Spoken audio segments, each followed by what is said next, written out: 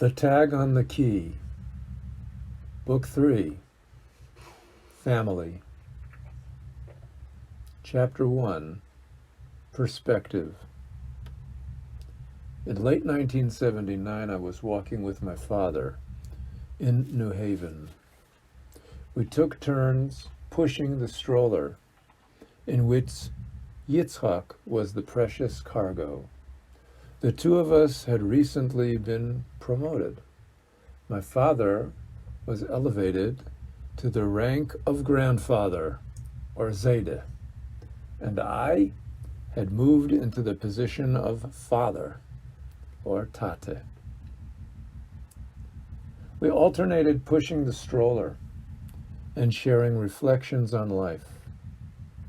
I observed that Yitzhak had great-grandparents, whereas I had never met my grandparents.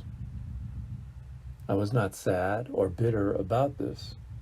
It gave me great joy to think that my child was off to a good start in life. The procession stopped momentarily on the sidewalk. As my father reflected on this, he smiled expansively and said he liked the way that I looked at things. I was merely reflecting on how in a few short years, life situations can change so dramatically. My father was able to appreciate that. Chapter 2, Children Marry. Yitzhak and most of his siblings are married and are raising families at this writing. My wife and I are known as Bubby and Zayde. We foresee a time, not too far off, when with God's help, our grandchildren will marry and raise families too.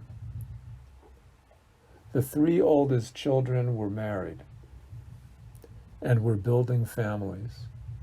The next to marry was Mati. With a magnetic personality, the deep admiration of classmates and instructors, and truly everyone he met, we received calls from friends of families interested in having him for a son-in-law. This occurred even before he started to look for a mate. When his time came and he expressed interest in marriage, we did not need to search. Many interested parties approached us. He did have a weight issue, but was otherwise healthy. I talked to him and told him that the important thing was to marry someone who would be a good wife, and that there are also very good girls who are a little heavier than average. He accepted this, but was adamant that he did not want a narrow or close-minded person for a mate. In the end, he married Chani, a very charming and capable girl from a good family. She may have been concerned about his weight at first, but his winning personality captured her heart. No surprise, as he was always able to capture everybody else's heart as well. The two developed a common language from the first time they met, and they decided to get married. Brachi also reached the age of choosing, and Dudi came into her life. He comes from a family of Yerushalmi Chabad Hasidim. He is a naturally shy person with a good sense of humor, which Brachi also shares and values. Laughter is a small but indispensable pleasure in life. He is tall, good-looking, and a hard worker, responsible, consistent, and uncomplaining under stress. He has shown consistently that he is someone who can be depended upon. He was orphaned from his mother at a young age, and his extended family is a very supportive one. Together with his family and with the help of God, we managed to put together one of the happiest weddings ever attended. Usually the two sides of a wedding share similar backgrounds, but we never restricted our children culturally with respect to their future mates. Values were stressed, not the hat or the shoes. Israel left Israel and went to live in America. Hardworking, good-looking, and skilled, he found work in housing renovations.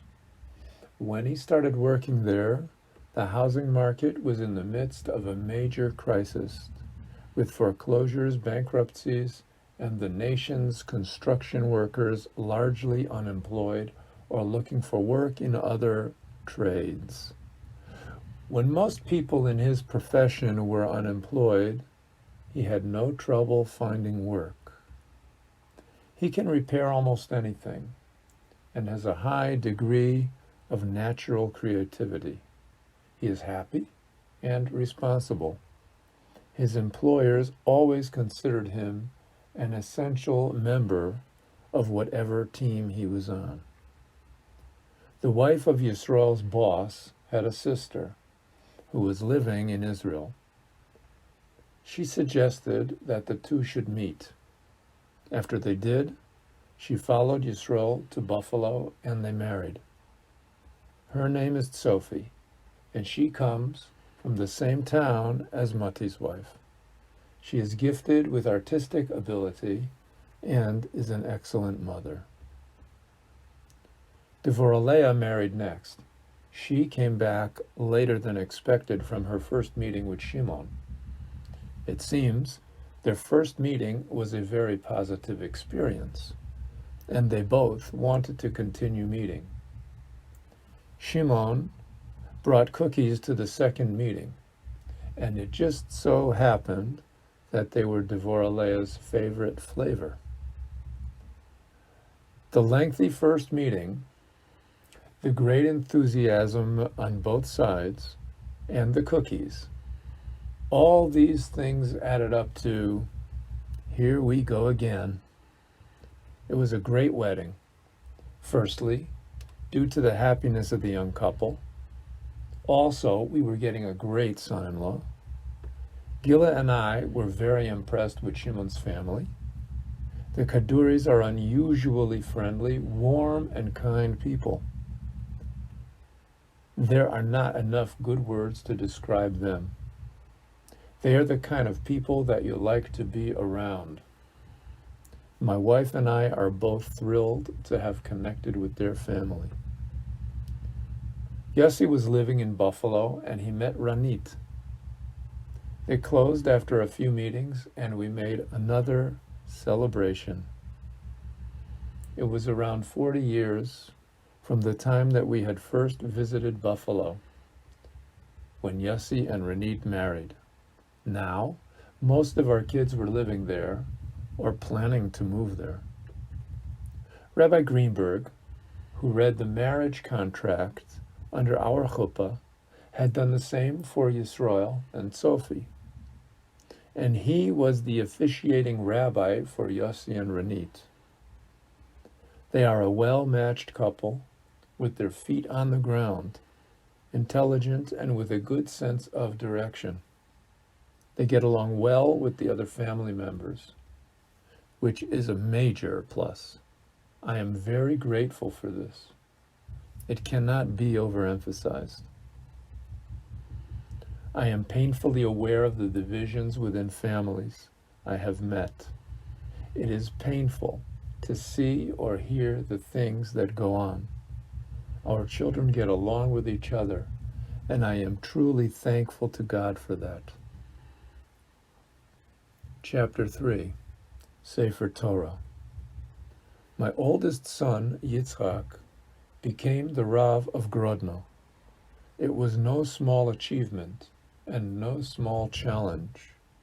He and his wife Nechami came to the city without knowing the Russian language, which is, of course, the language spoken there. Imagine going to teach people that you cannot communicate with. Yitzhak and Nechami carried a Hebrew-Russian dictionary with them in the early days. This enabled them to talk to store owners, taxi drivers, and sometimes just plain folks. The Jews of Grodno had received this dedicated young couple who had signed on to undertake this most difficult task.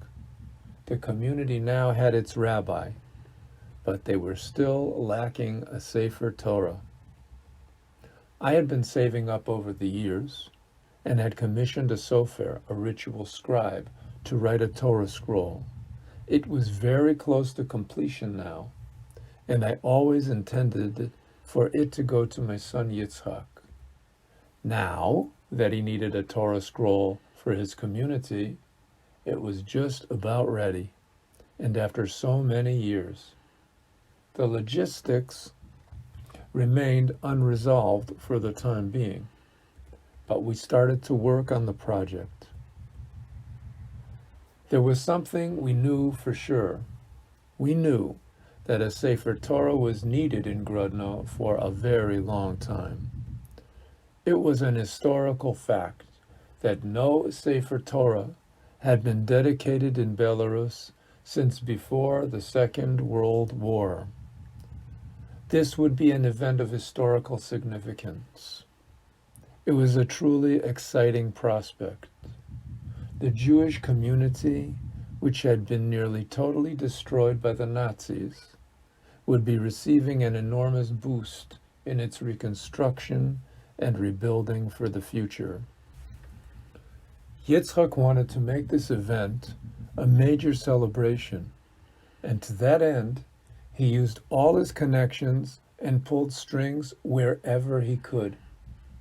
He wanted to make it after the holiday of Passover, in the early spring, before the summer, because many people would be away during the warmer months. He wanted as many people to be there as possible. I told him that the summer might be better because of the weather. There would be less chances of a rainstorm. And we went back and forth on the idea. I decided to listen to the rabbi. We packed everything up and went. We stopped by Har HaMenuchos, where Rav Weber is buried, and we proceeded to the airport where we met Nechami's parents. Nechami's father came with us on the flight to Grodno for the celebration. In Minsk, the Belarusian police interrogated me concerning the price and value of this object that I was bringing into their country. They wanted to know what it was made of. I told them it was made of parchment and informed them that it was primarily of religious value. I let the officer take a look at the Torah. I think he had no idea of what he was looking at. On hand at the airport inspection was the secretary of the Jewish community in Belarus. He was there ostensibly to assist us in the event of any difficulties. These customs agents were strictly old school. If difficulties were to arise, our dedication could be history, and not the kind of history we were interested in making. We were cleared, and our object was allowed into the country. 3 hours later, during the early hours of the morning, we arrived in Grodno. When we awoke, we looked around outside the apartment where Yitzhak lived. My wife saw workers sweeping the streets with twig brooms. Man, this place was certainly backward. There were rows of identical Soviet-era apartment buildings.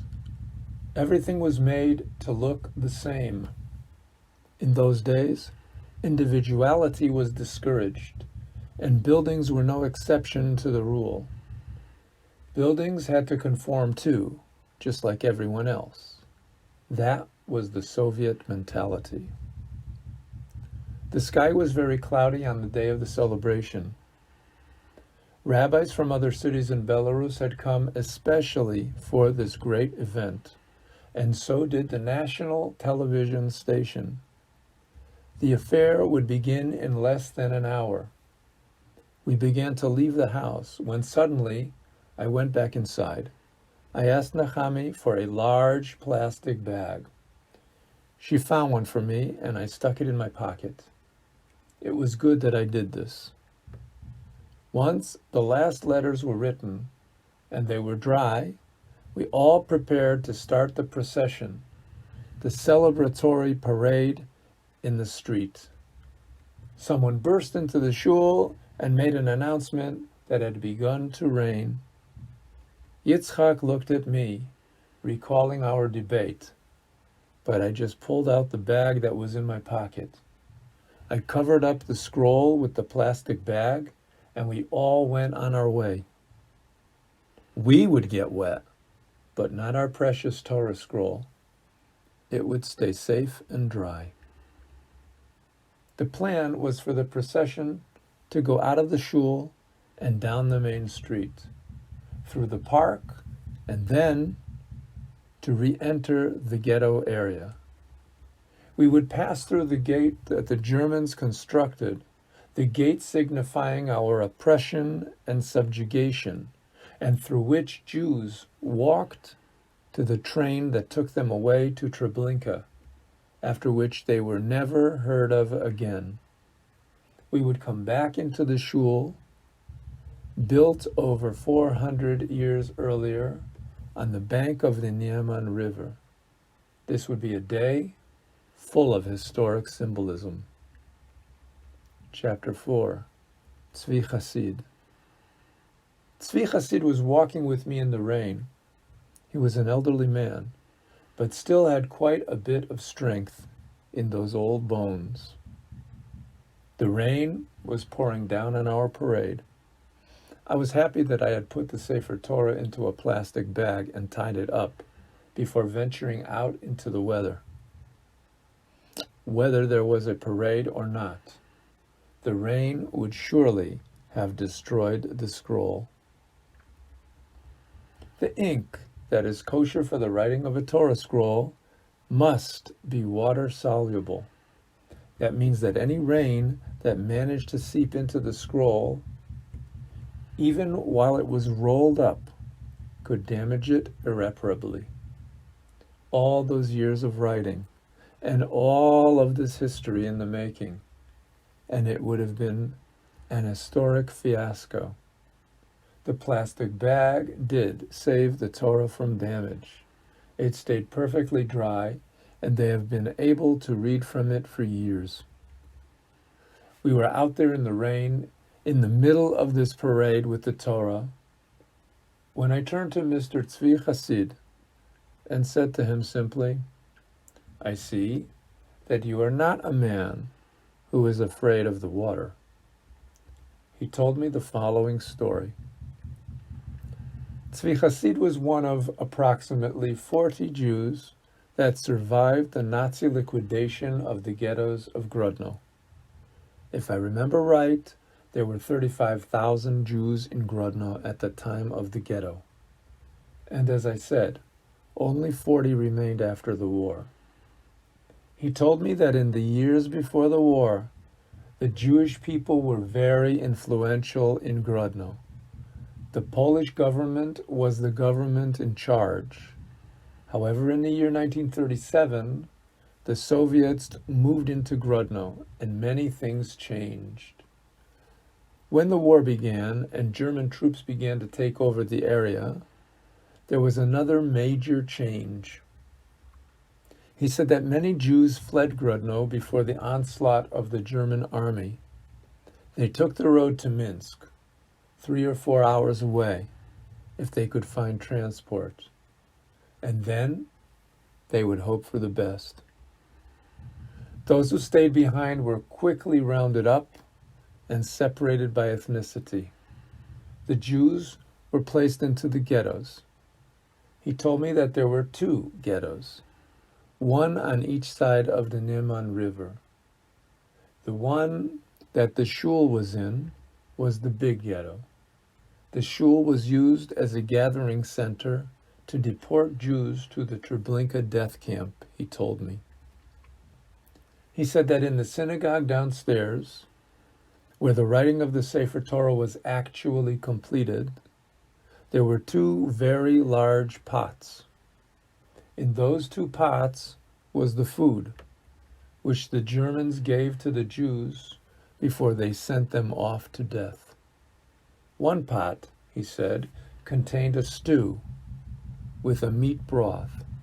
It was horse meat, and many of the Jews, although quite hungry, would not touch it. The other large pot had a vegetable stew. This was doled out to the Jews in the basement of their once beautiful synagogue. Mr. Hasid told me that the people did not believe, for the most part, that the Germans were so bad. They reasoned that the Germans were, after all, civilized and educated. Perhaps they did not like the Jews so much, but how could they possibly aim to destroy an entire people? Tzvi Hasid told me that he always believed that the Germans would murder all of the Jews if they were given a chance. And now, indeed, they had their chance. Work holidays were organized by the Germans for the Jews. They were to be given work, and they would be given food. The crowds assembled in the Umschlagplatz, the deportation center, and the trains would fill up fairly quickly. The people who managed to get onto the train were never heard of again. Tzvi Hasid stood next to two Jewish carpenters that appeared to be good friends. It seemed that they had views similar to his. They believed that the Germans were taking the Jews to their deaths. He heard them talking about a plan. It was supposed to be a work vacation, so as carpenters, they would take their tools with them into the train. It only made sense that this should pose no problem. Since the cars they had seen taking the Jews away were made of wood, they planned to cut a hole in the floor of the car and thus escape. He pretended not to hear them and stood near them the next day at the deportation center. The train rolled up, but unfortunately, it was not a wooden cattle car, rather it was a standard passenger train made of steel. Their saws and tools were not fit for cutting such materials, and they were reluctantly forced to board that train without any plan for escape. Tzvi Hasid also went onto that train. The people were sitting on the type of seats that one would normally expect to find on a train. The train even had glass windows that could be opened and closed. The train was electric, and it rolled on the tracks between transformers until it gained speed. It would slow down to a speed of perhaps 15 kilometers an hour, and gradually pick up speed to a maximum of 40 kilometers an hour. Whenever the train had slowed down to 15, there were people who tried to open the windows and jump out of the slower moving train.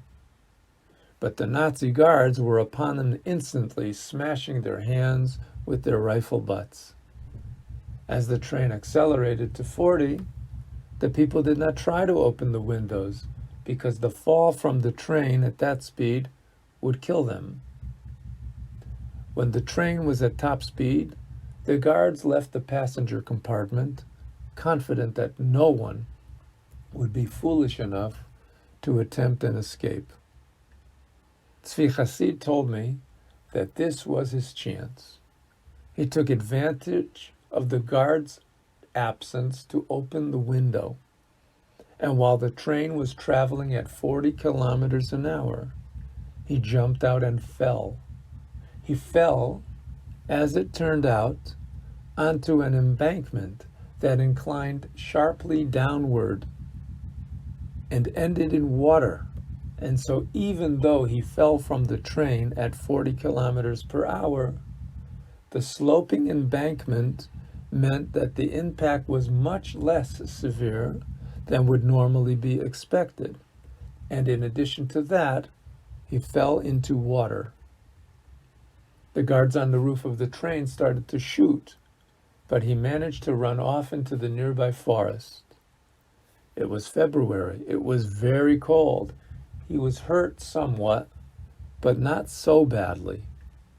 At this point in the story, he turned to me and said, "Now, you see, I am not afraid of water.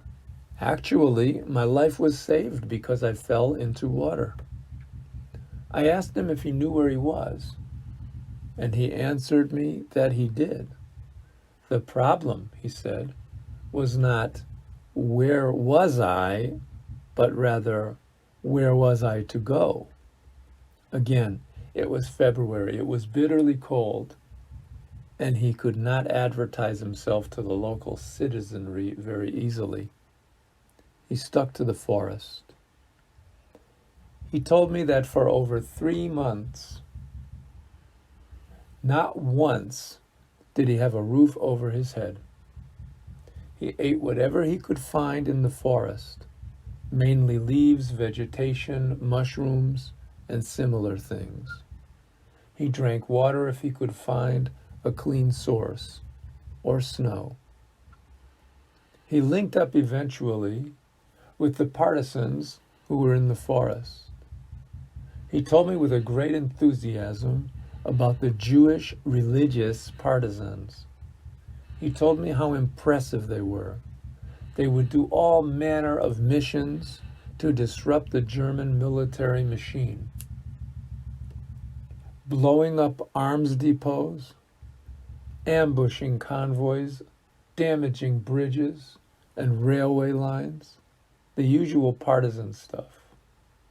They even had 2 sets of silverware and plates in their mess kits in order to keep the kosher dietary laws, which demand the separation of milk and meat.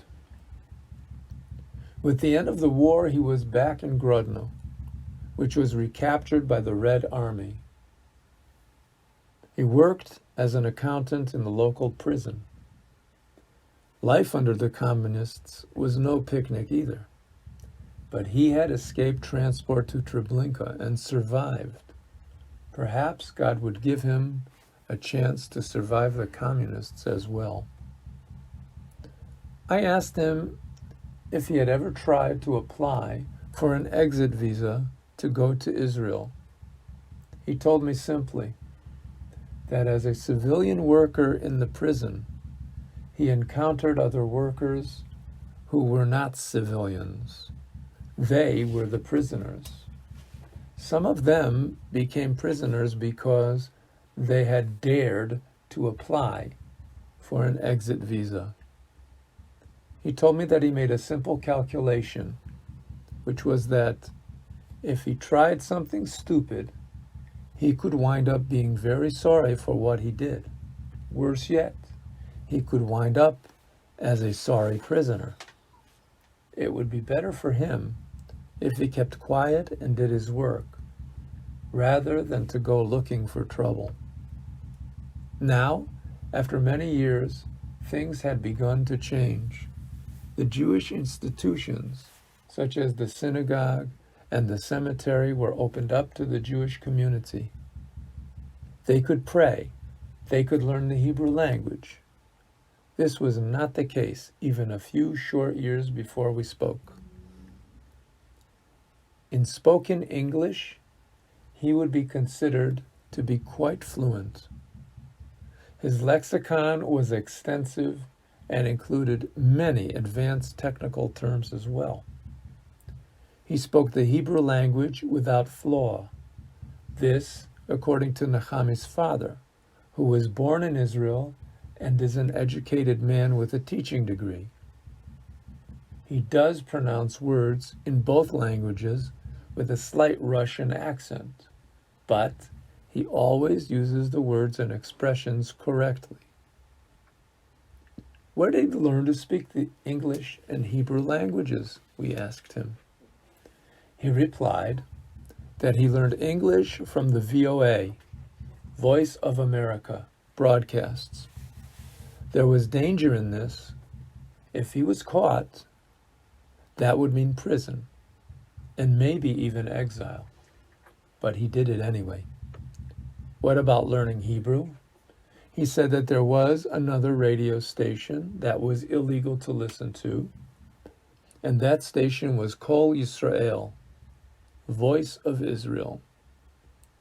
This man became fluent in 2 languages, all by listening to clandestine radio broadcasts. The rain stopped for a few moments, and everyone waited, as Tzvi Hasid was called up to the front of the line. We had all reached the outskirts of the former Grodno ghetto, where the original sign still remained. During the Nazi occupation of Grodno, the Jews who entered through that gate suffered hunger, hardship, and disease. There were beatings, hangings, and shootings there. Tzvi Hasid pointed out a number of locations to us where he stopped and indicated to us. Here, there was a Jew hanged. Here, a dead man lay in a pool of blood. Those who went out of that gate, for example, on the way to the train, were never heard of again. Of the 40 survivors of the Grodno ghetto after the war was over, only one remained today, and that was Tzvi Hasid. The Sefer Torah had been written in the holy city of Jerusalem, and it was only proper and fitting for Mr. Hasid to personally bring it into the ghetto. It was very emotional to write about. However, being there as he carried the scroll through the gate was an incredible experience of Jewish redemption. It was a big victory for the Jews of Grodno and Belarus. They had known much suffering. We all walked through the gate behind Tzvi Hasid as he held the Sefer Torah, and everybody sensed the magnitude of that historic moment. The downtrodden had arisen from the heap, and together with the Holy Torah scroll from Jerusalem, they were marching into the old synagogue. As we passed through the gate, Tzvi Hasid turned to me and said very softly, "Since the day that I left the ghetto to board that train to Treblinka, I have never gone through that gate, not even once. But today is different. We have returned as proud Jews with our Torah." Tears displayed themselves on the face of this old man of incredible strength, whose eyes had seen so much. Yitzchak, my son, the rabbi, asked me to stand in the entranceway and hold the Torah as the people entered the synagogue. One by one, the people passed by the scroll, and as they did, they lovingly kissed it and said prayers of thanks to Almighty God, who has brought us to this happy occasion. Now that the entire congregation was inside the shul, the Torah scroll was brought in, and the musicians started to play, and the people began to dance and dance and dance some more. They drank a little vodka too. They made l'chaim. There was a lot of happiness in Grodno on that rainy day. We were all sopping wet, but no one could care less. It was a day to be remembered. Chapter 5. eyes. I am not a doctor. I write what follows as background, not advice. Those in need of medical assistance should seek the help of a qualified health professional. If you have learned to read, then you should know this. Our eyes process light, and from that light, the revelations we experience are generated. In general, when speaking of health, less awareness of pain and discomfort and a greater ease of functionality indicate a more healthy state. Similarly, people gifted with visual competence tend to be less aware of that precious gift. The experience of healthy eyes and good eyesight should be a seamless one. It should be an experience that is taken for granted. One who is aware of his eyes and eyesight due to pain, discomfort, or dysfunction may be suffering from a visual impairment. The visually competent have a level of visual function that is normally expected in society. Conversely, visually impaired people have visual function that does not reach the normally expected level. In addition, the level of visual function can vary during the course of one's day, alternating between higher and lower levels of function. The people that are completely blind suffer from a total lack of visual functionality. A totally blind person is obviously visually impaired, but his condition is fundamentally different and is therefore dealt with differently. I have often been told that people with perfect eyesight will sometimes bump into things, the same as the visually impaired do. I want to stress that it isn't the same at all. Perfectly sighted people do trip or fall, but visually impaired people deal with this all of the time. It is regular and it is usual. It is absolutely crucial for the visually impaired person to be aware of and to accept his condition. He needs to learn about his impairment and how to cope with it. It will not go away on its own. The visually impaired may be classified as partially sighted, and that would infer partially blind. Both of these terms reflect the truth. The truth is a little more complicated than the simple label would imply. The awareness of his problem persists all day long, even though his visual functioning may sometimes reach a more acceptable level. He may also suddenly lose all functionality, and there will be no sensation of sight at all. There may also be times that he is unaware of not seeing an object, even though he sees other things next to it and is looking directly at the object in front of him. There are reasons for all of this. That may be why both the partially sighted and the completely blind are treated as two groups within a group.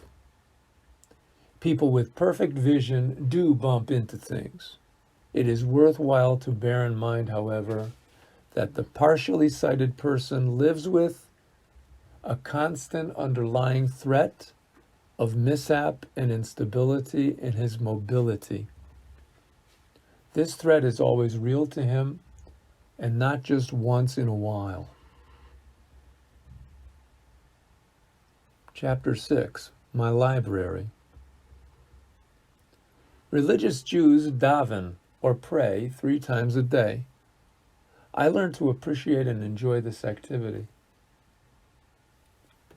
It is not one of those unwanted obligations.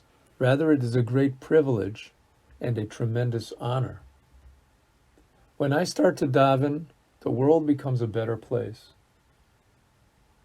They, meaning some people and teachers, will tell me that I become a better person through doing this.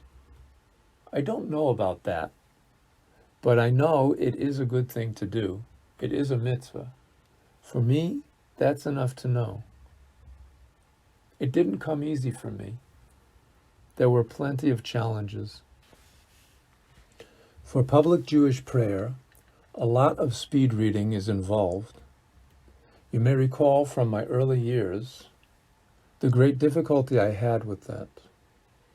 The actual Sidurim, or prayer books, available in the synagogue are generally printed in small type and are therefore totally useless for people like me. I did notice that the leader of the prayers in the synagogue would daven from a giant-sized siddur with extra large print. The problem was solved, thought a number of well-wishers. I could simply purchase one of those giant siddurim for myself. Simple enough. For a human forklift. Those are heavy books to hold, whether one stands or sits. Try it sometime, and then try turning the pages as well. The well-wishers asked me why I didn't just lay it on a table or a lectern, in much the same way that the prayer leader does. That is because I still needed to bring the giant book close enough to my eyes so that I could read it. The distance then, where it would be close enough to my eyes to read, was approximately 3 or 4 inches. Still, I thought the idea had some merit to it. I thought about it. I didn't give up so easily, and I came up with an idea. I reasoned that it was not necessarily to lift up a volume with 400 pages, when all I needed was about 22 of those pages. I thought of cutting such a prayer book into smaller, more relevant, and more manageable sections. I did buy a giant-sized siddur, and then with the help of a razor, I cut it down into much more manageable sections. I even went to the stationery store, and with a few easily obtainable supplies, I managed to self-bind a large and presentable-looking siddur for myself to use. It was large, light, and looked as though I had purchased it commercially. People used to ask me where I bought it. You know, their father was old and didn't see so well. They wanted to buy one for him, etc. I told those people that I made it myself for myself because there simply was nothing available that was suitable for my specific needs. They were even more impressed. That system worked out pretty well for a few years, and I really did get a lot of benefit out of it. However, after only a few years, I was beginning to have trouble with this particular type size. It was time to look for another solution. I had been using special magnifying glasses for reading other books. These magnifiers were specially designed for use in the textile industry. There were special markings on the side enabling one to measure threads per inch on fabric. This was a good solution for me, but it wasn't possible for me to use this for a long time because I would start to get headaches from the close reading. Picture a guy hunched over a stender or lectern with his nose literally scraping the page, moving his head back and forth on the page while holding the magnifier at a fixed distance in between his eye and the page. That was me. Headaches and shoulder aches and neck aches. But I did manage to learn a lot of Torah that way. When I would read a book with a magnifying glass, my frame would become very rigid and tense. This prevented me from shaking or otherwise distorting the image as I moved the magnifier and my eye across the page. In the Jewish religion, the ability to read is supreme. In Judaism, books are our connection with our sages, the Torah, and with God Himself. Clearly, a solution was necessary for me.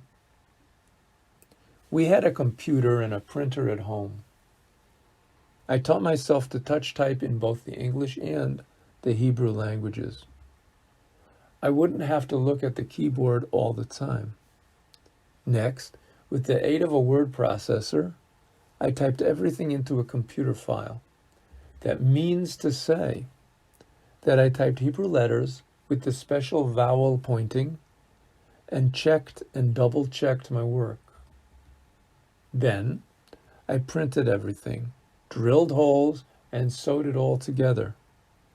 My daughter Yael helped me, and I still have that book. There was still a great deal more to do, because the book that I had just made for myself was relevant for only a small portion of the daily prayers. The next step was to go big time. I embarked on a project to type everything and put it all on file.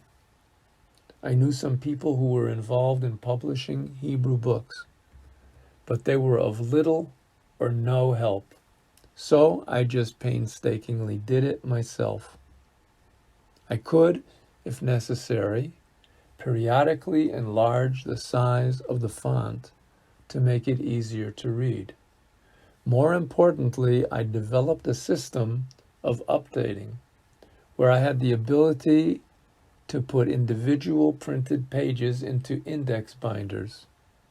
This meant that any corrections that had to be made could be very easily done. All that was required was to replace an individual page. No more sewing, no more binding. The whole process of praying was taken to a different level entirely. It took a while, but I managed to print up a whole library of basic texts for myself in super large print. I have the Rambam, Chumash with Rashi, Sefer HaTanya, Weekly Siddur, Sabbath and Holidays Siddur, and a Machzor for the High Holy Days. It became difficult again, and so I now turned to electronic tablets to display the files on inverted color background, which means white letters on a black background. Sometimes words were too long to get onto one line, so I had to get used to reading wraparound words. I live in a world in which adjustments need to be made every so often, and this was just another adjustment. Chapter 7. Visual Impairment. There are numerous problems involved with visual impairment, and not all of the visually impaired have the same sets of difficulties. I will discuss some of mine here. The worst thing for me is too much light. I am most comfortable in dimly lighted places or outside at night. The bright lights of halls where wedding receptions are held, or the beach or the snow, these things are very uncomfortable settings for me. The ambient outside light during the daytime prevents me from ever being able to read outdoors. It is difficult for me to tell what color the traffic light is when I need to cross the street. People on the street are blurs at the best, and often just plain invisible. I'm not able to tell if they are walking away from me or towards me. Steps are another difficulty. I am not able to distinguish between the individual steps on a flight of stairs. And that causes a lot of stress. How do you know where to put your foot? The stress increases when I exit a building and I'm greeted with bright sunlight and a flight of descending stairs. When the sun comes out from behind the clouds, I will often go totally blind. The experience is similar when coming out from under a tree or entering under the shade of a tree. It can be very frightening when that happens, especially if I am crossing the street. I've had to live with it. It is a part of life, I suppose, as is death. Chapter 8, Mobility. Mobility was getting more hazardous, especially since I was running for exercise. I would typically run for about 45 minutes each night, late in the evening. These were low traffic times, and I was careful to wear white shirts and reflective shoes. I figured that it was doubly important for drivers to be able to see me. Reflective clothing did not prevent me from taking some hard spills. I would still trip and fall, mostly after stepping into unseen holes and breaks in the pavement. Once I was running on the sidewalk between a line of parked cars and a wall of medium height. There was a step that extended outward from the wall into the sidewalk. Of course, I did not see it. I hit it at full speed. I was airborne, but the flight lasted only for a moment. It ended as I flew into the tire of one of the parked trucks. The truck was parked, and its motor was off. I came out of that episode scratch-free, but it could have been much worse. If my head came down a little to one side or the other, I would have undoubtedly suffered a concussion, something that I am not unused to. It was late at night, and I could have been lying there for a long time until someone found me. The rubber tire of the large truck absorbed the full impact of my head, which hit it straight on. It was just like in the cartoons, and I walked away without a scratch. On another occasion, I came across a granite apron that served as the separator between asphalt and brick surfaces. My toes caught the apron that stuck up about 2 centimeters from the street surface, and I went flying. This time it was downward and onto the brick surface. I came crashing down forcefully onto the bricks. My chin was first to make contact with that hard surface, and upon impact, my jaws slammed together like a door in the wind. It was violent enough to break a tooth. It was a nice tooth also. The sound of it, I can still hear it. These are only 2 of many cases of hard falls. There were also a number of falls where I lost consciousness. Once, I was out for a couple of hours. I kept up nighttime running even after I received an official certificate of visual impairment blindness from the government. Chapter 9, Certified Blind. I received a call one day in the year 2007 from my counselor at the Services from the Blind, a kind woman named Ilana. Ilana was the person who actually gave me my certificate of blindness. She told me that it might be a good idea for me to learn to use a cane. I just laughed. I told her that I did not think of myself as a blind person, although I was aware that I had eye problems. I described myself as an adopted son of Holocaust survivors who is a Chabadnik. A cane or a dog was not of any interest to me. Even though I had been certified legally blind, that was not a part of my identity. She just shrugged it off, saying that when the time will come, the time will come. It was the summer of 2016, and my son's family was in the house. We had wall-to-wall kids and toys all over the floor. I was a prisoner in my own house. I couldn't move a step without fear of stepping on an infant or bumping into a child or stepping on some dangerous obstacle on the floor. I didn't know what to do. I was clearly not enjoying the visit of my grandchildren. My wife was not very appreciative of that either. I could not blame her. She was right. What to do? I went into the bedroom and sat myself down. I then had a little talk with myself. I told myself that I was unhappy to have my grandchildren over to my house. That was not good.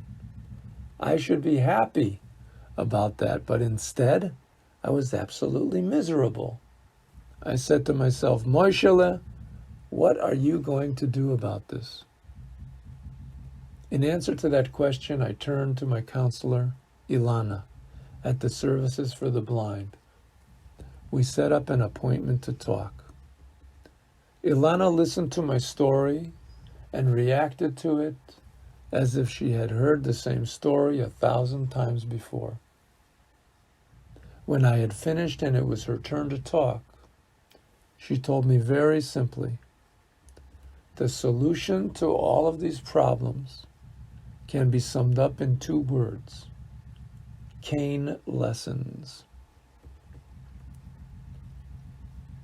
I must have thought that she was out of her mind or something, and I think that she guessed it because she immediately asked, why was I making an "are you out of your mind" face at her? I really could not understand what learning how to use a white cane had to do with enjoying the visits of my grandchildren. I had decided to seek her advice and was determined to remain open-minded. I came to her for a solution to my problem. I had to give it a try. I just agreed.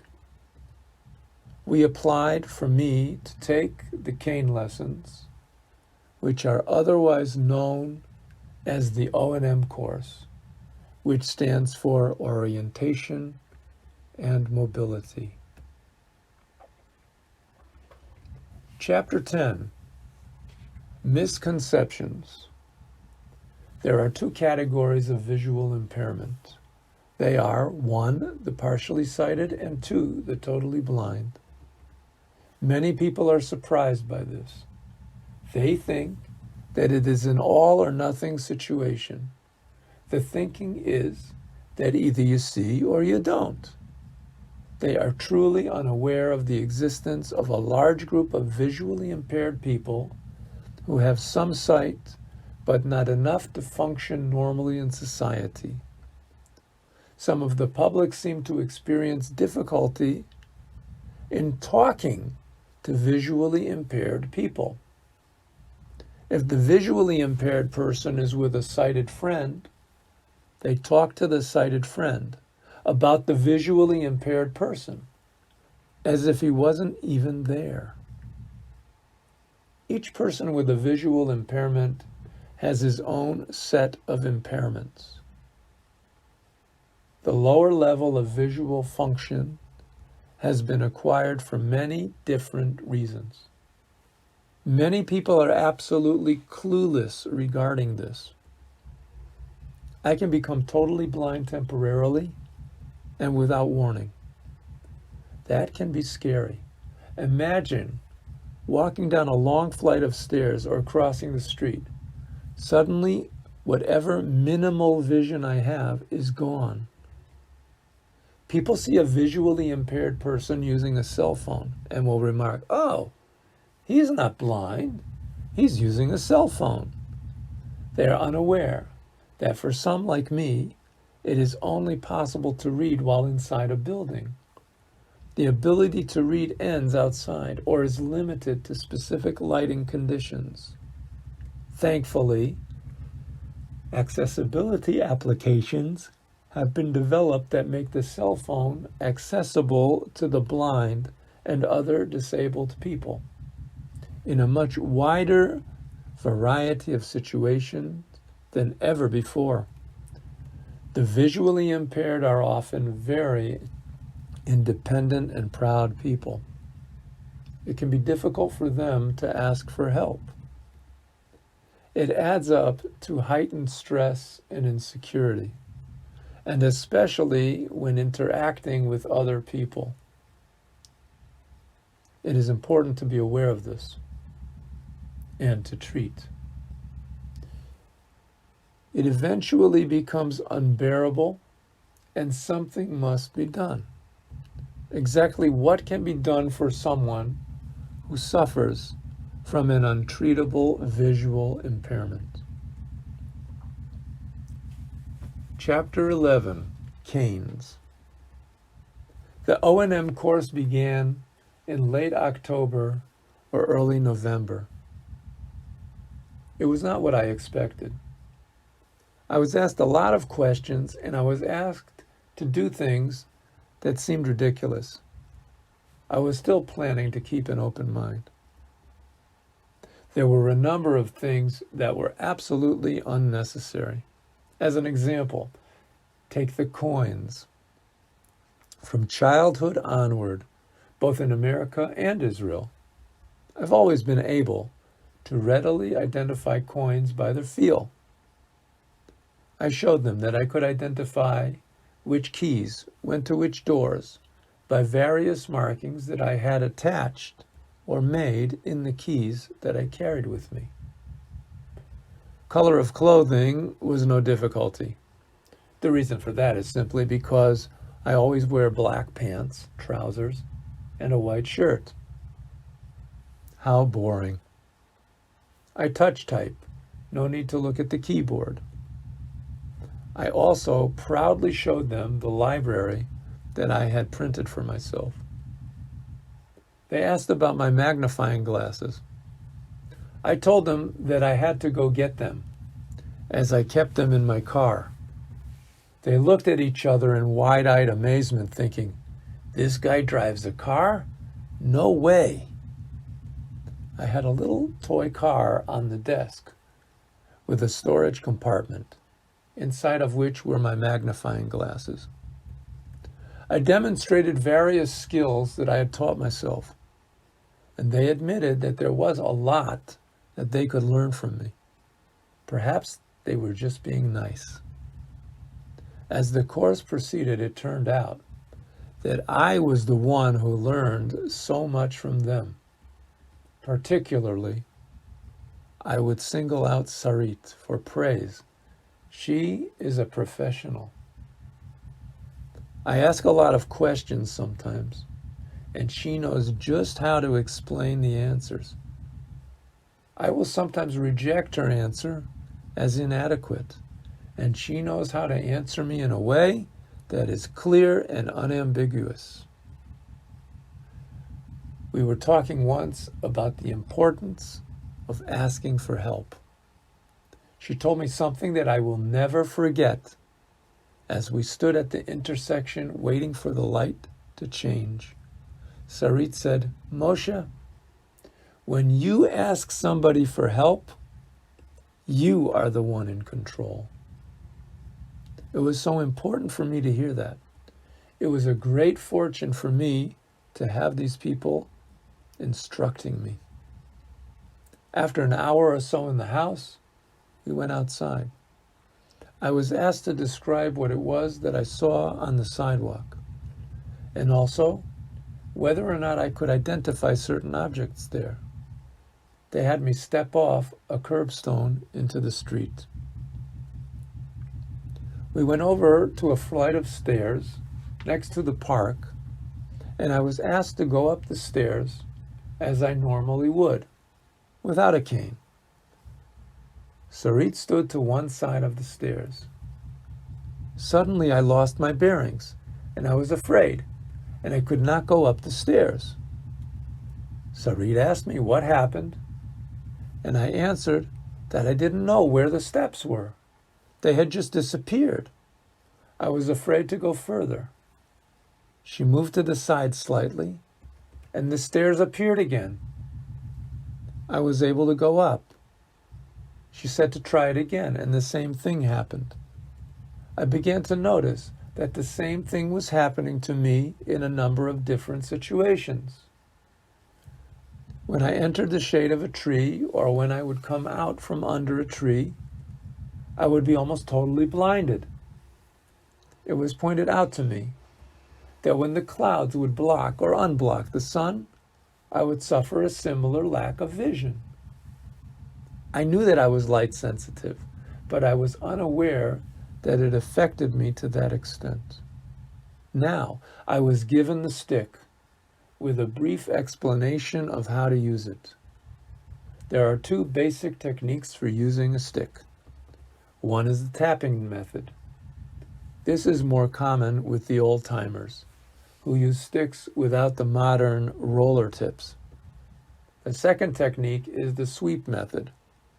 The tip of the cane, which is equipped with a roller, is swung from side to side.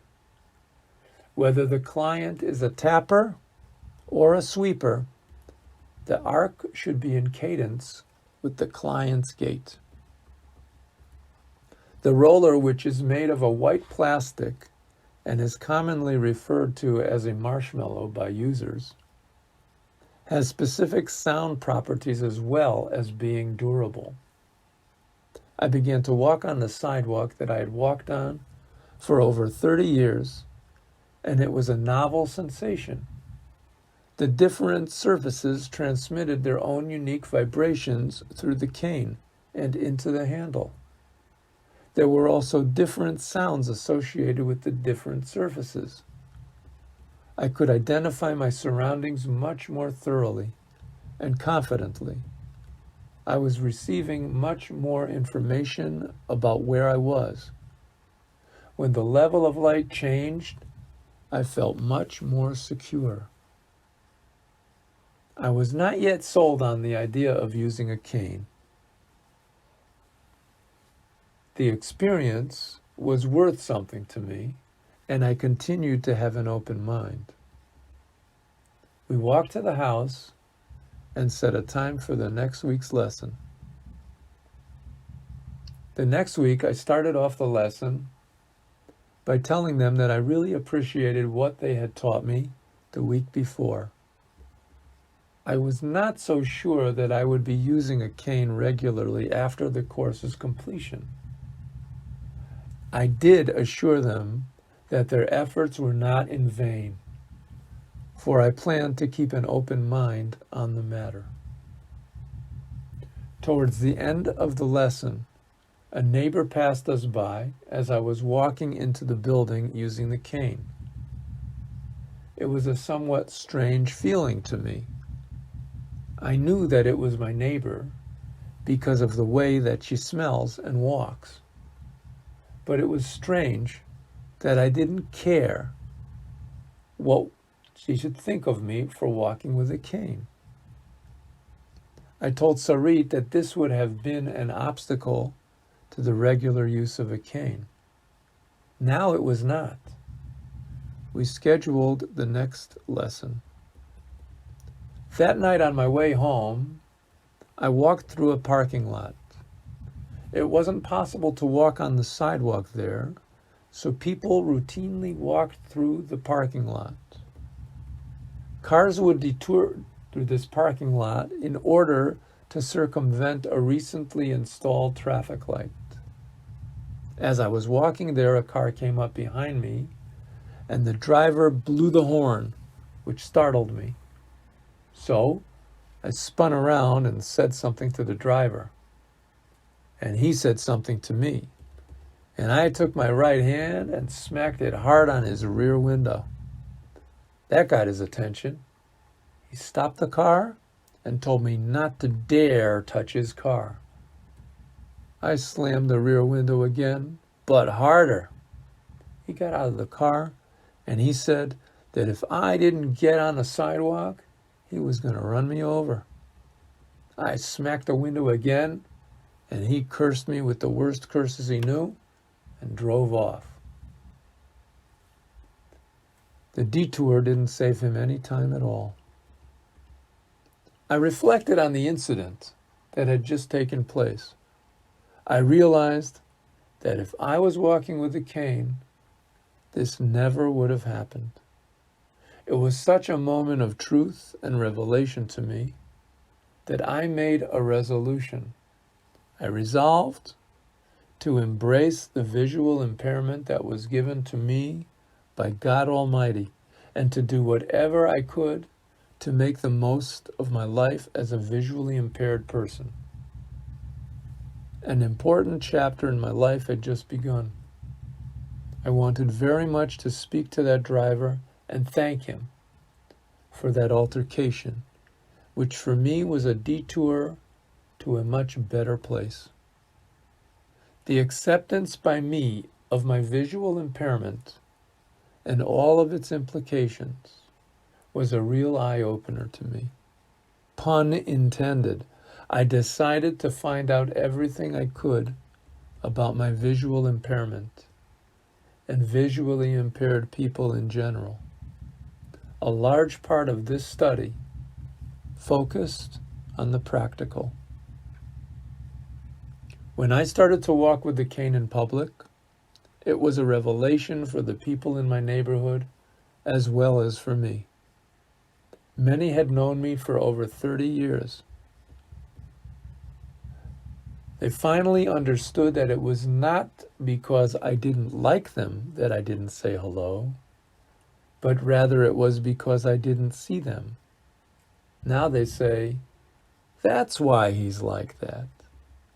For my part, people had always been obstacles. They were simply another thing to be avoided. Overnight, the people were transformed from obstacles into angels who were willing to assist me.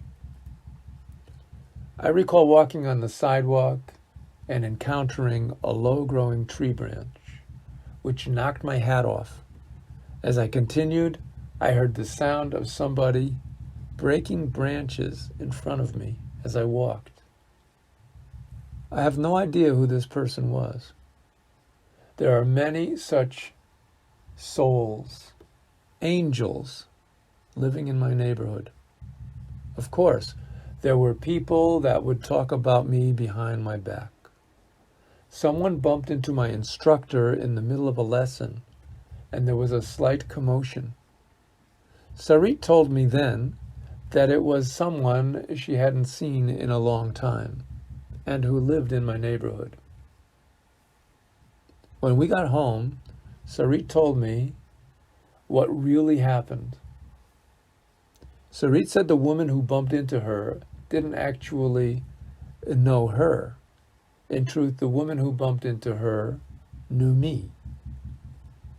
She bumped into Sarit intentionally in order to ask her if I was okay. Sarit told her that indeed I was okay. Now it was Sarit's turn to ask the questions. She asked the inquisitive woman why she was not able to ask me directly. Sarit concluded saying that this is part of the game and you will just have to get used to it. I have a friend who has been totally blind for about 30 years. I asked him to give a name to my cane, and he called it Mateh Shel Moshe, the staff of Moses. When I would use it in a crowded place, the sea of people would split before me as the Red Sea split before Moses. The cane is made up of segments so that it can be folded. While loosely folded, it resembles a snake. Then the snake turns into a staff again when I pick it up. From here we clearly see that miracles can and do happen in even these post-biblical times. Chapter 12, Guide Dogs. I have a friend who has been totally blind for most of his life. He lost his vision at around the age of 20 and is now in his 50s. He is married and has 2 children.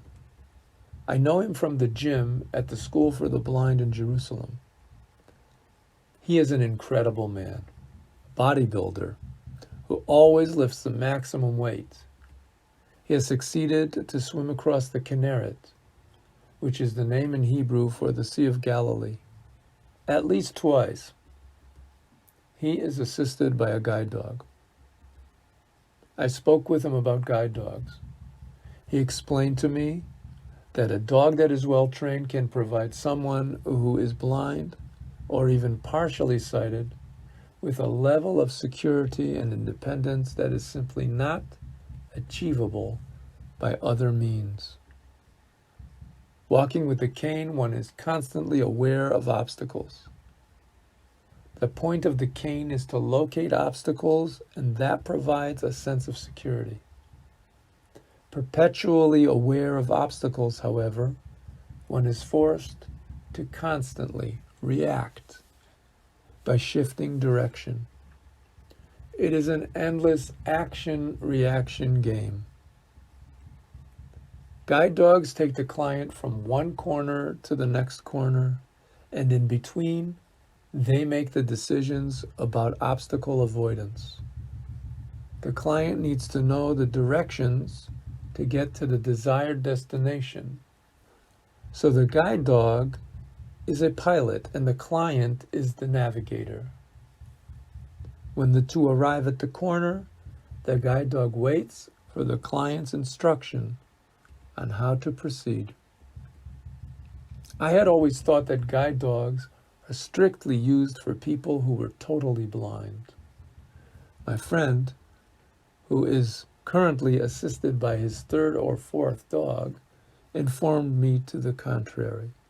He told me that he knows people that cannot see at night, and they use their guide dog at night. When I heard that, I thought that this just might be a good idea for me. I went back to Ilana, my social worker, and asked her if it was a good idea for me to pursue.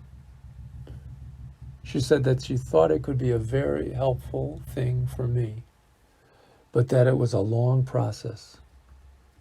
She suggested that I talk to different people who actually had guide dogs in order to know better what it was that I was thinking of getting into.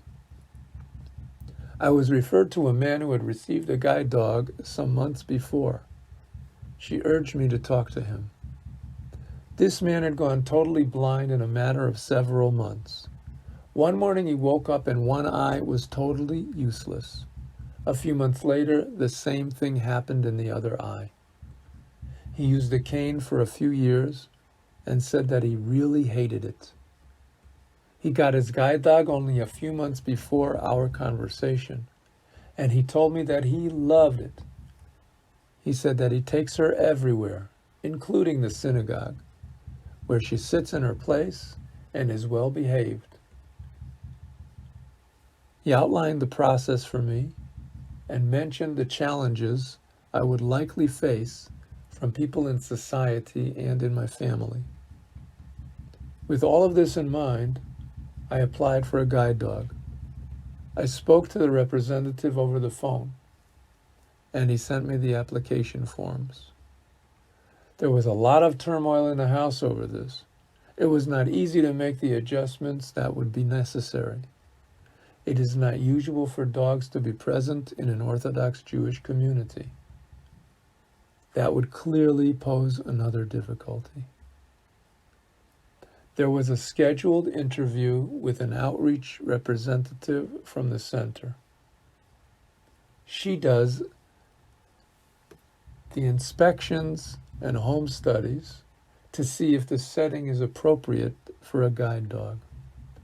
She came and interviewed me in my house, and she was able to explain the particular difficulties that I face in my life on a regular basis. She was so knowledgeable about my situation. It was truly touching. It brought tears to my eyes.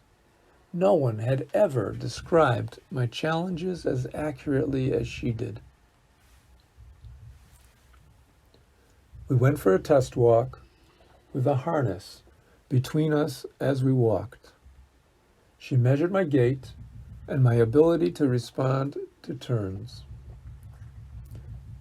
She imitated the movements of the imaginary guide dog at the end of the harness she was holding and made notes of everything. Conclusion: she was not sure that a guide dog would help. It was a maybe. She suggested that I might want to try the mini course that they give from time to time. I agreed to it. The mini course lasted around 2.5 days. We did features of the real course, such as lectures, safety training, and walks with a guide dog. At its conclusion, the instructors decided that I was a candidate for a guide dog and that the process would take about a year.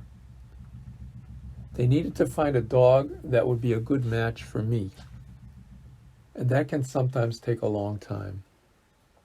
I was thrilled and disappointed. Although I was in, I still had to wait for as much as an entire year. The waiting was unbearable. So, I decided to take a little break from the routine and the endless wait for a match. I took a trip to Poland, specifically to visit the Auschwitz concentration camp. I have mentioned some major unresolved issues in my life. I described myself, until quite recently, as an adopted son of Holocaust survivors, religion, Chabad. This self-description had recently been updated to read visually impaired, adopted son of Holocaust survivors, religion, Chabad. I wanted to try to make a sort of closure with the Holocaust aspect of my life, and it seemed that this was the perfect time to do it. There was much there that interested me, but my primary interest was to stand where my mother stood when she was forced to watch the women hanged after the demolition of crematorium number 4. I had a strong desire to do that since the age of 14, in the car with my mother. Perhaps this would be the time for that. The trip was a profound experience. Auschwitz was exactly the way I had imagined it. That was a very strange feeling, like I had been there before, although quite obviously I had not.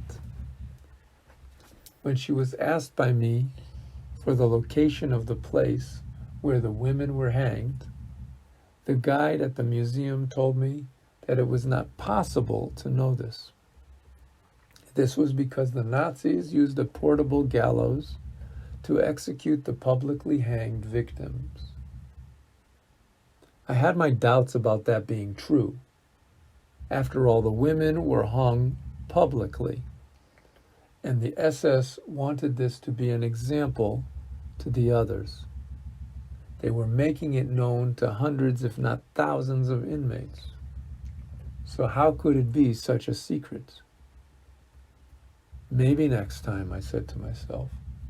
Still in all, it was an experience that I could not put into words. I will write about it in more depth later on. We came back to Israel from Poland, and we did not get home until after sunrise. We were exhausted. I woke up to the phone ringing. It was Yariv, a teacher from the Guide Dog Center. It was almost a year since I had sent in my application. when I got that call from Yariv. He informed me that they had a suggestion for me and wanted to know if I could meet them to try it out. I agreed, of course. We all met in the city of Rehovot. They introduced me to Rocky, a large yellow Labrador, and checked me out on an empty harness to double check for pacing and reflex. After that, Rocky and I walked down the main drag with Yariv and Ami, the trainers, for about half an hour. It was love at first sight. At the end of the walk, they told me that they thought it was a great match and that the course would begin after the holidays. I began counting the days. I still had to break the news to Gila. This would be a tremendous adjustment for her. I told Yariv about this, and he had a brainstorm. He proposed to come to the house with Rocky to see how things would work out. 3 of our young granddaughters were over, and they had absolutely no experience with dogs, other than screaming whenever they saw one. Yariv came with Rocky, and they stayed for about 15 or 20 minutes. At the end of that time, we had a picture of one girl feeding Rocky ice cubes and another holding onto his tail. The 3rd granddaughter was sitting close by. We were on for the course. I was counting the days, 70, 69, etc. People would ask me how I was doing, and I would answer with the number of days left until the course. Chapter 13, the Holocaust. After years of haunting reflection and emotional turmoil, the time had come for me to make my appearance. I would present myself before God in a land saturated with Jewish blood, where evil made its home and ashes fell from the sky, silently spreading through God's creation, amidst the still surviving silent screams. It was time. So, Gila and I went to Poland on a summer's day in 2018, staying overnight in Krakow, where we met our son Yitzchak, and we drove off to Auschwitz in the morning. It was a profound experience for us all. Everything was as I pictured it. It was as if I had been there. Everything was so familiar. I can't say why. There were no pictures of Auschwitz hung on the walls of our house. Souvenirs and mementos were not to be found on the mantel above the fireplace. The faces of my mother and father carried an underlying sadness and anguish, although concealed by fleeting smiles or hidden behind eyes valiantly cheerful.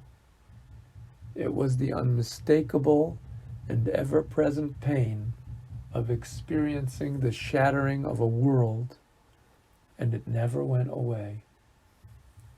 The number on my mother's arm and on the arms of our pretending aunts and uncles never went away either. I always had a feeling of coming to a party right after something had happened. Nobody would tell me what happened. Nobody would even speak about it. It made me much more curious to know. I was hoping to find out today. In elementary school, my class would go to the school library once a week for an hour. I was a good reader and liked to go there very much. While at the library, I was free to pick up any book I wanted. I could read and learn about anything I wanted. I learned about the atom and isotopes. There were also history books that were written about the Second World War. They had pictures in some of the books. The Nazis had a design on their clothing, which was very fascinating to me. It seemed to be at once stationary and in motion. I appreciated the geometry and the symmetry of this symbol. I was able to dissociate it from what it meant. I came home for lunch and was daydreaming at the kitchen table. I began to absent-mindedly draw imaginary symbols on the table surface with my finger as I daydreamed. My mother noticed what I was doing and asked, "What are you doing?" I told her I was making those signs that I saw in the books in the library. I don't remember exactly what my mother said next, but the message was absolutely clear. As a teenager, I cut out pictures of rock stars from magazines and hung them up in my bedroom. One day, I became fascinated with the shape of stars, particularly the six-pointed star, the Magen David, or Shield of David.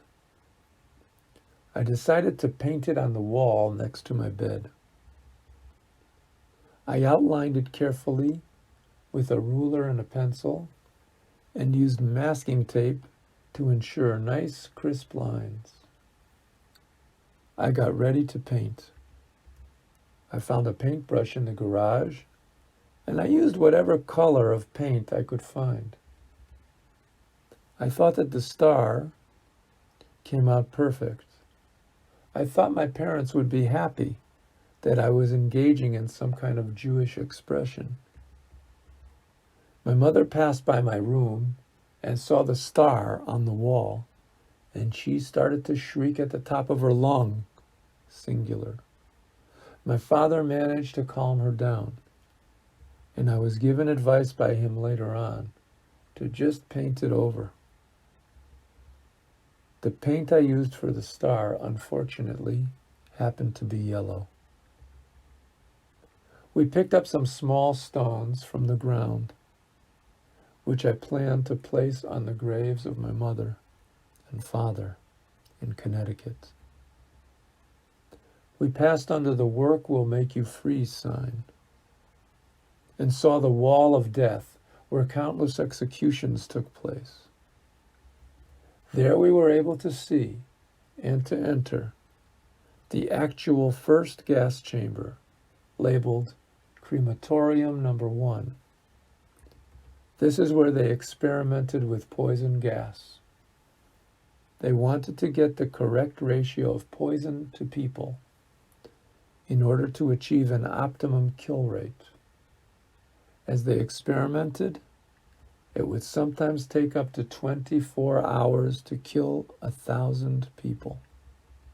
For me, the most poignant display was not the pile of human hair, nor the pile of confiscated prayer shawls or personal items, but it was the exhibit of a pile of children's shoes that shook me to the core. It was only a small portion of the shoes taken from the children that were murdered there. My question to God was, what did those kids do? What possible crime could they have committed? How can anyone stand in front of such a testimony and not be shaken to his very foundation? I needed an answer to this question desperately. There is the known and there is the unknown. The unknown has two children. One is the knowable unknown, and the other is the unknowable unknown. Each must be treated with respect and care. They need to be sorted out and examined. in spite of the refusal of reason and rationality to appear. The pile of shoes bothered me. It disturbed and haunted me. It was slowly consuming me. There still is no good reason I can find for the death of those little children. And I suppose that I will never find one, for indeed, that is the nature of the unknowable unknown. However, after some months, I did discover a way to keep this haunting question at arm's length. I am lucky. Some people suffer from this every day of their lives. I was asked to speak at a celebration where a Torah scroll was being dedicated. It took place during the days of the Sukkot festival in Buffalo, New York. These are traditionally days of celebration and rejoicing. As I spoke to the people assembled, I spoke about the people whose names were on the outer jacket of the Torah. 3 of them were Holocaust survivors. I brought up my recent trip to Poland, and I asked the crowd the following question: why is it that the young children carry torches and escort the Torah into its new home in the synagogue? We have brilliant scholars gathered here, men who are steeped in the Torah. Would it not be more fitting to let them carry the torches and lead the procession? Yet it is the little ones who always carry the torches. Whenever a new Torah is dedicated, and it is the little ones who bring the Torah into the synagogue. I told them that I had the experience of standing in front of a pile of hundreds of children's shoes at Auschwitz, and I could not figure out what threat these children posed to the Germans. However, now, walking in the street with the new Sefer Torah and flanked on both sides by lines of children carrying torches, I realized what it was all about. I realized that indeed the Germans knew what they were doing. The truth is that the little children are our future. The Germans knew that as long as there are Jewish children in the world, there will be Torah in the world. In their perverted minds, the Germans regarded the little Jewish children as their biggest threat. Ultimately, it is these little ones that guarantee the continuation of our Jewish life more than anything else. Since they are the ultimate guardians of the Torah, it is only fitting that they should be the ones to escort the Torah with torches and their pure, innocent voices and their boundless, youthful energy. That was the answer that I needed. But I continued, telling the people that it is important that we remember the pile of shoes of murdered Jewish children. I told the people there to keep this thought in mind, as I myself try to remind myself every day. I continued to speak, saying, people, remember this. When you hear the sounds of the children running around in the synagogue, making noise, think just for a moment, this is not noise. This is the most beautiful music you may ever hear. The sound of little shoes filled with the feet of living Jewish children. Let them play, let them run, let them jump. They are our future. From Auschwitz, we moved on to Birkenau. We toured the place. At the end of the war, the Germans tried to blow everything up in order to conceal their crimes. Today you can still see the destroyed remains of crematoria 2, 3, 4, and 5. You can see the rail tracks that the train took into the death camp. The tracks go to the point where the selections took place. Jews were selected to one side work, the other side death. There was a quick glance from the doctor, the pointing of a finger to the left or right. That was all, life or death. You can also see big holes filled with ash. This is the ash from the bodies of the victims.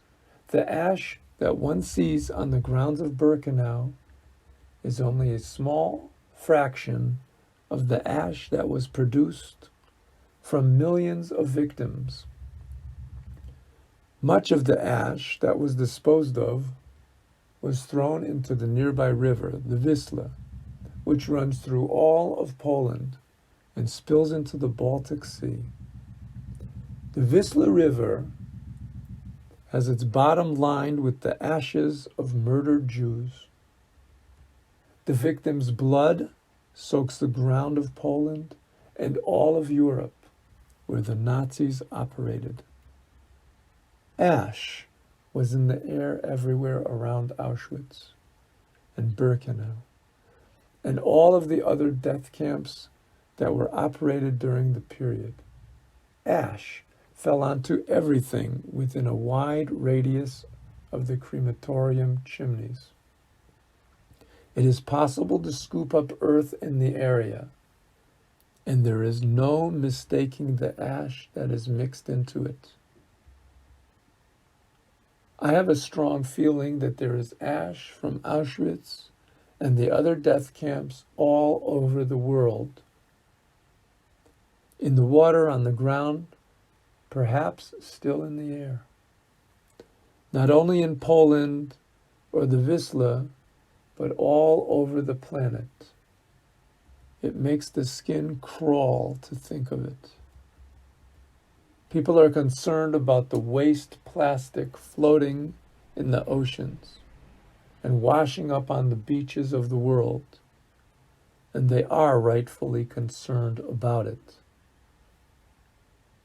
What then would make you think that when you go to a beach, you are not swimming in water with ashes from bodies of Holocaust victims? There may be ashes of the Holocaust victims on a beach near you. People may be concerned about global warming, but maybe, just maybe, the earth itself is longing for a reset. Maybe the earth wishes to clean itself of the impurity of man's evil actions towards his fellow man. I wanted to know where the women were hanged after the revolt and the demolition of crematorium number 4. While still in Birkenau, I asked the guide if she had any idea of the place where the women were hanged after the revolt. She replied that there was no way to know where that place was, because the Germans used a portable gallows to execute the victims in front of their barracks. I was deeply disappointed to hear that. I resolved to make a second trip to Poland, and I would find out more. We toured the barracks where the women slept in Birkenau. These were the women who were selected for slave labor. The beds were no more than wooden shelves, stacked in 3 levels. 6 to 8 prisoners would sleep in one compartment, a compartment being a shelf. They were not long enough or wide enough for one person to sleep, yet 6 to 8 had to sleep on each shelf.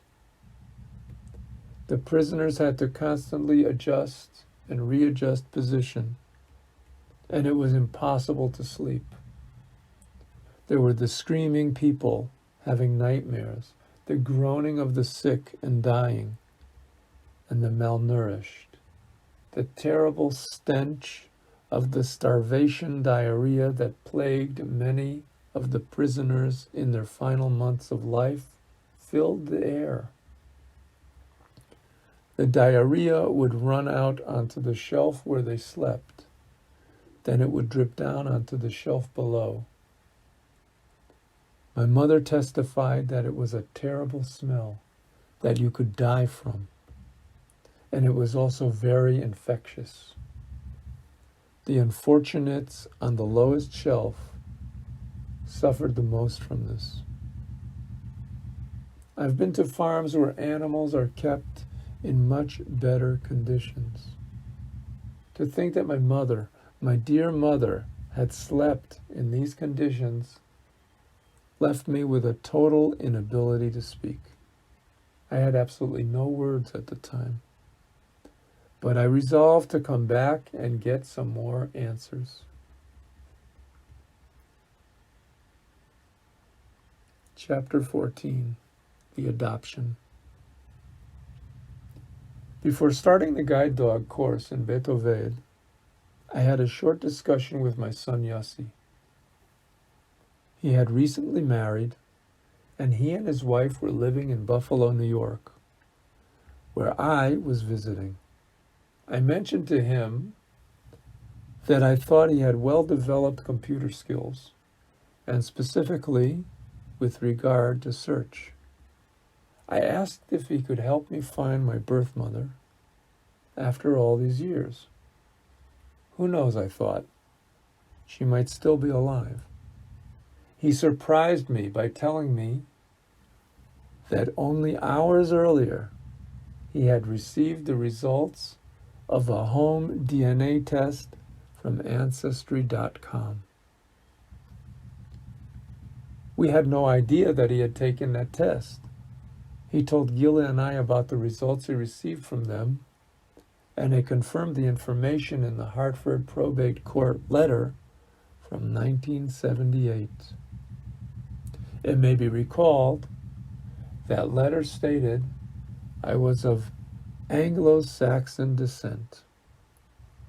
The results for Yossi's DNA test claimed that he had 50% Eastern European Jewish ethnicity, obviously from my wife, and around 50% Anglo-Saxon ethnicity, with a small measure of various other ethnicities.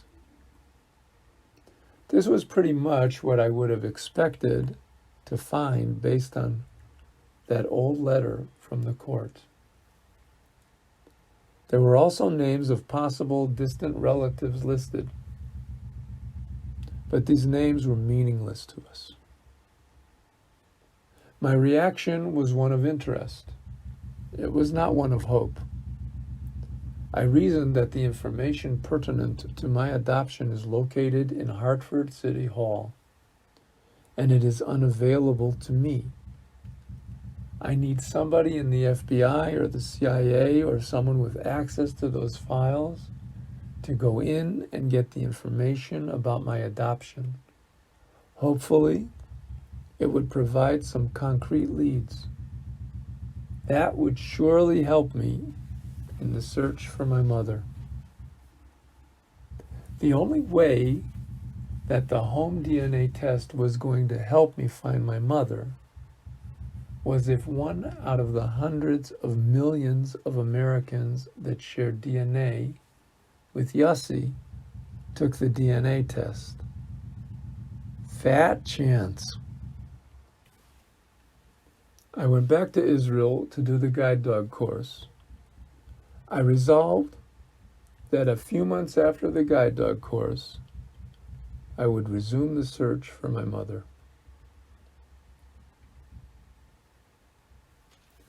Chapter 15, the course. I thought it would never come, but the day finally arrived. Yariv picked me up at the bus station and took me to the center. The others were on their way. I met some of the clients and we settled in for the orientation. The Israel Guide Dog Center is located in Bet Oved, a farming community in central Israel. Situated between citrus groves, it is a quiet, secluded, and yet very convenient location for most clients. It is an internationally accredited, state-of-the-art, fully equipped guide dog center. The complex includes, obviously, a kennel, a veterinary hospital, and all the necessary facilities for taking care of the breeding, raising, and training of guide dogs. The center also has a dormitory, which is more like a hotel. The physical appointments are geared to the center's visually impaired and blind clientele. There is a lecture hall, a dining room, and club room or lounge. The offices necessary for running such an operation are located on premises. There is a full-time cook, maintenance man, vet, a psychologist, and a house mother. A full contingent of skilled volunteers is on hand to help with essential and non-essential activities. There is a strong work ethic prevalent among the staff and volunteers. That is of great value to the clients. From the moment one arrives at the center, he or she is not alone and is surrounded by staff members that understand the needs of the visually impaired. These staff members are people that can be relied on. The hallways have special traffic rules. All are expected to keep to the right side of the hallway. There are wooden guide rails on the hallway walls, good for shoreliners like myself. Shoreliners like to maintain contact with some kind of surface as they walk along. This provides better orientation. In addition, bumps are placed on the guardrail at strategic points to indicate to the clients that doors are located directly on the other side of the hallway.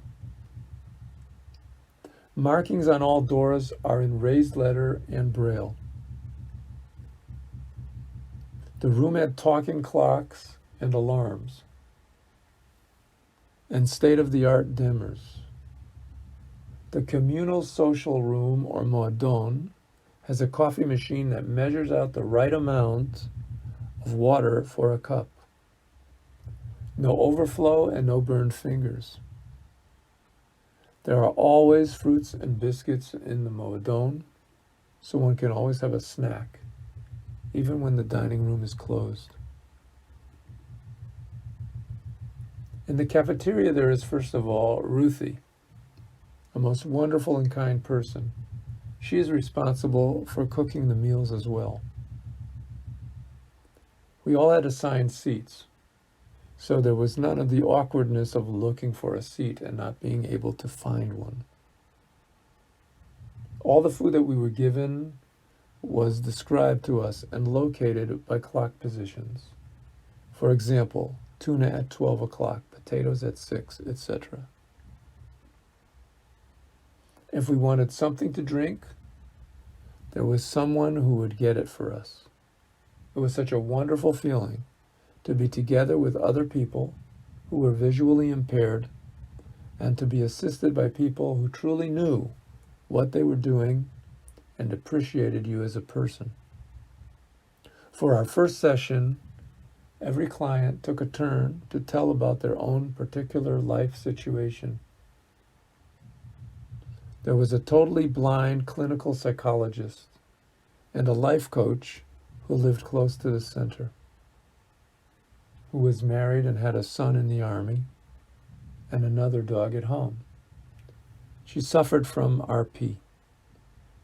An older man, Shraga, retired and in his early 70s, told us that he had lost most of his eyesight in a work accident. He had kids and grandchildren, and he let everyone know that he hated Haredim, or religious people. Aviv was the next speaker, quite an amazing guy. He was studying psychology at Hebrew University. He was totally blind since the age of 3. He could echolocate, the way that bats do. Not everywhere, but most of the time. He could tell where he was by tapping his heel on the floor and gauging distances by the reflected sound. He was a real inspiration. He and the psychologist could read Braille with an incredible degree of fluency and speed. It seemed that they can read Braille the way that most people light matches. When my turn came, I said that I was a Chabadnik with lots of children and grandchildren, and that I would like people to know that I don't give a hoot what people say or think about me. Elena was an immigrant from Ukraine, suffering from RP and diabetes. She had recently lost a daughter. She did not speak Hebrew, so she was assigned an interpreter who spoke Russian and Hebrew. She also received Rosie as a guide dog. Rosie is the sister of my guide dog, Rocky. The head trainer, Roy, picked up quickly on the possibility of conflict arising between Shraga and myself. So he told the assembled group that if any interpersonal difficulties should arise, they should be brought to his attention. He promised that he would resolve any difficulties that we might have. He told us not to try to resolve these disputes ourselves. He suggested strongly that we should keep in mind that we are all here for the purpose of learning the course material. Well, Roy said the right thing. There can be no doubt about that. I didn't listen to him, though. If someone comes at me, my usual response is humor. I'm not a troublemaker, and I think that I can handle myself. This is what happened. There were only 2 trainers for 6 clients. A trainer would take 1 client at a time for walking instruction. That meant that 4 clients were sitting around waiting for their turn with the trainer. During the duration of the course, Shraga and I wound up spending lots of time together and actually became friendly. The friendship continues. In fact, we call each other once a week to wish each other a good Shabbos. It was on the 2nd day of the course that we got our dogs, and I got my Rocky. The course began in earnest.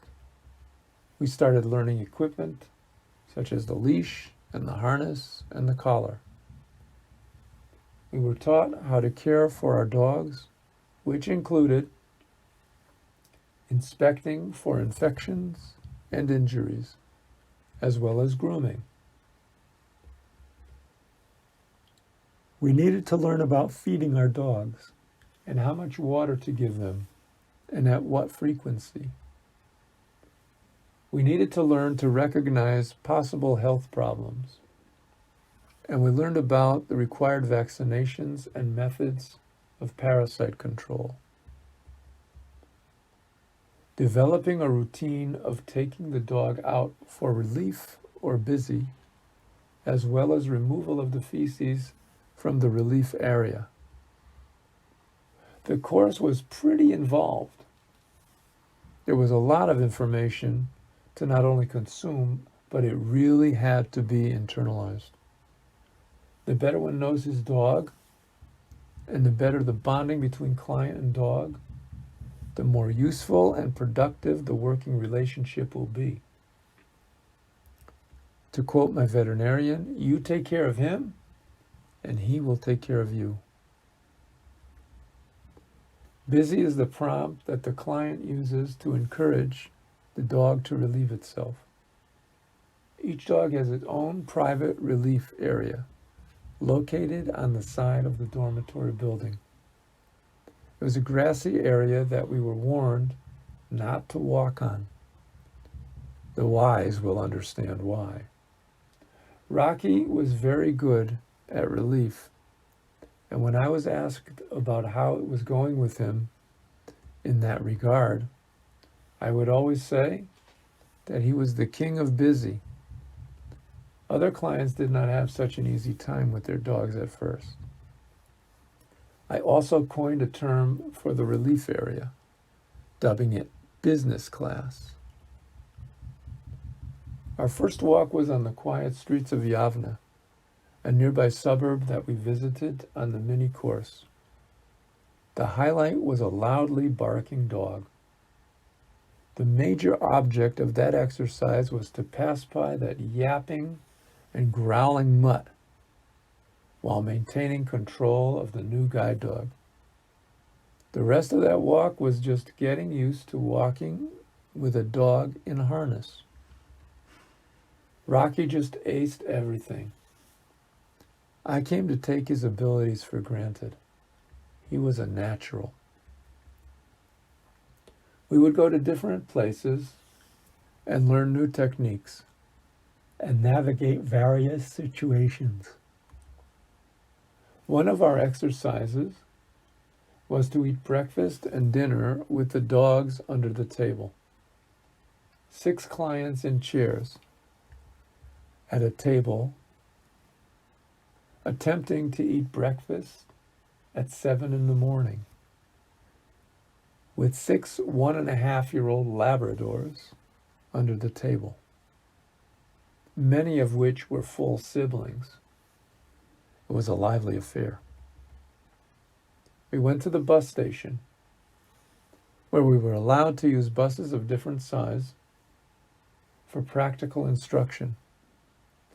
We learned to get them on the bus and to get them to sit down in the designated area of the bus and exit the bus efficiently and safely.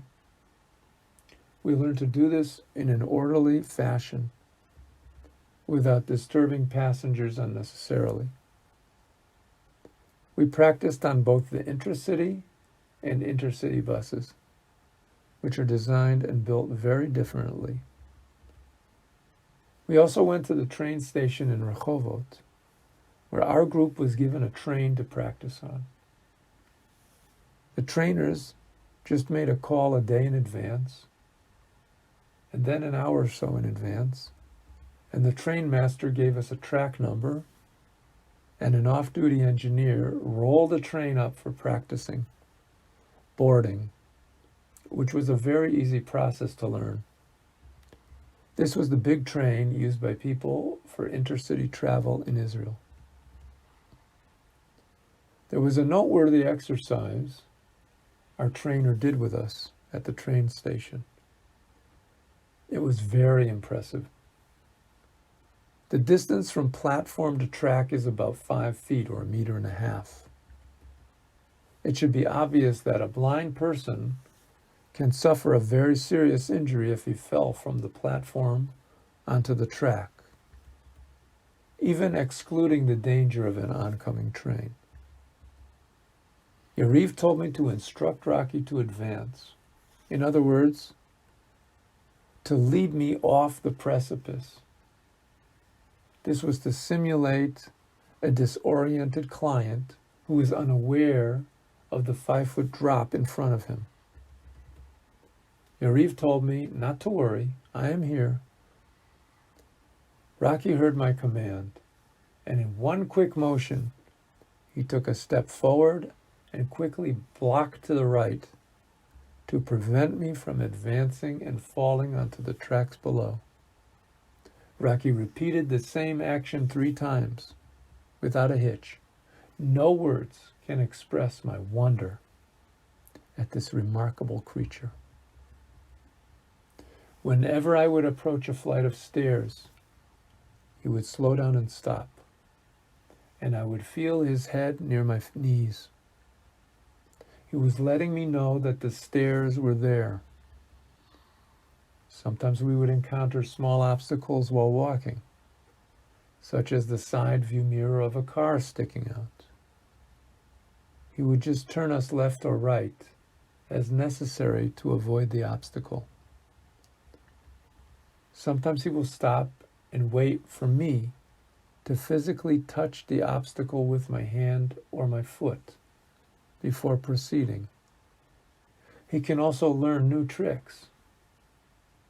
There were, for example, a depression in the sidewalk. Rocky did not personally consider it to be a dangerous obstacle. However, I did consider it something to be avoided. No problem. We stop and go back to the area of concern. Then I point it out to him by tapping it with my foot or slapping it with my hand. And then I tell him, Zihirut. In Hebrew that means careful. We then back up and advance again. He goes around the spot I told him to be careful of. I have come back to the same spot as much as 2 weeks after that single instruction, and he recalls what to do. I can go back to the same spot, and he will evade the danger zone. This works extremely well with low-growing branches too. I've also taught him to identify stores and garbage cans and the ATM. He has also learned some circus tricks. I threw my hat and he brought it back to me. Then I taught him to pick up all of his toys and to place them in a box. My daughters are still trying to teach my grandchildren how to do that. A car on the sidewalk with the motor running is sufficient cause for him to stop and wait with me until the dangerous obstacle moves out of the way. We did another exercise where one of the instructors was driving an automobile and the other was on the sidewalk. The two instructors were in contact by cell phone. I was told to cross the street with Rocky at a crosswalk, of course. Synchronized with my crossing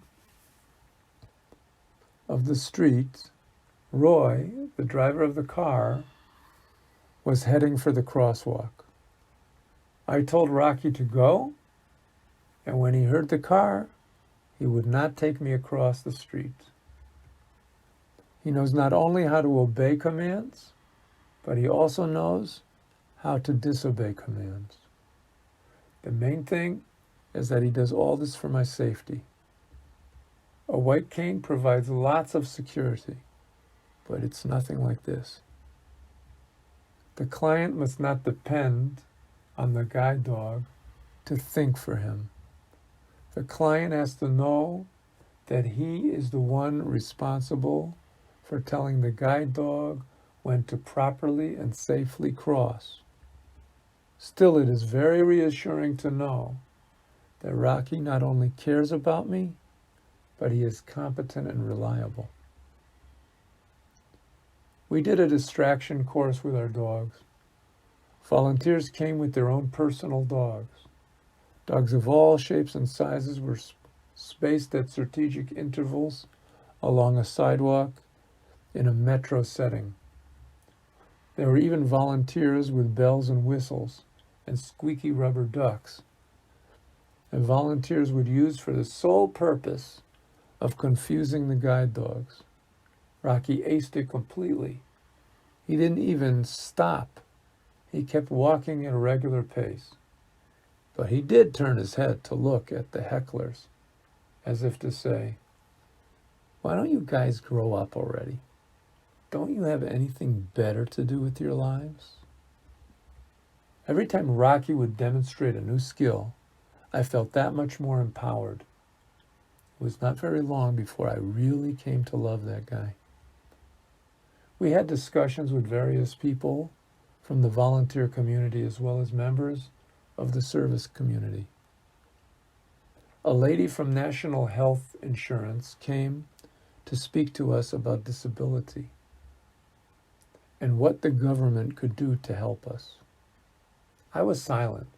It was a long day, and I was tired and not really in the mood for a meeting. I was definitely in the mood for a nap. Everybody went, so I did too. One of the clients started up with the woman, saying that the national health people never helped him at all, and that they never help anybody with anything.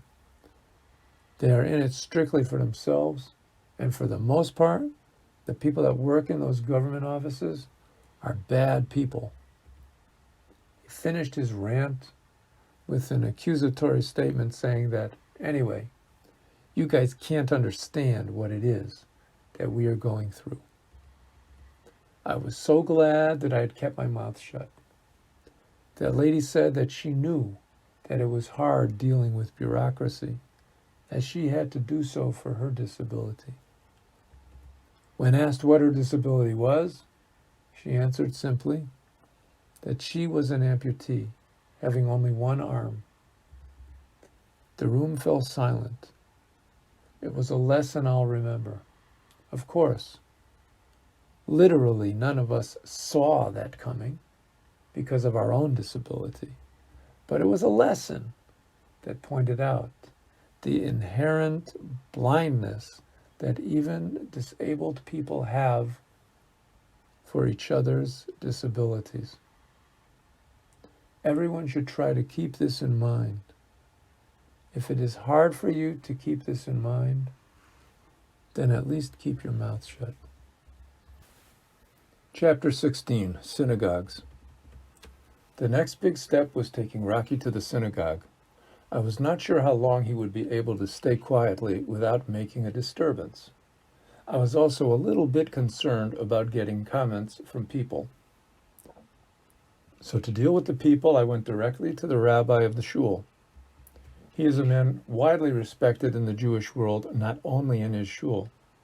He gave me his blessing to bring Rocky into the shul, and so I was all set on that score. The rabbi even came to check up and see how it was going with Rocky in the shul, and Rocky did not even stand up out of respect to the rabbi. I guess I need to work on that with him. I go to the synagogue to pray, not to attract attention, and not to disturb others. Rocky's job is to take me there, wait for me, to pray, and then take me home. I started taking him for shorter times during the weekdays, and slowly increased the amount of time that we would be spending in the shul. Yarif suggested that I should stand on a leash while praying in order to keep Rocky restrained. I followed his advice until one day, when it was my father's yahrzeit, I was saying Kaddish. I stood on the leash. Rocky started to circle around me, which effectively tied my legs together. The last part of the Kaddish is the time to take 3 steps backward. I couldn't do so without falling. Thanks, Rocky. I took Rocky aside and I gave him a little lecture. I told him the following. I know that you are a good boy and you are not a troublemaker. I am not going to hold on to the leash or step on it any more while I pray. And I am sure that you are not going to disappoint me. I seriously said that to him. And I know that it may sound totally ridiculous, but I never had any problem with him in shul after that. The first time I took him to shul for Shabbos, I was more than a little worried. There were a lot of young boys there trying to rile him up and get him to jump and bark. I guess they just wanted him to be like them. He comported himself with exemplary behavior. People came over to me and wished me a good Shabbos, and some even complimented Rocky, saying that it would please them greatly if some of the people who come to the shul would behave as well as he does. I came home with tears in my eyes. I had actually succeeded in taking Rocky to shul and back on Shabbos. It was a job well done. It takes time for guide dog and client and other family members to get used to each other and to develop a relationship. I decided to give it a few months. Then, one Shabbos afternoon, I casually announced to my wife that tomorrow I think I will begin again on the search for my birth mother. Chapter 17, Yossi's email. I had barely opened my eyes the next morning. Gila informed me that she had just received an email from Yossi. He stated that Ancestry had sent him a notification that there was a match between him and another Ancestry subscriber. Ancestry notified that it was a match on the level of a close relative. What does the word close relative mean? Ancestry claimed the DNA test shows either a relationship of grandparent to grandchild or a relationship of uncle to nephew. It was early in the morning. I had barely opened my eyes, but I quickly eliminated the first option in favor of the second. The possibility of uncle to nephew would be much more likely. Furthermore, Yossi was obviously not going to be the uncle in this relationship. That would make him the nephew. My mind was racing. I was still lying in bed. My eyes were wide open by now. I was thinking as quickly as I could. If Yossi has an uncle out there, that guy could be my brother. This is a lot to take in. So let's simply go slowly. Let us take all the steps slowly and steadily. It was not meant to be slow and steady. Gila informed me that Yossi has sent another piece of information. The man that Yossi matches with, in other words, his alleged uncle, has a name. His name is Hans Lenisch. We have never heard of him before. I go back in time to a date almost 35 years earlier. It was just before I moved to Israel with my family. My mother took my sister Rivka and myself aside to talk to us. She told us that one day Moshe is going to look for his mother. I don't know who she is or where she is, but I do know that her name is Barbara. That was a faded memory from the distant past, but I recalled it very clearly now. Another email from Yossi came, and with it, another piece of information. Yossi looked up Hans Lenisch on the internet, and it turns out that he has his own website. When Yossi went into the website, he got a shock. He thought to himself, what is my father's picture doing in this guy's website? Yossi sent the picture over to one of his brothers, just to be sure, and he got the same reaction from his brother. This man, Hans Lenisch, definitely looks like our father. That's not what I was thinking, though. I was thinking that if this man is indeed Yossi's uncle, then he really could be my brother.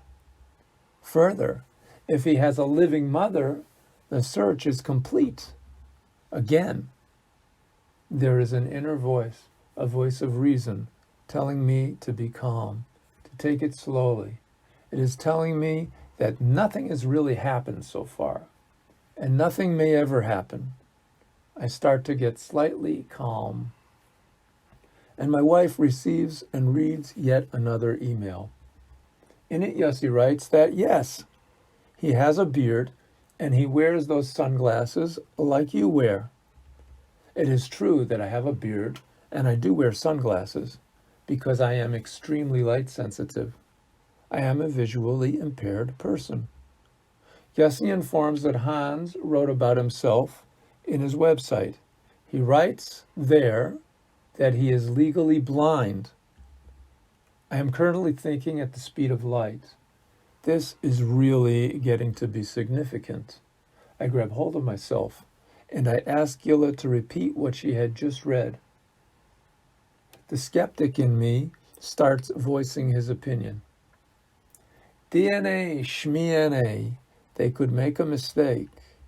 As for the bit about the physical resemblance, Didn't you ever hear the people say, oh, the baby looks just like the mother, and 5 minutes later someone else says, the baby looks just like the father?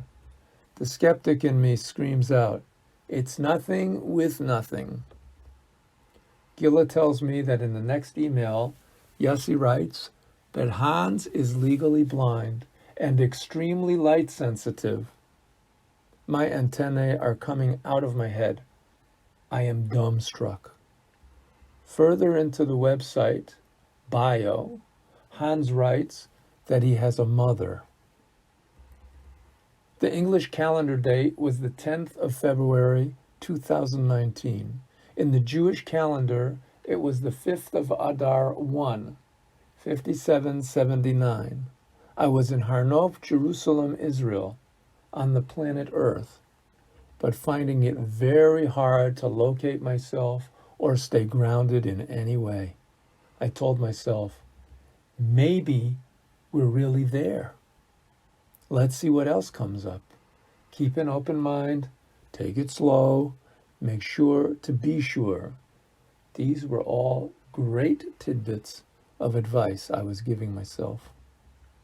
I am now told in the website that it says that his mother is also legally blind.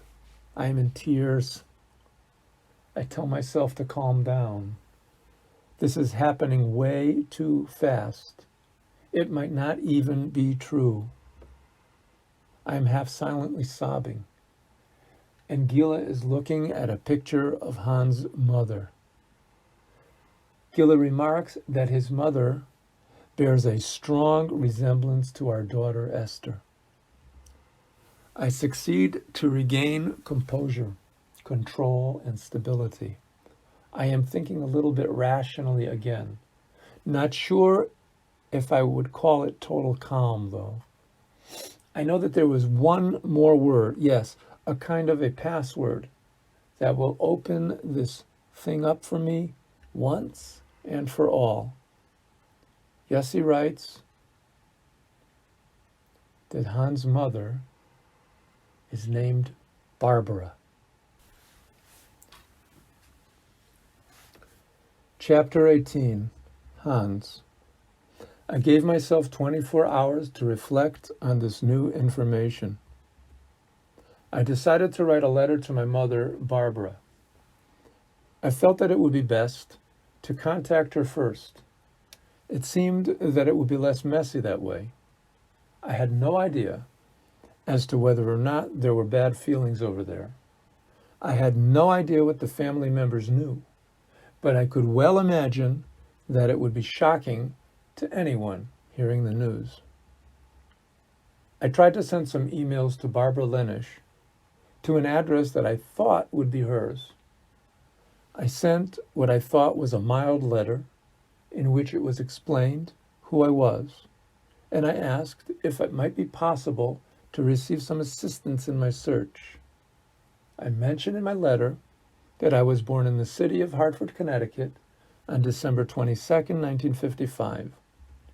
I asked if they could shed any light on this because I would like to meet my birth mother one day. I was certain that she was my mother, but I refrained from any finger pointing. I felt that I worded the letter in such a way as to leave my mother a graceful way out. Some days passed, and it was Tuesday, then Wednesday. I had no idea if the email sent was delivered or not. I also had no idea if she read it or couldn't read it or just didn't see it. No idea. On Thursday, I turned to my trusty son Yossi and suggested that he try to contact Hans through the Ancestry website. Yossi did this, and the reply was almost immediate. Lots of questions, a flurry of correspondences back and forth, with text messages between me and Yossi as well as Yossi and Hans. It was going as fast as lightning, and it was confusing. I clearly felt that I had embarked on an emotional roller coaster ride on the one hand, but on the other hand, I was communicating indirectly with my brother for the first time in my life. Should I believe this or should I not? Hans asked Yossi if the names Staley or Linish appeared in the Kopman family tree, because he simply could not fathom how on earth he could be related to someone named Kopman. For him, the whole affair was simply surreal. He suggested that we, meaning Hans and I, should talk to each other at the earliest opportunity. He sent Yossi his phone number. I couldn't imagine what it was that I was going to say to my newfound brother the first time I would speak to him. I dialed the number, and I could hear the ringing on the line, and then the phone on the other end picked up. "Hello," came the voice. "Is this Hans?" I asked. "Sure is. Who is speaking?" he said. "Well, this is Moshe." Hans is one of the most easy to talk to people that I've ever met. He can sure talk a lot, however, and that is a definite plus, because he really has a lot of worthwhile things to say. I think people can learn a lot from him. He asked me if I was Jewish, and of course I replied in the affirmative. He boomeranged back with, "Oh yeah, that's cool. I'm named after a rabbi that my father was very friendly with. The rabbi came to the United States from Germany. He moved to Hartford, where my parents lived. He supposedly saved a very important book from a burning building, and then they put him in concentration camp. He had a synagogue in Bloomfield, and when my father told the rabbi that I was named after him, he sent a small silver cup, which we still have. It is inscribed with the words, 'From Hans to Hans.'" "Could it be Rabbi Hans Bodenheimer that we are talking about?" I asked. "The same," was Hans' reply. "I did actually meet Rabbi Hans Bodenheimer in his synagogue when I was around 15 years old. I obviously had no idea of his connection in my life story. It is documented history that Rabbi Bodenheimer saved a Sefer Torah from a burning shul in Germany on Kristallnacht. He was imprisoned in Buchenwald and released, after which he fled Germany. He established a synagogue in Bloomfield, where he lived with his wife for many years. The couple were childless." "Hans, where do you live?" I asked. "In Seattle, Washington," he replied. Then he asked me, "How about you? I bet you're from the East Coast."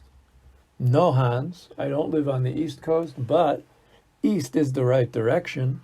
You see, as we speak, I am talking to you from 10 time zones away. I live in Jerusalem, Israel." I could surmise that Hans really liked that by an enthusiastic, "Oh, wow." We began to talk about how it could be possible for us to be related. It was clear to me that he knew zilch, absolutely nothing about the adoption.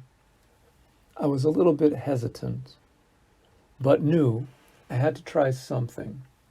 I asked him to sit down, and then I asked him if he could forgive me in advance for what I was about to tell him. He gave me the go-ahead, and I told Hans that I was given up for adoption at birth. There was a rush of air at the other end of the line, with a long, "Oh." Then Hans began to speak. A rapid stream of words started coming out of his mouth. He was saying that they never talk about anything important in his family. He told me, "I never knew anything. How could it be?" "When were you born? My parents were not married then. How could they have had a child?" Still, Hans thought the whole thing was really special. He wasn't as convinced as I was, but he did think it really cool. As it turns out, he didn't subscribe to the Ancestry DNA test on his own, but rather It was a Christmas gift to him from his wife. He told me that the first thing that he was going to do when he got off the phone was to buy his wife a subscription to Ancestry.com for Valentine's Day. The first time that my brother Hans and I talked was on February 14th, 2019. That day coincided with the 15th yahrzeit of my mother, Helen Kopman. I pray that her memory be for a blessing. I found out that Hans' father, John, had died in 1995. He was 68 years old when he passed away. I was not yet sure who my father was at this point. Hans had a sister who was older than him. She is born in 1962, and her name is Susan. He told me that there were two sisters. The younger sister, who was named Rachel, passed away at the age of 9 in 1973. He was born 2 years after her passing, in 1975. We talked and talked about our lives, and Hans said that I didn't have the correct email address for Barbara. He gave me the correct address, and when I asked what he thought her reaction would be, it was mixed, saying maybe positive, maybe not. When I asked him if he thought she would remember such a thing, he said that he couldn't imagine how a woman could forget being pregnant for 9 months. He told me that I should send my original email and that I should also send it to Susan. Hans would talk to both of them and let them know that the email was coming. I sent the email. What a day it had been. And what a week for that matter. It was late. I went to sleep. Chapter 19, Susan. The next morning, I received an email for Susan. Her very first words to me were, "Shalom, Moshe." I found that uniquely touching. She mentioned that she and her sister Rachel would accompany their father to the synagogue, where he held a part-time job. He would go there after work at the post office. The rabbi would give the girls sweets and Hanukkah gelt, she wrote. She also wrote that she remembers a big picture window in the synagogue. The oak tree outside would change colors in accordance with the seasons. Susan related to me that she did read my letter to Mom. Mom says she knows nothing about this. Perhaps someone else in the family would know more. Someone else might be in a better position to help. Susan closed the letter saying she would be happy to answer any questions that I might have, and that I should feel free to write. I did have questions. I did write. I did not receive a reply. Chapter 20, Probate Letter. Hans and I spoke again after Shabbos. I explained to him a little bit about Shabbos, and I also told him a part of my observance was that I don't use electronics on Shabbos. There was, however, no problem for me to talk to him after Shabbos, even if it is still Shabbos in Seattle. Since Hans is not Jewish, there is no reason for him to keep the Shabbos, or for me to be concerned in any way about his breaking it on my account. This is not the case, for example, with my sister Rivka and my American-based children. Concerning them, I must wait another 7 hours after my Shabbos in Jerusalem ends, if I wish to talk with them on the phone. Hans was up to date on Susan's letter to me. He said she felt there must be a mistake, and that, in Susan's opinion, the DNA test was not very scientific. I had with me the letter from the probate court in Hartford, which was dated 1978. I started to ask Hans some questions, in order to see how much of the information in the letter was correct. There is a method of questioning discussed in halacha, the Jewish legal system, in which the person being questioned doesn't know the purpose of the questions that is being asked. The answers received in this manner can be relied upon. I asked him how old his mom was, and figuring out the birth year, asked him if that was the year she was born in. He replied with the same birth year listed in the letter. What about your father, Hans? I asked. Was he of medium height or was he short? Neither was his reply. Dad was tall, 6'2" or 3 even. The birth year of my father, listed in the court letter, was confirmed too. My father was born in 1927 and my mother was born 8 years later in 1935.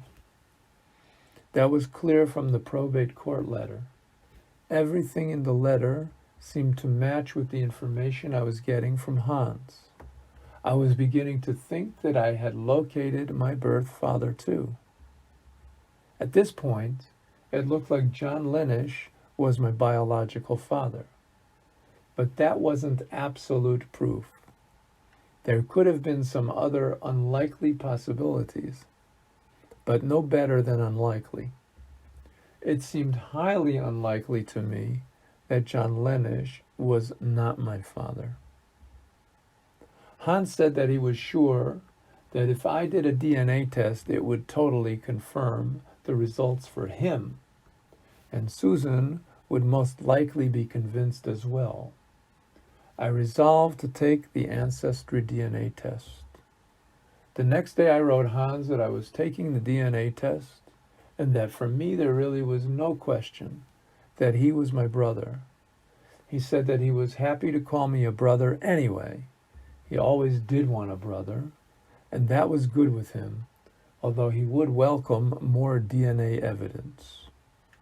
Hans apologized for Susan's attitude. I told him that her reaction and Mom's reaction is exactly what I expected. What I did not expect was his overwhelmingly positive reaction. I am eternally grateful to him for that. It really helped me to get through a most challenging time in my life. Consider how it must feel, for only a moment. Let us suppose a stranger writes to someone totally out of the blue, so to speak. The stranger is only implying that he is your brother.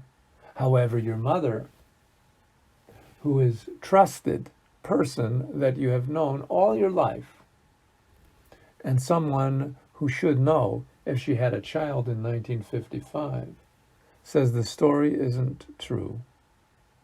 Who is Susan going to believe? Naturally, she will believe her mother. I will admit that it hurt. It was very raw, exposed, vulnerable hurt. It was also a serves you right to suffer, you shouldn't have stuck your nose where it doesn't belong hurt. A hurt that was so basic and so deep. My mama doesn't love me. This is truly the essence of the blues. It made me feel less than worthless, and I don't like that feeling at all.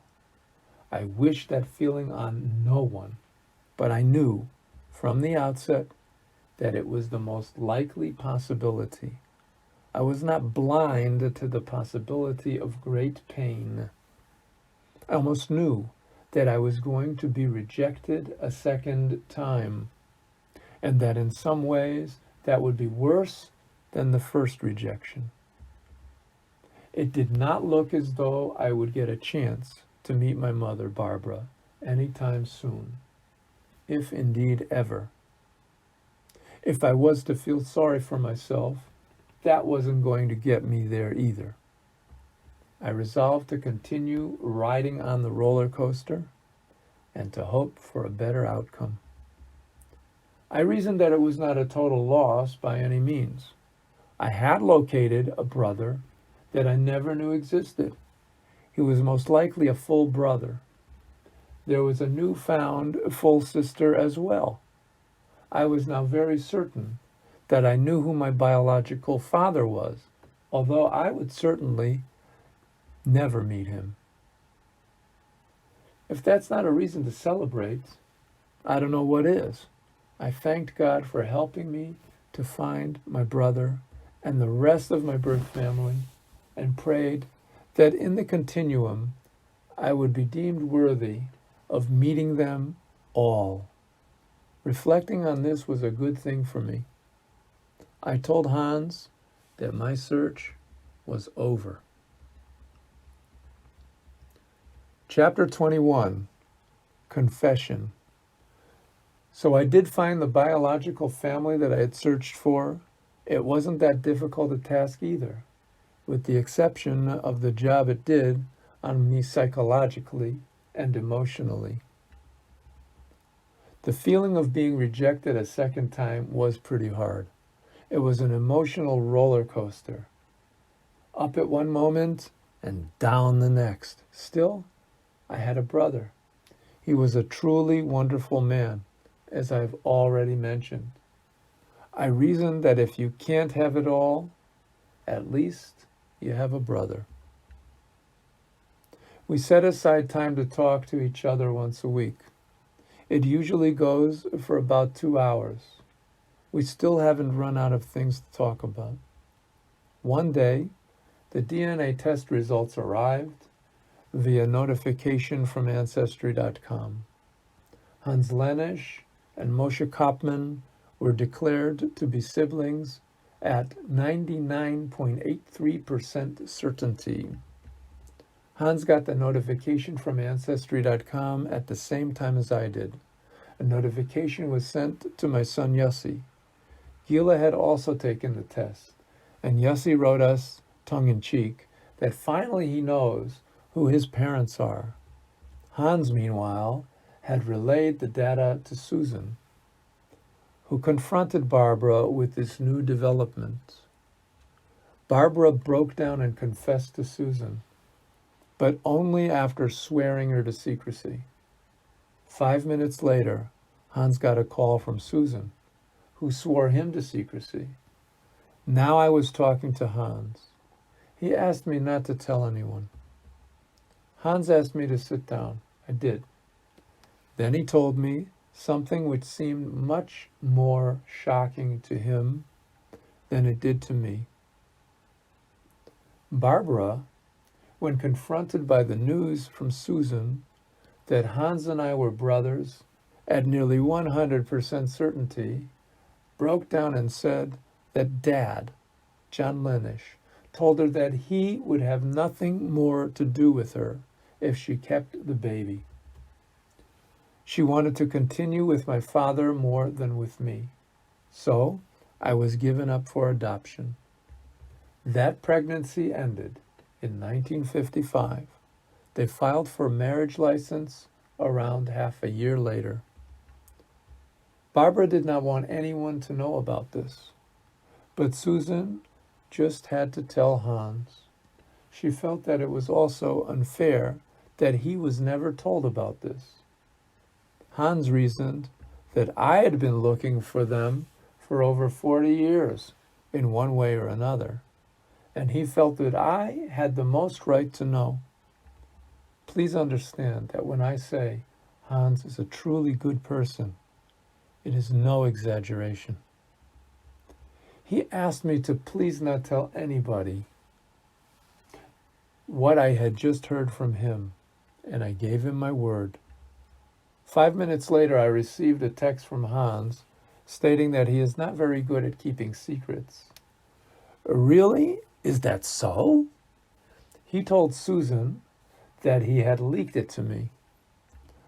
I asked him if it would be all right for me to tell my wife and sister, who would really be interested, and he agreed, as long as Barbara didn't find out. At around the same time, meaning less than an hour, Yossi and Rivka were comparing their respective ancestry DNA test notes, and they now had a genetic link between my wife, Gila, and my adoptive sister, Rivka.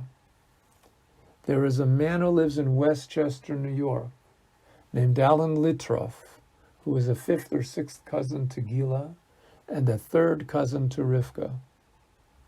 In the space of less than an hour, a genetic connection was made between Yossi and my adoptive sister, Rivka. My wife was now found to be related to Rivka. Yossi, who is the grandson of Barbara and John Lenish, is related through Alan Litroff to Joseph and Helen Kopman, may they rest in peace. In one night, we connected Barbara Lenish to Helen Kopman and everybody in between. Hans was very excited and talked to Mother Barbara, who was not particularly happy about this development. Barbara, who was 83 years old, had a serious physical reaction to this news and her subsequent confession. Fortunately, she apparently recovered from it quickly in the physical sense, but not in the emotional sense. She reportedly told Hans that if he wanted a brother, that was fine. He could have a brother if he wanted, but she wanted to be left out of this. It was a lot to take in all at once. It was happening so fast. Ancestry updated its certainty of prediction to 100%, which was a pretty moot point after Barbara's confession. Hans, Susan, and I were now undoubtedly full siblings, sharing the same mother and father. Of course, I would have liked to meet my mother, but I certainly would not want her to suffer another stroke. She was over 80 years of age.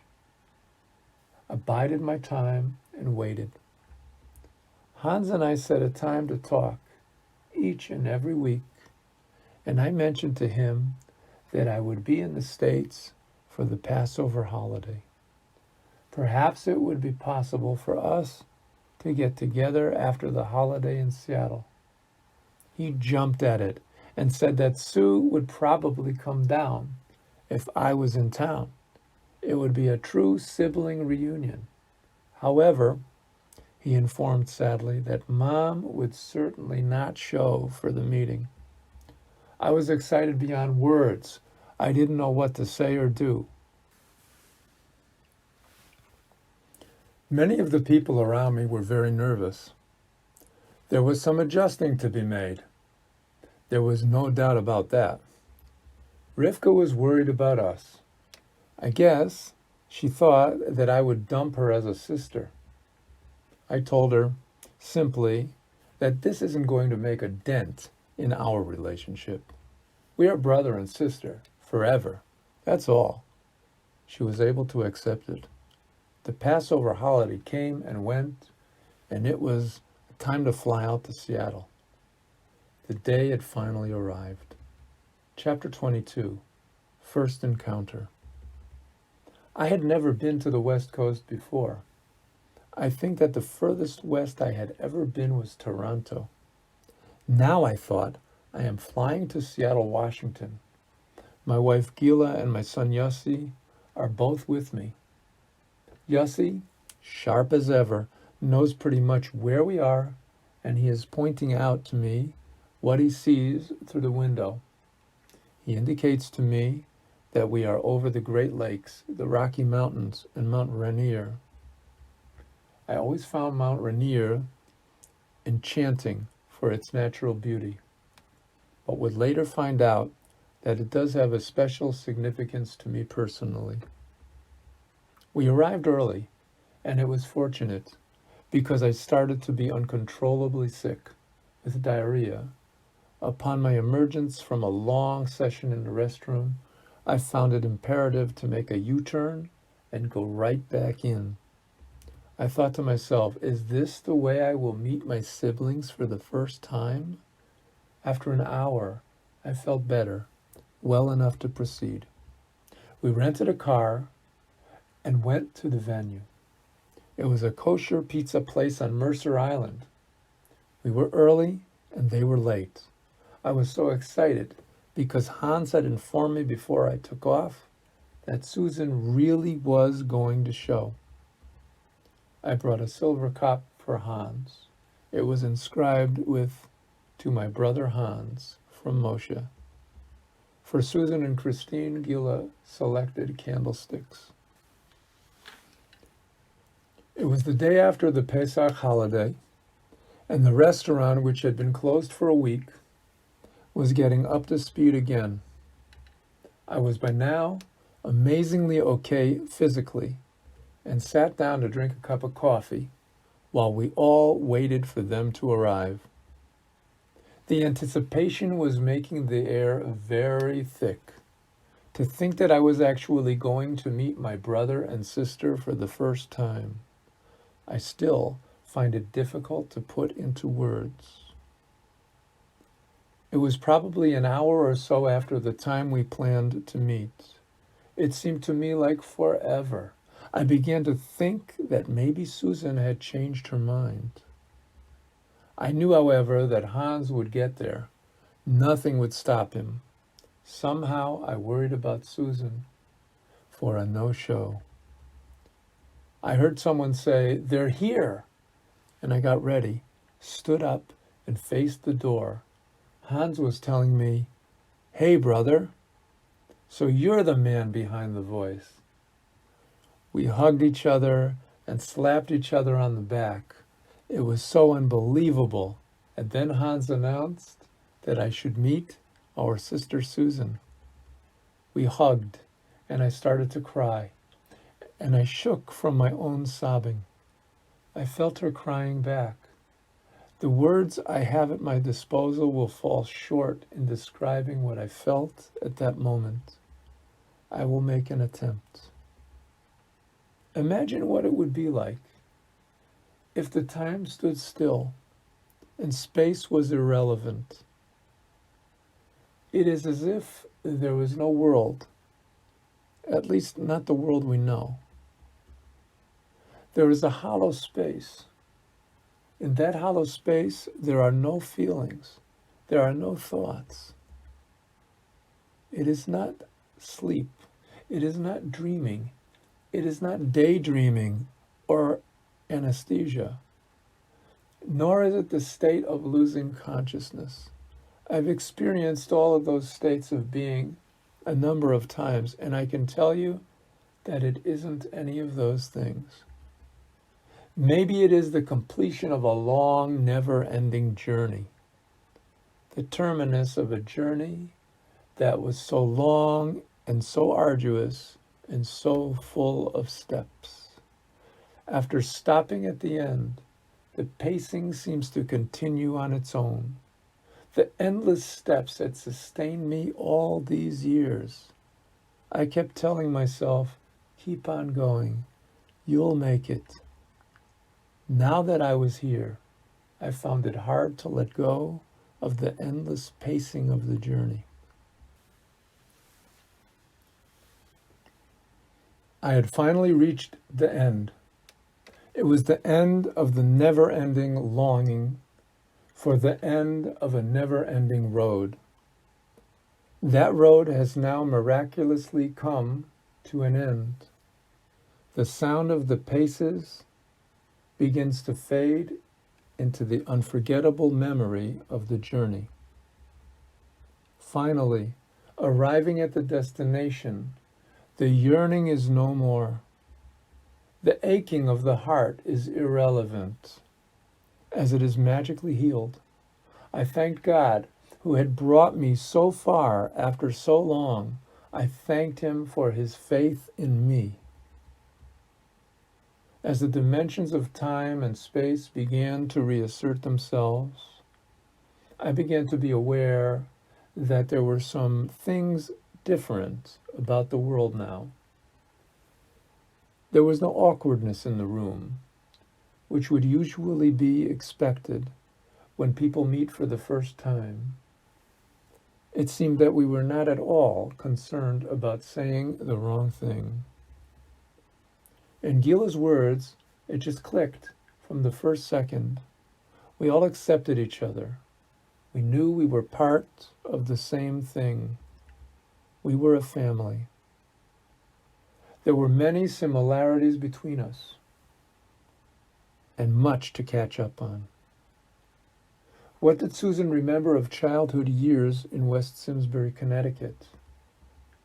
West Simsbury was a small town where I went to school for a couple of years by sheer coincidence.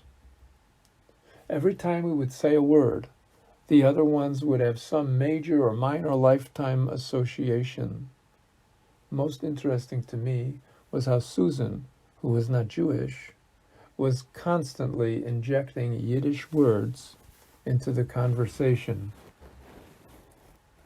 Susan brought a book of photographs, all the different members of the family.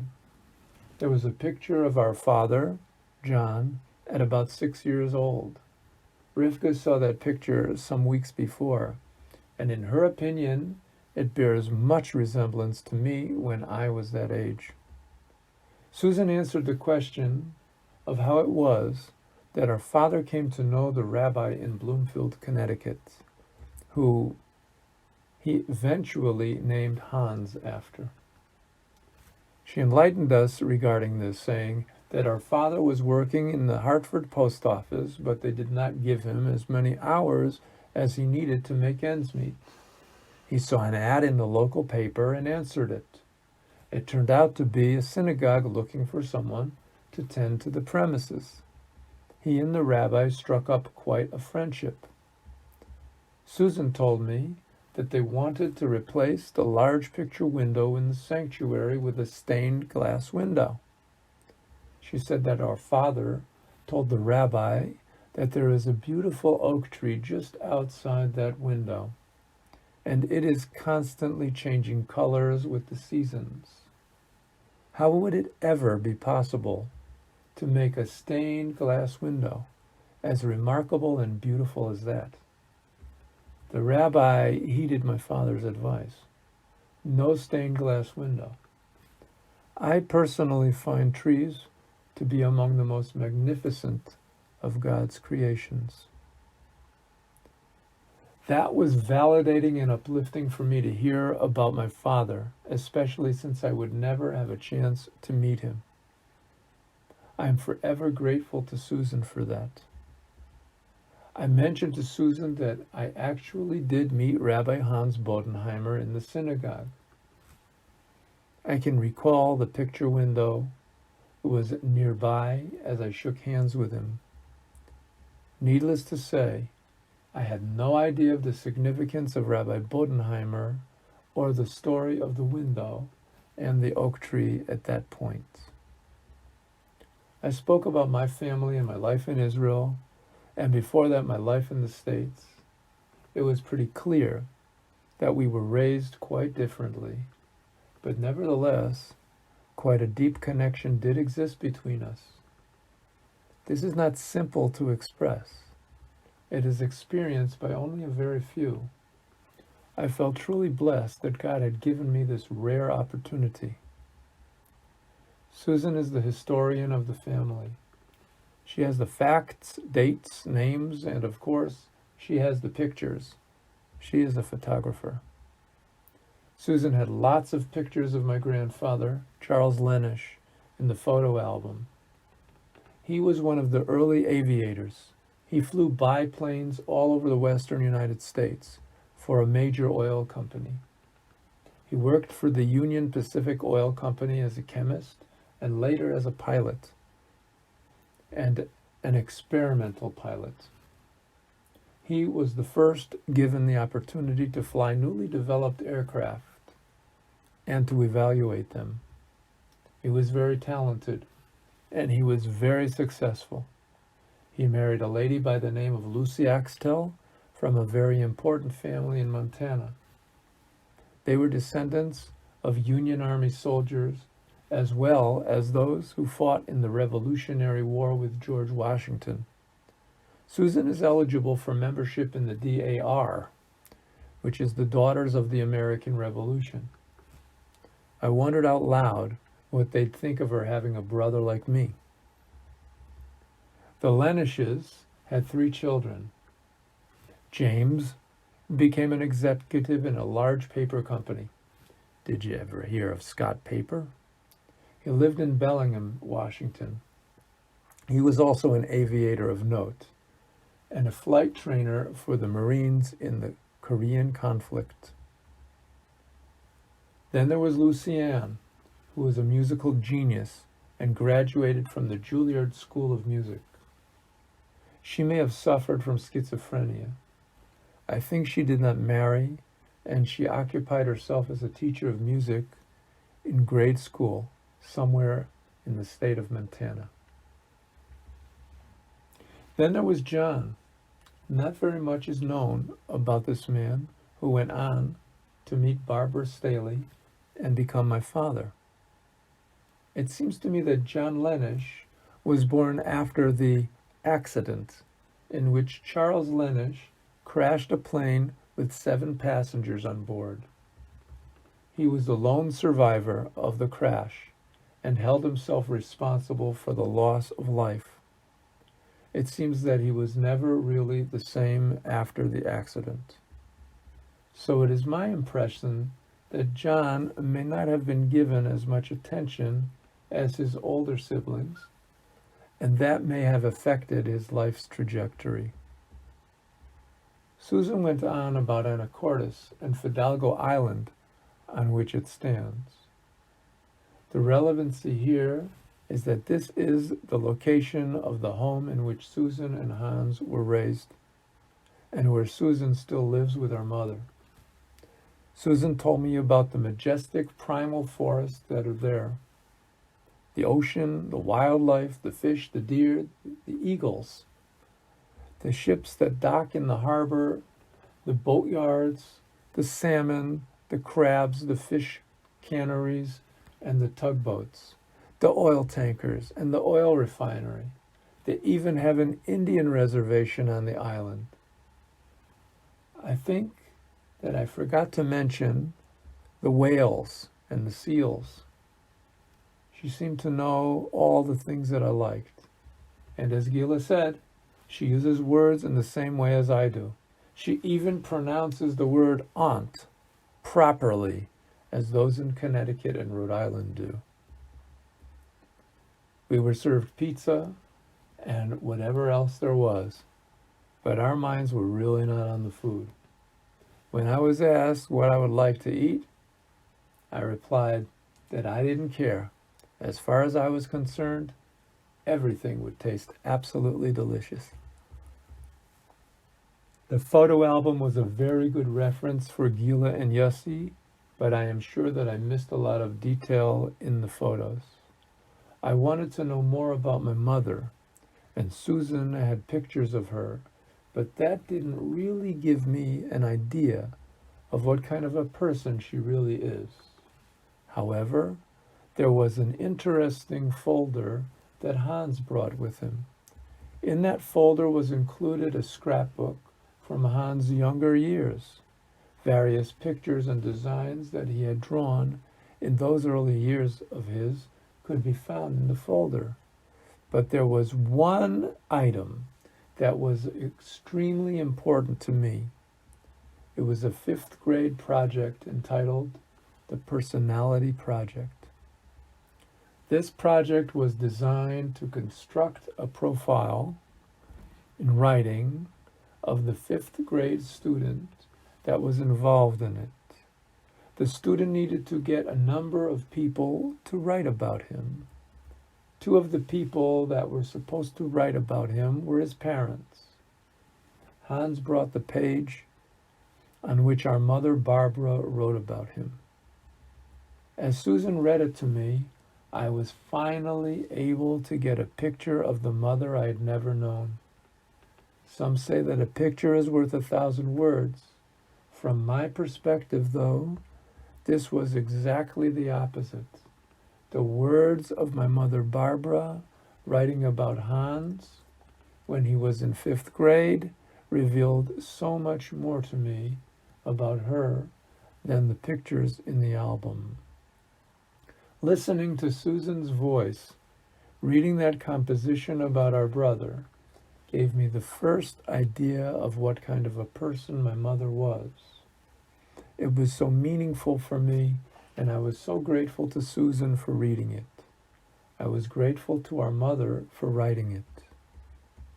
It didn't escape my attention that there was no personality project page about Hans from our father.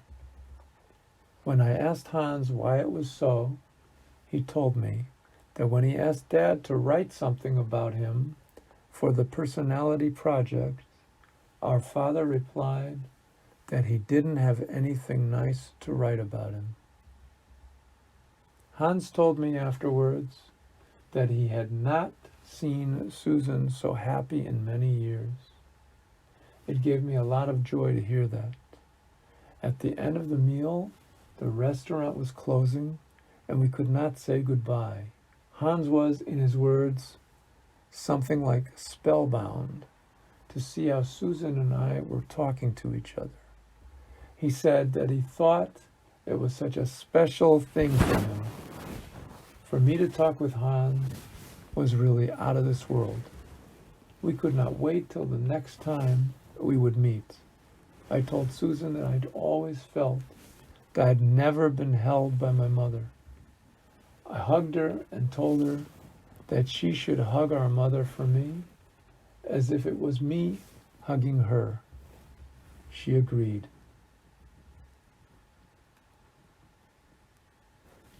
Chapter 23, Warsaw. We returned home to Jerusalem, digested our trip, and planned for the next trip 6 months later. Gila saw an email advertisement that was posted by a local man with whom I was unfamiliar. He runs tours to Eastern Europe and Russia and planned to take a tour to the concentration camp sites in Poland at the end of June. I made a few inquiries and called my son Yisroel to see if he was interested. He was enthusiastic. The tour would leave Tel Aviv on Sunday afternoon, and Yisroel, who would be flying from Toronto, would meet us in Warsaw. It was considered a 6-day trip, but because of the traveling to and from Poland, it was more like 4 days of touring. Our guide had been an instructor, a rabbi, in yeshivas, or religious schools, for many years. He also was a student of the Holocaust and had taken dozens of trips to Poland and the concentration camps. When I met him, I told him that I had some goals on this trip and that I really hoped to realize some of them. One objective was to see the Warsaw Ghetto area and the resistance bunker at Mila 18, where my mother and father stayed with their families and fought the Nazis during the uprising. In Warsaw, there was also the site of the Umschlagplatz, the deportation plaza, where Jews would wait in long lines to board trains, which would take them to their deaths. I wanted to get to Treblinka and see the place where my mother's cousin Henrik Friedman was, and where he escaped from. The tour guide, Raphael, was the first person that I have met to have actually heard the name of my mother's cousin. To me, that was significant. Apparently, it was to Raphael as well. Lastly, most importantly, I wanted the chance to stand in the spot where my mother stood, watching as the 5 women were hanged. It was a religious tour. Raphael brought kosher food from Israel, and we would prepare our own food. We would eat sandwiches on the road, which Raphael prepared for us. We would eat in kosher restaurants when it was possible. On Monday morning, we prayed in the main synagogue in Warsaw, and we ate in a side room. With perfect timing, my son Yisrael came in from Canada. Without missing a beat, we proceeded to the area of the Warsaw Ghetto.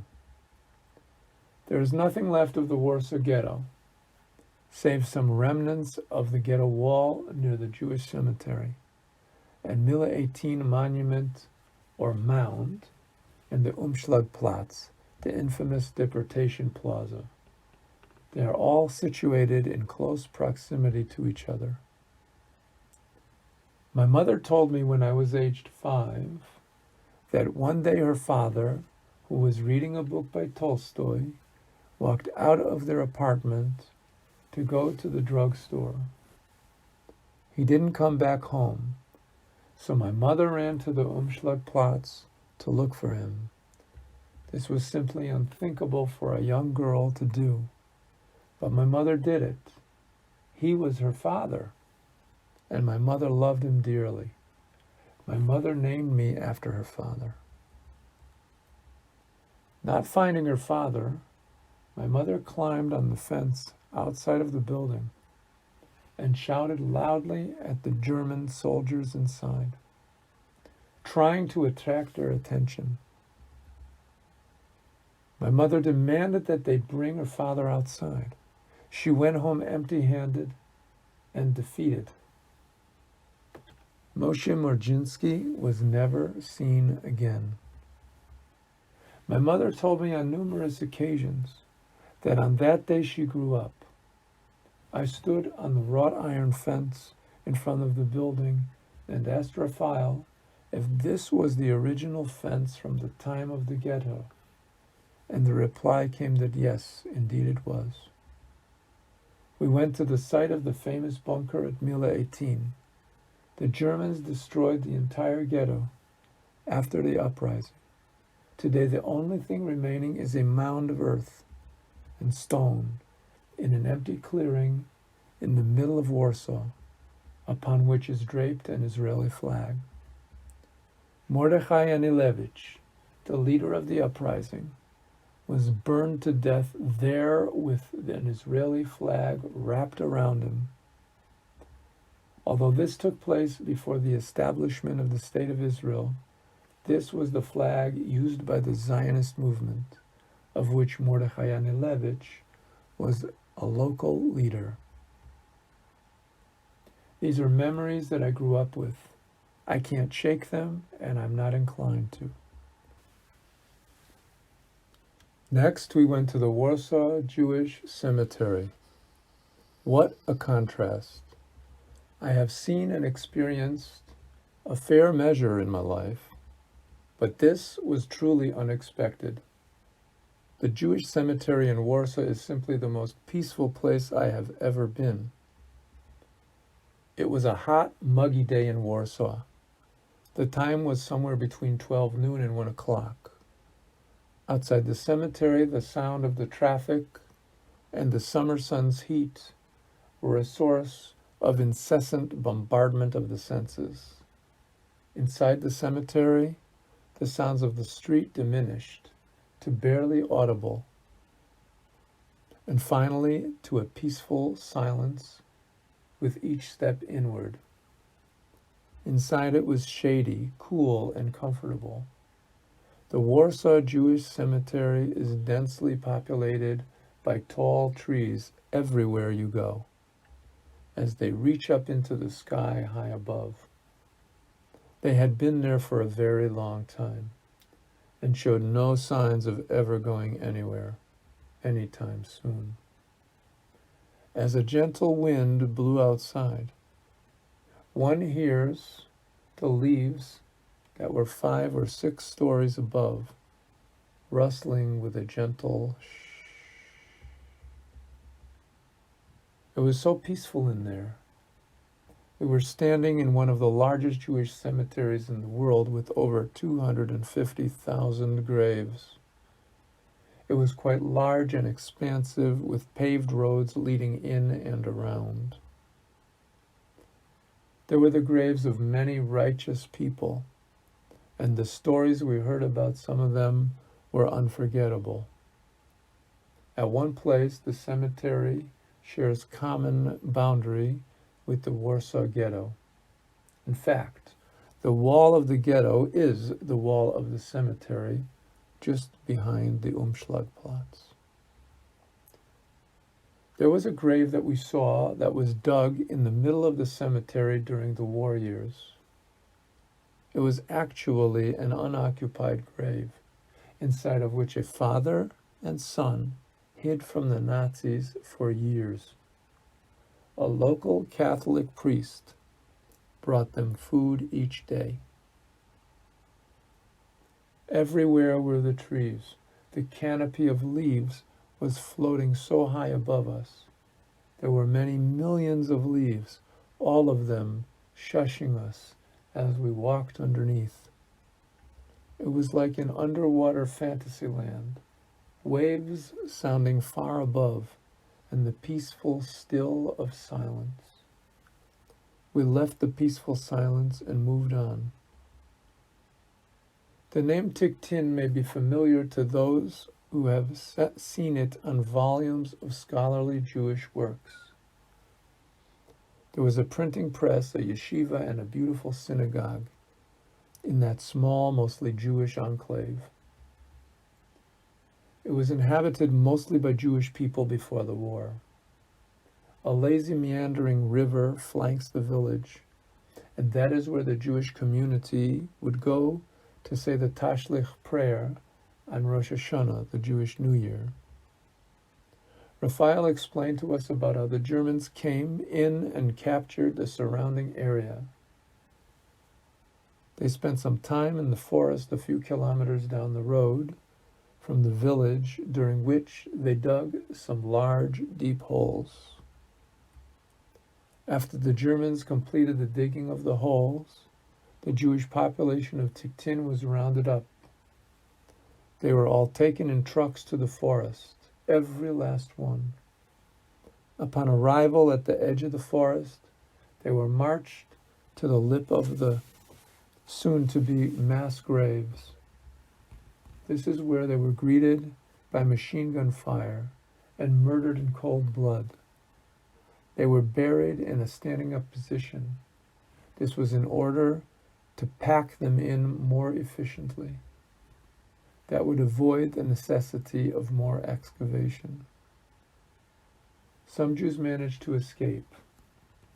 They either ran away before the mandatory roundup, or they managed to run into the woods before the shooting started. For the most part, they hid in the forest. That is how we know about this operation that was meant to be top secret. After the war, some of the Jews of Tikhtin came back to reclaim their homes. Perhaps a few dozen came back.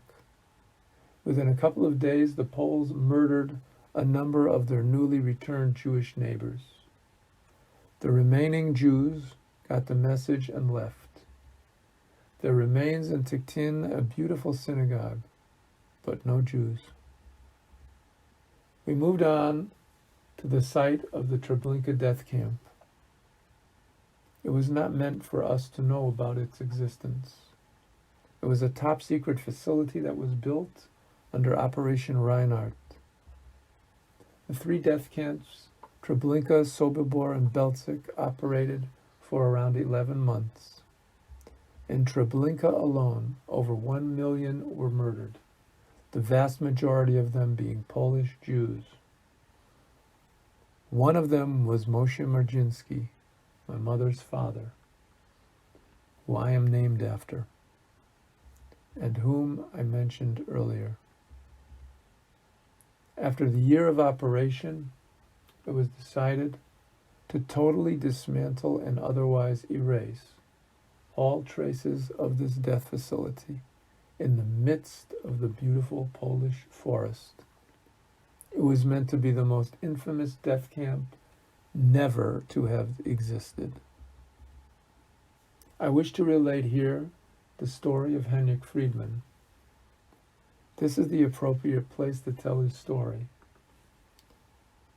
It is a short, amazing, heroic and tragic story of Henrik Friedman, the husband of my mother's cousin Paula.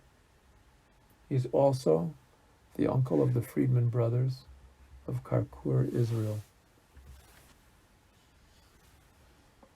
Chapter 24. Henrik Friedman. Henrik Friedman married Paula Hoffman, my mother's cousin. They had 2 children and were living in Poland.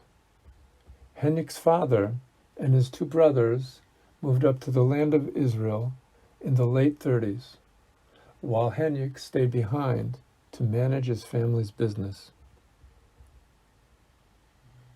Under the Nazi occupation of Poland, everything kept getting more complicated, more difficult, and very dangerous. Henrik was rounded up in an action in Warsaw and herded into a cattle car. It took him from the Umschlagplatz to the Treblinka death camp. Upon his arrival in Treblinka, he was assigned to the detail of prisoners loading clothing onto the train he had just gotten out of. The clothing belonged to his fellow passengers, who had moments before disembarked from the train, as he himself did. They were all ordered to strip naked and deposit their clothing in piles. Then they were told to stand in line, naked as they were in the bitter cold. Henrik had no idea why they needed to wait in line like that for so long. It was around the end of the 2nd week in January, 1943. He worked with other men. They gathered large piles of clothes and then carried the piles of clothing by hand to the empty train that was waiting to make its return trip to Warsaw, to pick up more items, as the Jews were called by the SS. Henrik asked his co-workers about the terrible odor that was in the air. His fellow clothing collectors told Henrik that the people waiting in line would not need their clothing anymore, nor would they be receiving other clothing. The clothing collectors pointed to the smoke in the distance and told Henrik that this is the fate that awaited all of them. Those whose clothing they were gathering from the ground were now in line waiting to go up in smoke. They were in the process of leaving Treblinka via the chimney, so to speak.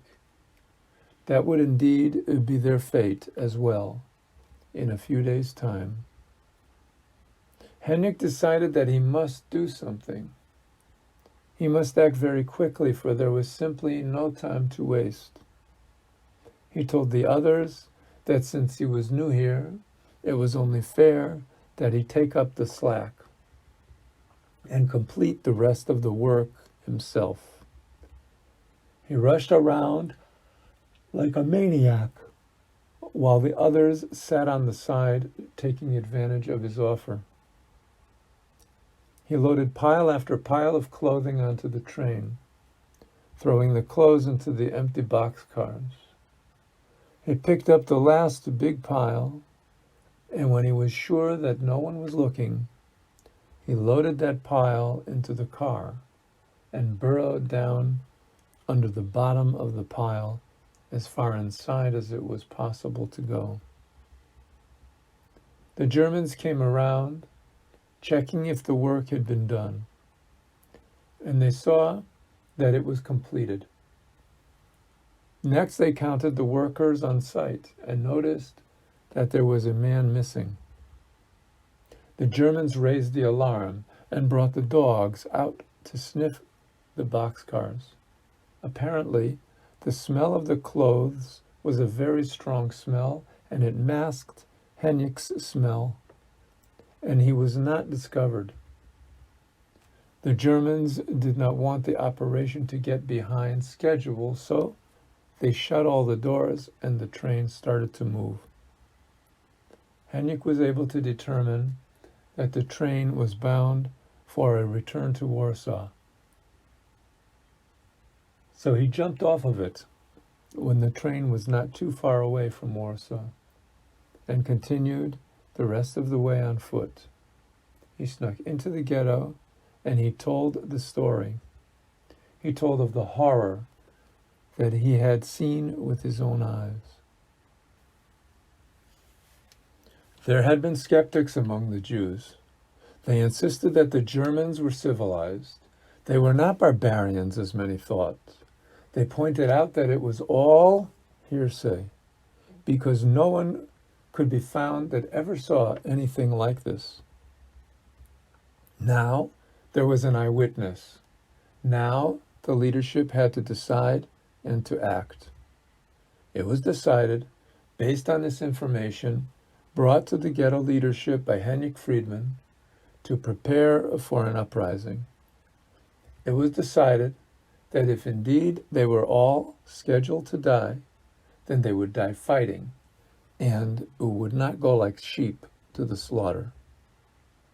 This, then, is how it came to pass that Henrik Friedman, a factory owner and manager from Warsaw, became the single, indisputable determining factor which changed the minds of the Jewish leadership and population in the Warsaw Ghetto to adopt a plan for revolt. Henrik Friedman had made his mark on Jewish history that day. He was rounded up in another action sometime later and deported to the Auschwitz concentration camp, where he was murdered. May Hashem avenge his death. I had told numerous people about Henrik Friedman, but his name seemed to be unknown to almost everybody. That was until I met Raphael, our tour guide. Chapter 25, Treblinka. We left the mass grave in the middle of the forest where the Jews of Tikhtin were murdered and buried under the towering evergreen trees. Over 1,000 bodies lay under the fragrant pine needles covering the soil that is drenched forever with their blood. We took a drive through the Polish forest until we came to a small parking area by the side of the road. With the exception of the trees, there was nothing else there. It was just the road and that small parking area. We could see, however, on closer inspection, that there was a small path that led into the forest from the side of the parking area. There were absolutely no signs of habitation. Not a store, not a house, absolutely nothing. Raphael explained to us that this was the way that the SS wanted it to be. They wanted Treblinka to be totally invisible to the eyes of history forever. They almost got away with it. There was, as mentioned, a path that led into the dense Polish forest. We followed Raphael as he led us down this path. This place we were walking to was one of the most infamous places on earth. The Treblinka death camp was part of Operation Reinhardt, and it lasted about 1 year. 3 death camps were established in 3 separate places in Poland. During approximately 11 months of operation, over 1 million people were murdered. It was a systematic, deliberate death machine. After the 11 months, Operation Reinhardt was concluded, and the killing apparatus was dismantled entirely. There was to be no trace of this place in the middle of the Polish forest. No one was to know of its existence. Even the railroad tracks and ties were removed. Everything was plowed under and spread around by tractors and bulldozers. New trees were planted around the area where the death camp once operated. We walked down the path to the isolated spot in the middle of the forest that forever bears the name Treblinka. As mentioned, there were no railroad tracks visible, so it was decided to lay down concrete slabs shaped like railroad ties on the earth in the place where the tracks once were. This path we were now walking on with Raphael led to the recreated track of concrete railroad ties, which was in fact a long concrete monument. It represented the end of the train ride to Treblinka that was taken by over 1 million murdered people. The track terminated at a clearing where the death camp stood. At the end of the operation, the Germans decided to eliminate all traces of the death factory's existence. This, of course, included the slave labor, mostly Jews, who were disposing of bodies by burning them in a giant pit. The details are certainly quite gruesome to relate, but it is necessary that it be related for future generations to know what happened there in the middle of the beautiful Polish forest. As mentioned earlier, the newly arrived items, as they were called, would take off their clothing when they climbed down off of the train, and they waited in line for their turn to be disinfected. There was a closed structure with an exhaust pipe leading into it from diesel engines. These engines spewed out a deadly carbon monoxide gas, which filled the interior of the structure, into which the unfortunates were herded. At the other end of the structure, there was a door through which the dead bodies were dumped into the fiery pit. This was the procedure day in and day out for about 11 months. This continued until Treblinka was closed.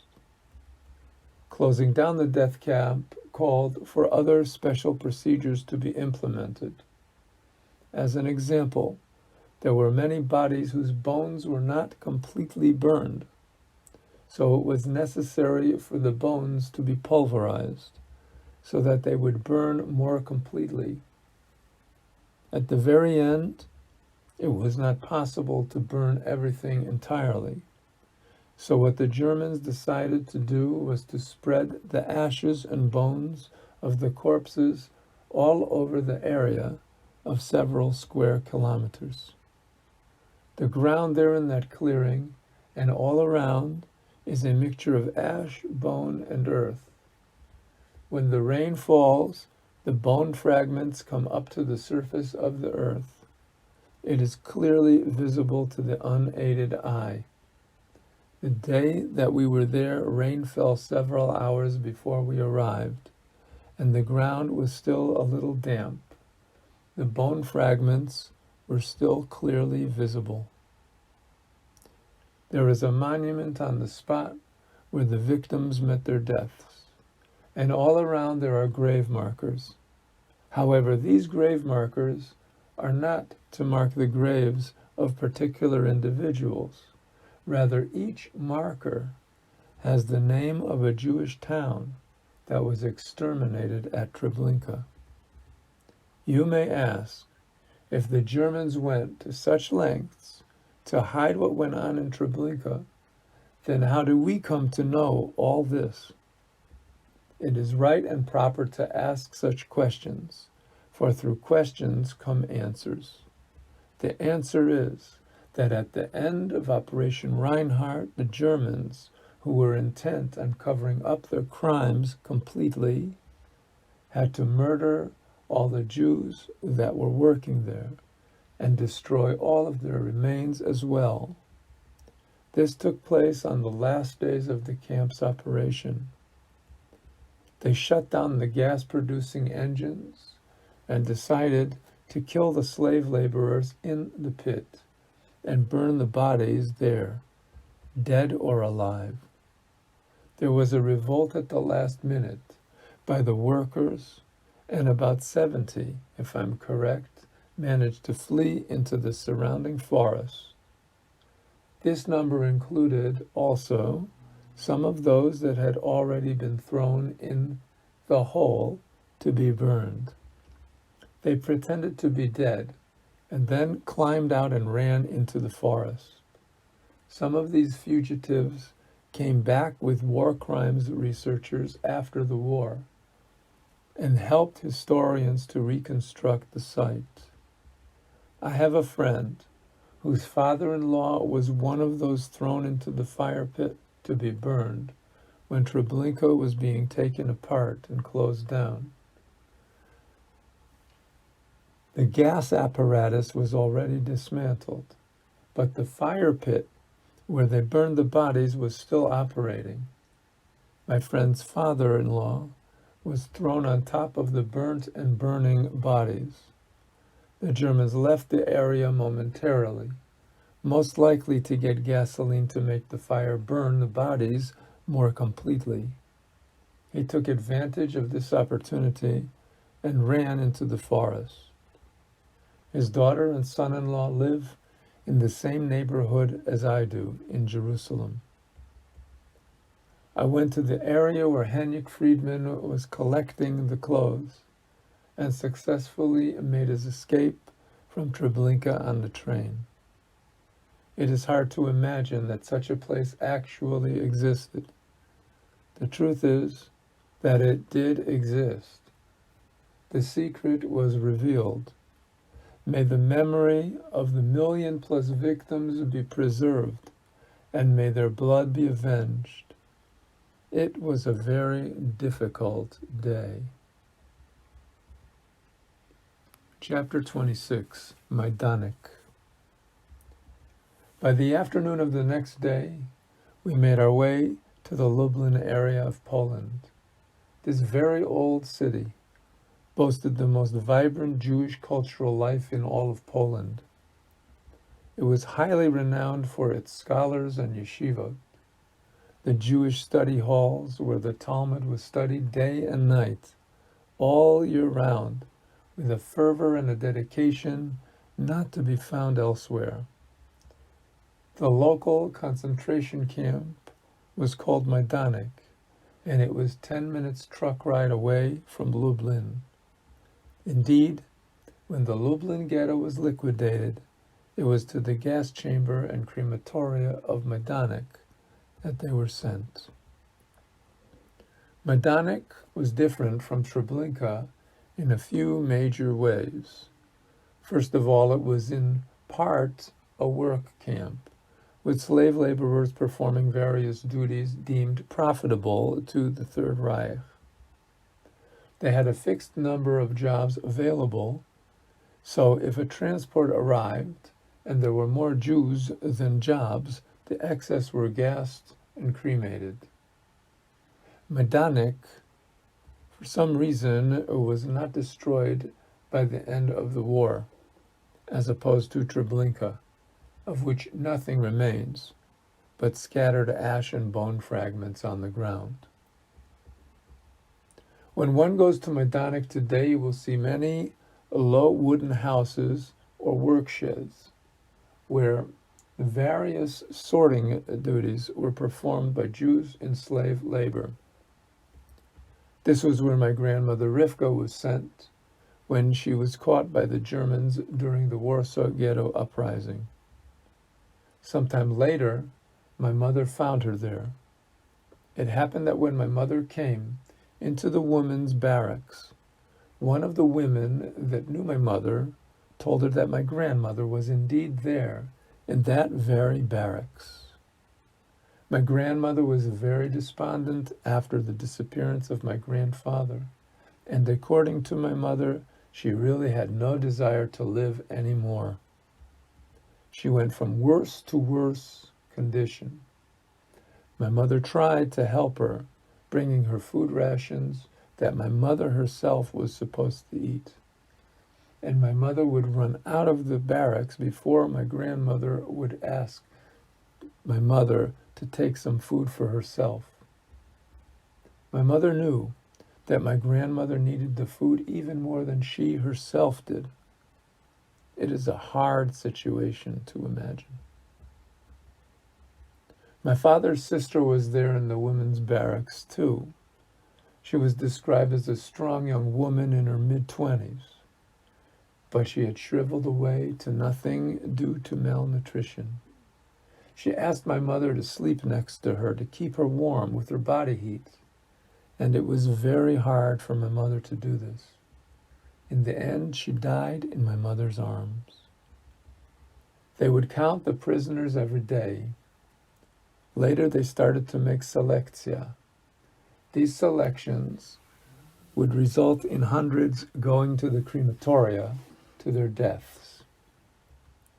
One day, my mother was standing in the selection line, and they told my mother to go one way and my grandmother to go the other way. My mother tried to go after my grandmother and pull her back into the line for the living, but a close friend of my mother grabbed her by the arm, preventing her from reaching my grandmother. And she said to my mother, "You know where she is going. You can't help her." So my mother just let her mother go. I was standing there in the middle of my Danik, and a raven flew by. It left 2 black feathers behind. My son Yisrael saw this and retrieved them for us as a souvenir. It is next to me as I write this. There is a crematorium at my Danik today, with the gas chamber and the ovens totally intact as they were. In the 1980s, when my sister Rivka was there as a tourist, she crawled into one of the ovens, and there was still ash in the oven. She had a film canister and took some for burial in Manchester, Connecticut, where my parents lived. They made a memorial there for the memory of the victims of the Holocaust. My son and I also were next to those ovens, and there still are some remnants of ash inside the ovens. It was in those ovens that my grandmother Rivka and my father's sister were incinerated. Across from the crematorium in my Danik is a memorial monument. It is a large structure with steps going up to the top. At the top, there is a big cavity which is filled with the ash of the victims of my Danik. It is a gigantic mound of ash, and it is possible to see bones, large bones. There is a roof over the ash mound, and the sides are open all around. It has an acoustic that I cannot describe here. How can this be? How could it have ever been? It was hard, very hard. It was another difficult day in Poland.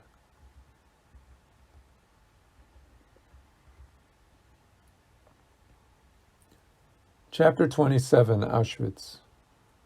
We spent that night in the small Polish village of Leszczyńsk, and we visited the grave of the great Rebbe Elimelech.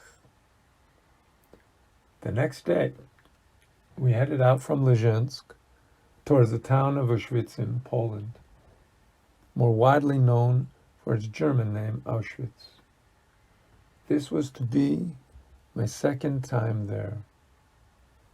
This time I was accompanied by my son Yisrael. He had never been there. I let him know that it would not be easy. The first time that we went, we signed up for an official tour run by the Auschwitz Museum. The museum is ultimately under the control of the Polish government.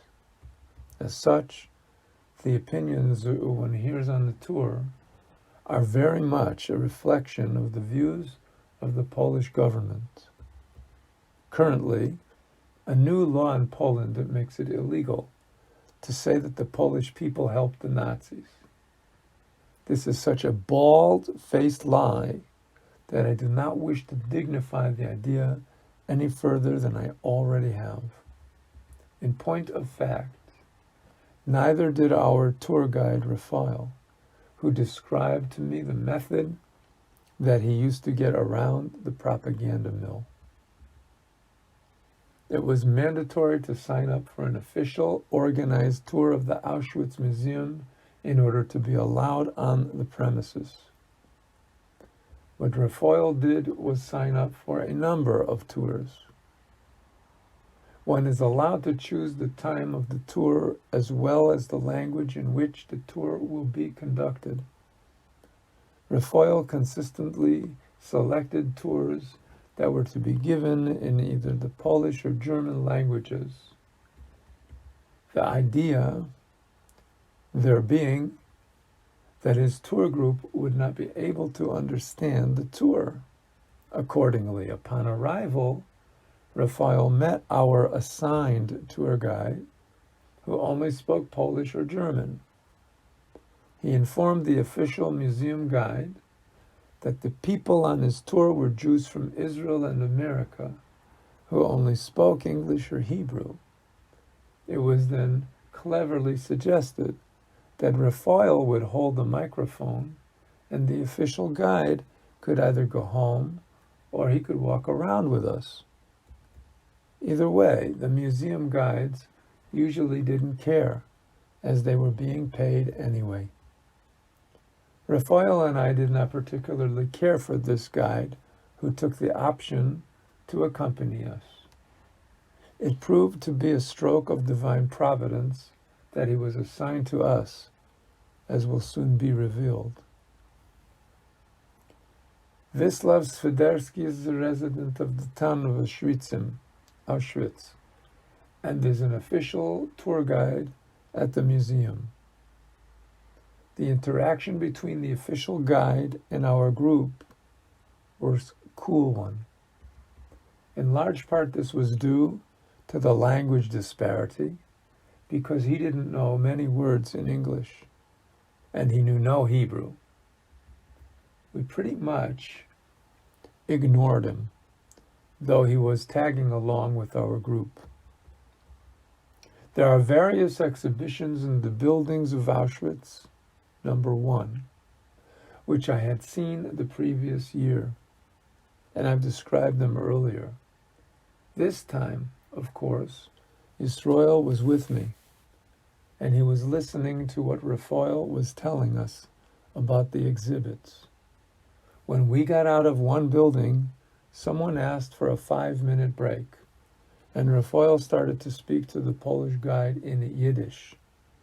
Raphael threw in a few English words, here and there. I don't know what possessed me, but I heard a break in their conversation and interjected a remark into their conversation. It was a question to the guide that I asked in English. I phrased it as simply as I could imagine him to understand it. My mother was involved in blowing up number 4 crematorium. I would like to stand in the place where they hanged the women. I was told last year that no one knows the location.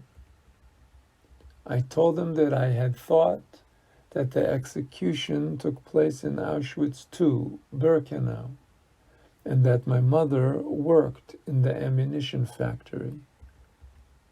He told me quite frankly, and with no hesitation, that he knew the exact spot of the execution of those women.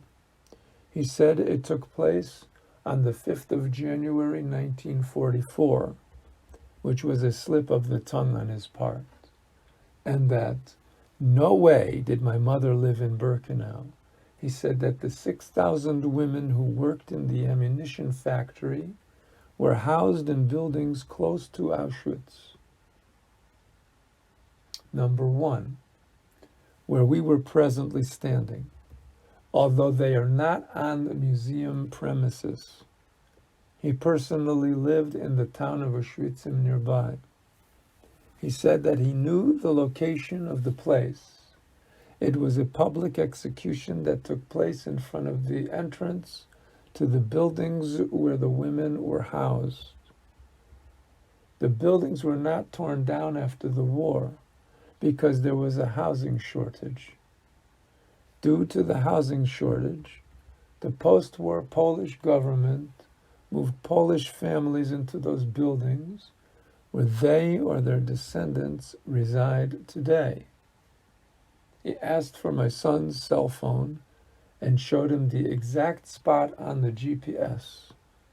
When everyone in our group became aware of what had just transpired, all jaws dropped.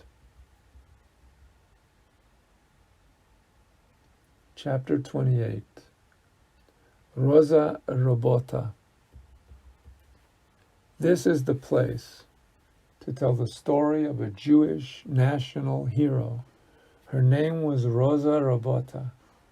This is also the story of the women who were tortured and hanged with her, as well as all of those who participated in the Sonderkommando revolt at crematorium number 4, Auschwitz-Birkenau. There were many heroes in the camps, and perhaps for highly personal reasons, I feel that the story of Rosa Robota stands out among them all, embodying courage and self-sacrifice more than any I have heard. Rosa Robota was born in Ciechanów, Poland. She was active in a Zionist youth group, HaShomer HaTzair, the Young Guard. She and her family were deported to Auschwitz in 1942 after the liquidation of the ghetto in Ciechanów.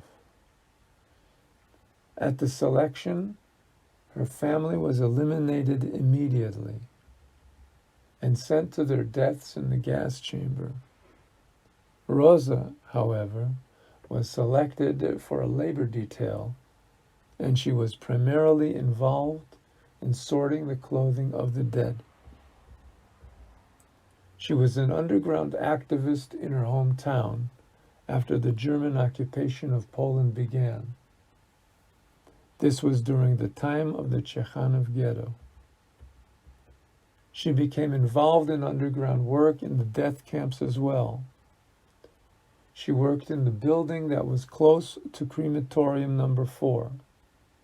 And Rosa had contact with the Sonderkommando who were forced to work at the crematoria. A plan was formulated to blow up crematorium number 4, and she became the organizer for the women's side. The plan was to fabricate a bomb large enough to blow up the crematorium. Many Jewish women, including my mother, may she rest in peace, worked in the ammunition factory. This factory made detonators for artillery shells. There were large amounts of gunpowder on hand for the assembly of the detonators. They needed to smuggle gunpowder from the Pulverraum, where gunpowder was made, to the men who worked at the crematoria. Around 20 women were involved in this clandestine smuggling operation. The women were searched thoroughly every day on entering and exiting the factory. The daily amount of explosive powder that was smuggled out was approximately a teaspoon or so, and it was not possible to do this every single day. After a year and a half, enough gunpowder was collected to make a bomb powerful enough to destroy number 4, the largest of the 4 crematoria in Auschwitz-Birkenau. On the 7th of October in 1944, the plan was executed, and the crematorium was blown up successfully. The Germans, enraged by this, captured and killed many Jews, around 200, and tortured many others at the infamous Block 23. As a result of these interrogations of the men, the Gestapo arrested 5 women, whose names they had received through torture. Rosa was arrested at that time and suffered unspeakable pain from the torture. However, she did not divulge any names. The Germans released the women that they had tortured and interrogated, and placed a half-Jew from Czechoslovakia to infiltrate the factory, ostensibly as a supervisor. His name was Eugene Koch. Koch did manage to come up with some names.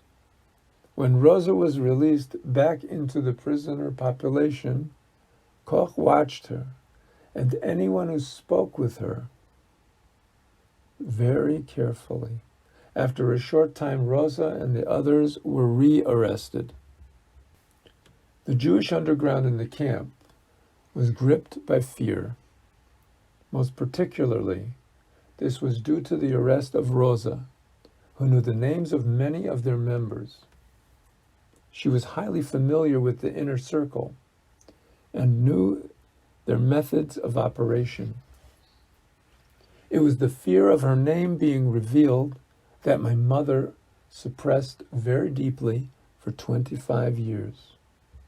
My mother held it inside until the day that she picked me up from school in 1969, after the lecture of Elie Wiesel, when she had a PTSD attack. Although Rabota, Gärtner, Schafferstein, and Weisblum were subjected to severe torture, they did not divulge the names of their comrades in the revolt. After persuading the capo of the torture bunker to let him in, Noach Zabludowicz, a fellow underground member from Chekhanov, managed to visit Rosa. He related that, I entered Rosa's cell. On the cold cement lay a figure like a heap of rags. At the sound of the door opening, she turned her face to me. Then she spoke her last words. She told me that she had not betrayed anyone. She wished to tell her comrades that they had nothing to fear. We must carry on. It was easier for her to die knowing that our actions would continue. It was a pity to lose one's life and have to leave this world, but she did not regret her actions. She was not sorry that it was her lot to die. I received from her a note for the comrades outside. It was signed with the exhortation, Chazak ve'ematz, be strong and of good courage. The time came to leave, and I left the bunker. This was the last time I saw Rosa face to face, but I will never forget her. She was taken out and hanged on the 6th of January at night with another accomplice, Alec Gartner. The next day, 2 others, Esther Weisblum and Regina Schafferstein, were brought out for the execution by hanging, which took place publicly in front of the barracks. My mother testified that these women were hanged night and day. There was a reason for this. The Germans wanted everyone in the factory to see the hangings, but the factory worked in shifts. The Germans hanged the first pair at night so that the day shift would be present, and the second 2 were hanged at sunup when the night shift workers returned. In addition to that, the Germans left the first 2 hanging as the last 2 were hanged. My mother told me that there were 5 women who were killed for this. I don't have a satisfactory explanation for the existence of the 5th woman and could not find a record of her name. My mother said it quite clearly, though, that there were 5 women killed. I have determined that 5 women were arrested originally. It was suggested that the 5th woman was not Jewish and her name was not recorded anywhere. I would guess that the 5th woman died under interrogation before the public executions took place. May their deaths be avenged. These were said to be the last public executions to take place in Auschwitz, which was officially closed 2 weeks later. Rosa did not betray anyone, however.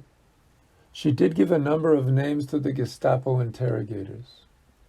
These were names of prisoners who were already dead. This absolutely infuriated the Gestapo, and they caused her to suffer even more. The Germans continued to beat her and rape her and administer electric shock to all parts of the body for weeks on end. But she did not capitulate in any way. The same can be said for her accomplices. Those courageous women similarly did not betray their comrades. It is not possible for me to imagine the source of such courage and self-sacrifice. I feel humbled just to relate the story of these monumental women who my mother was associated with. In conclusion, I ask but 2 questions. How can I tell this story? How can I refrain from telling it?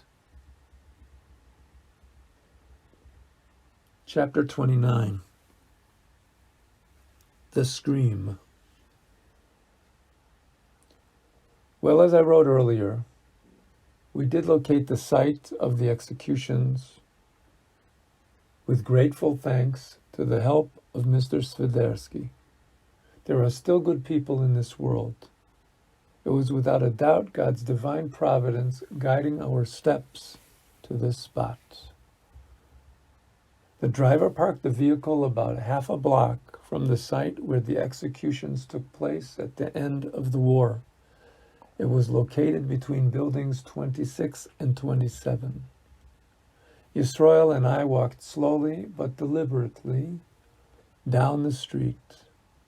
We could hear the sound of Polish rock music blasting from some player, and Polish families were eating lunch on a bench nearby. As we passed them, we could feel their cold stares on us, their hairy eyeballs locked onto us, wishing us to go away, as we walked proudly down the street, standing tall as Jews always should. We continued on until we reached the place that I had vowed to stand in as a young boy 50 years earlier. I reflected on this without saying any words. I thought of how my mother had suffered so intensely on this spot, and how she had endured tremendous pain for many years after that day was over. Now, I was here with my son Yisroel, almost 75 years later. I had kept a promise to my mother, and I had kept a promise to myself. I said to myself, please, my dear God, the suffering, when will it end? Till when will it continue? I then went blank and entered that mental place where no thoughts can reside. There are no invaders and no escapees.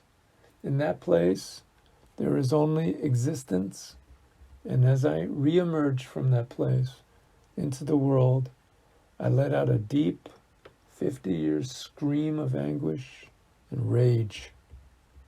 For 50 years, I had carried this horror around with me everywhere I went in the world. Then the scream ended. I was silent. and I screamed again. It was even more powerful than the first scream. I made a desperate attempt to exit this world once and for all. It was enough for me. Let me out of here already. Yisrael had his arms around me. He said nothing, but a feeling of his arms around me brought me back. And I wanted, again, to be a part of this world, for better or worse. On the way back to our tour bus, I noticed that it was quiet. There was no music blasting. There was no Polish family on a bench eating their picnic lunch. There was just the sun shining and the birds chirping. Raphael came over to us and proposed that it would be a good time to eat something before we went to the death camp. He asked, "What kind of sandwiches would you guys like?" Yisrael and I looked at each other, and I just said, "Ma sheyesh." In the Hebrew language, it means, whatever you have. Chapter 30, Birkenau.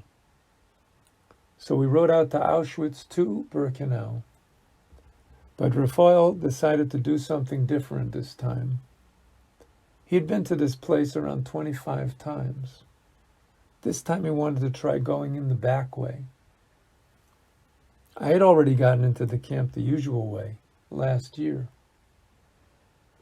The usual way is through the front gate where the trains came in.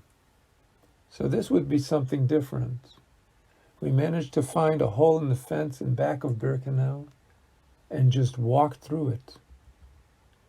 That gave us immediate access to the back side of the camp, where we were able to inspect the processing center, where Jews selected for work were processed, shaved, tattooed, uniformed, etc. Nearby was the site of the crematoria, destroyed since the Germans left in 1945. Giant pits full of ash, human ash, from the crematoria that had not been dumped in the river, still remained there. In this section, there were the destroyed storehouses nicknamed Canada. As Jews came in and disrobed before being murdered, the personal items they had brought with them on the transport were taken away from them. Although the Jews were told that their belongings would be returned a short time later, this was just another one of the Nazis' outright lies. Needless to say, the Jews were murdered and their belongings were placed in these big warehouses, now the property of the Third Reich. Despite the fact that the buildings themselves are no longer standing, for in the aftermath of the war, the Poles living in the area used the wooden walls of the buildings for firewood and for building homes of their own. The Polish guide of the year before described the looting of building materials from the camp after the war by the Poles as simply a matter of survival. I wish to mention something of interest here. As we entered through the break in the fence, we passed next to the house of Polish people who lived on the other side of the Birkenau fence. A wooden wall had recently been built that stood for some reason 2 meters from the side of the family's house. Was it put up for privacy, or was it there to hide something? Our Polish driver pointed out to us that just on the other side of that wooden wall, there was a brick wall being added to this particular house, and it was being built with bricks from the destroyed crematoria. This was brought to our attention by our Polish driver. The ash pits had water in them, and one could see and hear frogs living in ponds that had been formed next to the ash pits.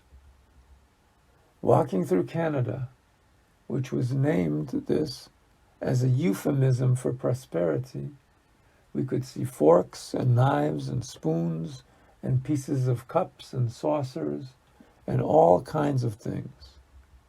I must say that the thought of taking something from this place did occur to me. But at the end, I just couldn't.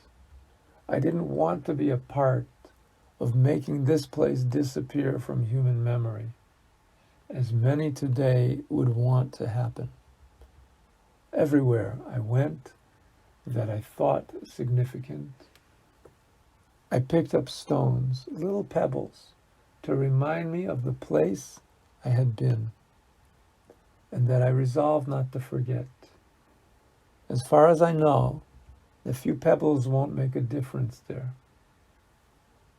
And I did place them on the grave markers of my parents in Manchester, Connecticut, as I had planned to do.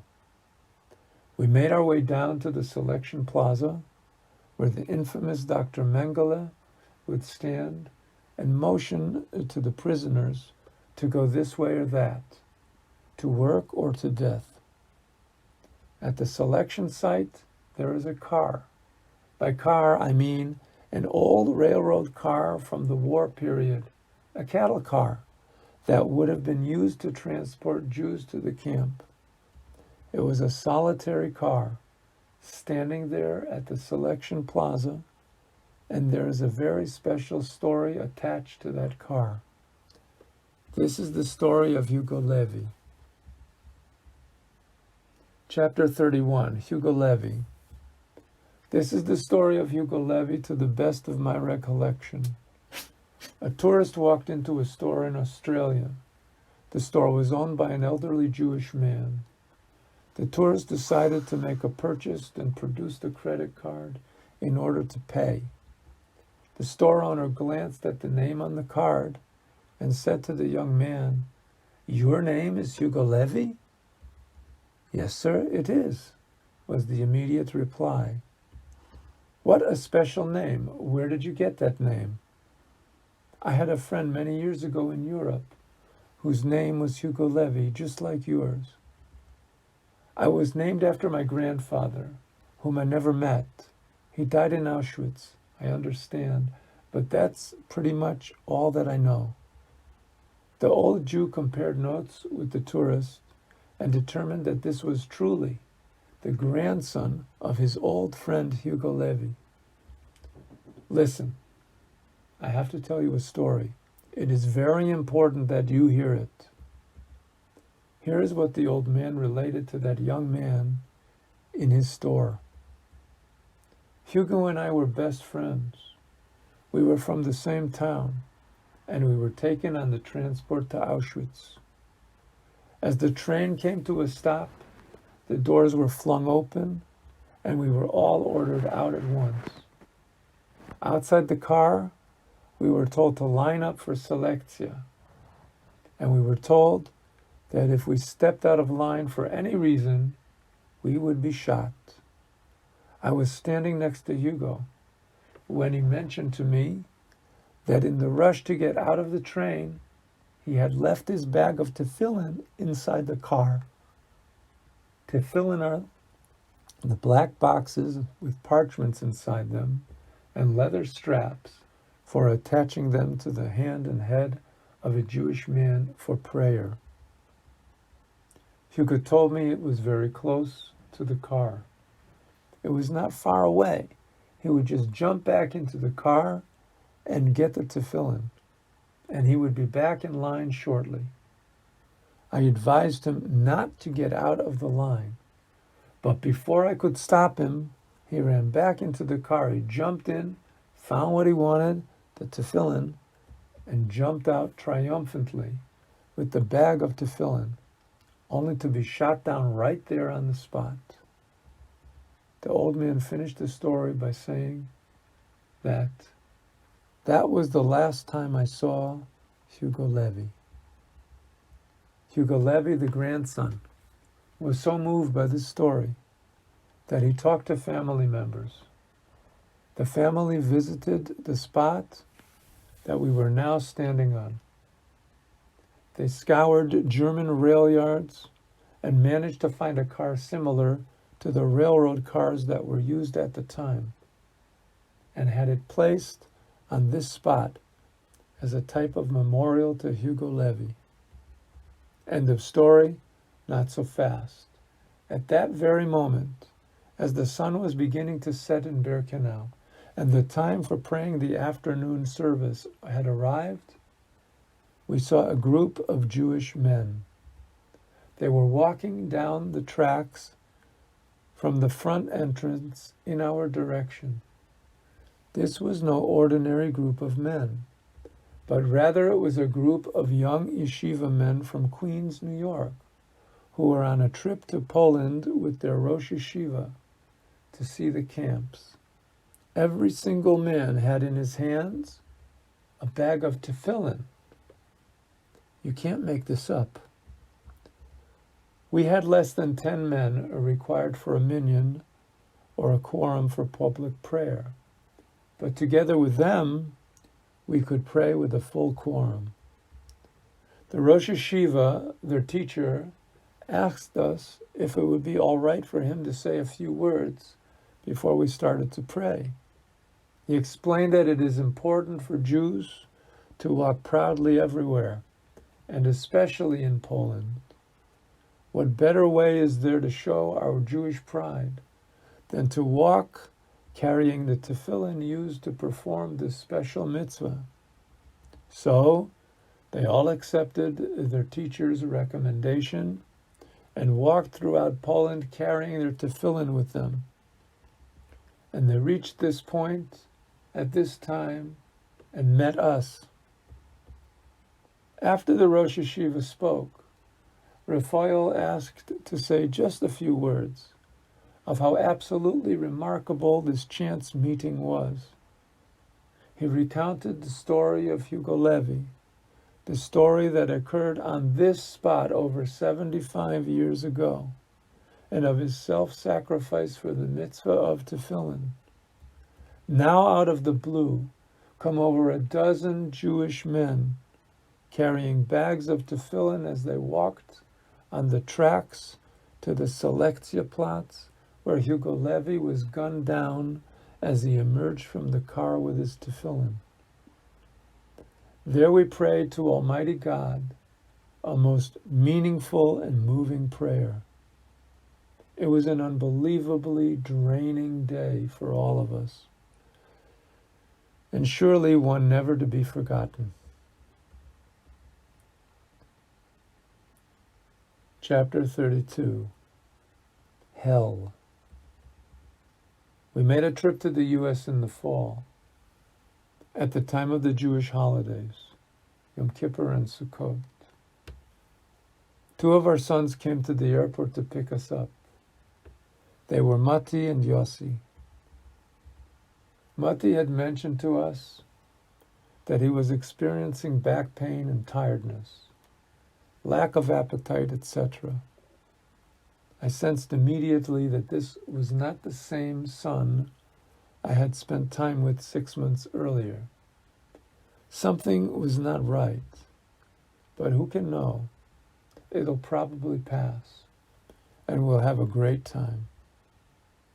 We arrived in Buffalo, New York, and the next morning Mati got a call from his doctor to report to the ER. Apparently, something was suspicious in the blood work that he had done that week, and they wanted to check out some things.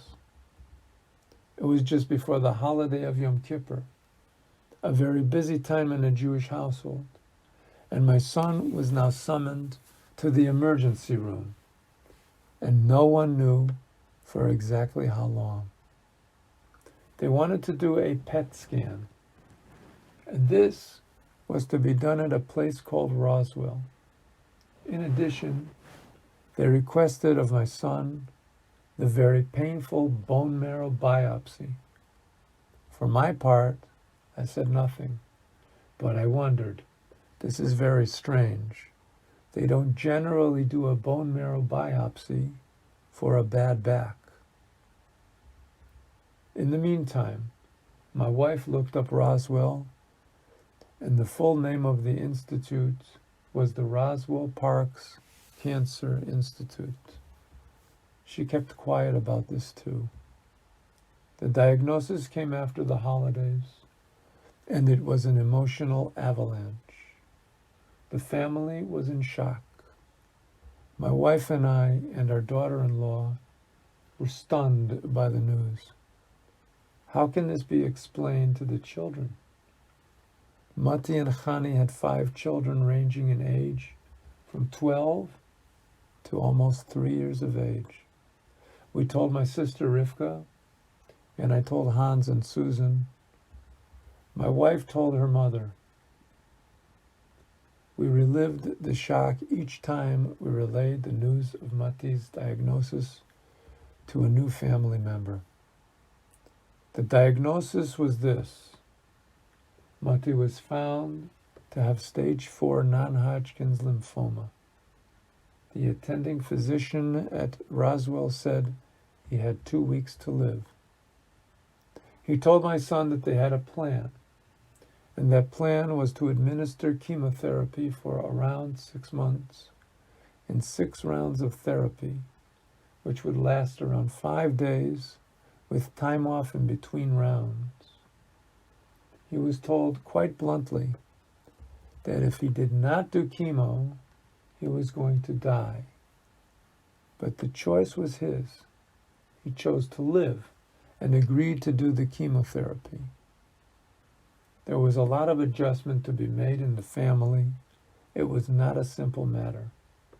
The most difficult was the chemo that Mati himself had to endure. He was told that the bone marrow biopsy was the most painful and difficult procedure that he would have to endure. I tried to tell him that I had known people who underwent chemo, and that from what I understood, he should not let anyone tell him that it was going to be easy. In fact, it may well be the hardest part, especially if it is effective. This was my non-professional opinion from experiences I went through with various friends and acquaintances throughout the years.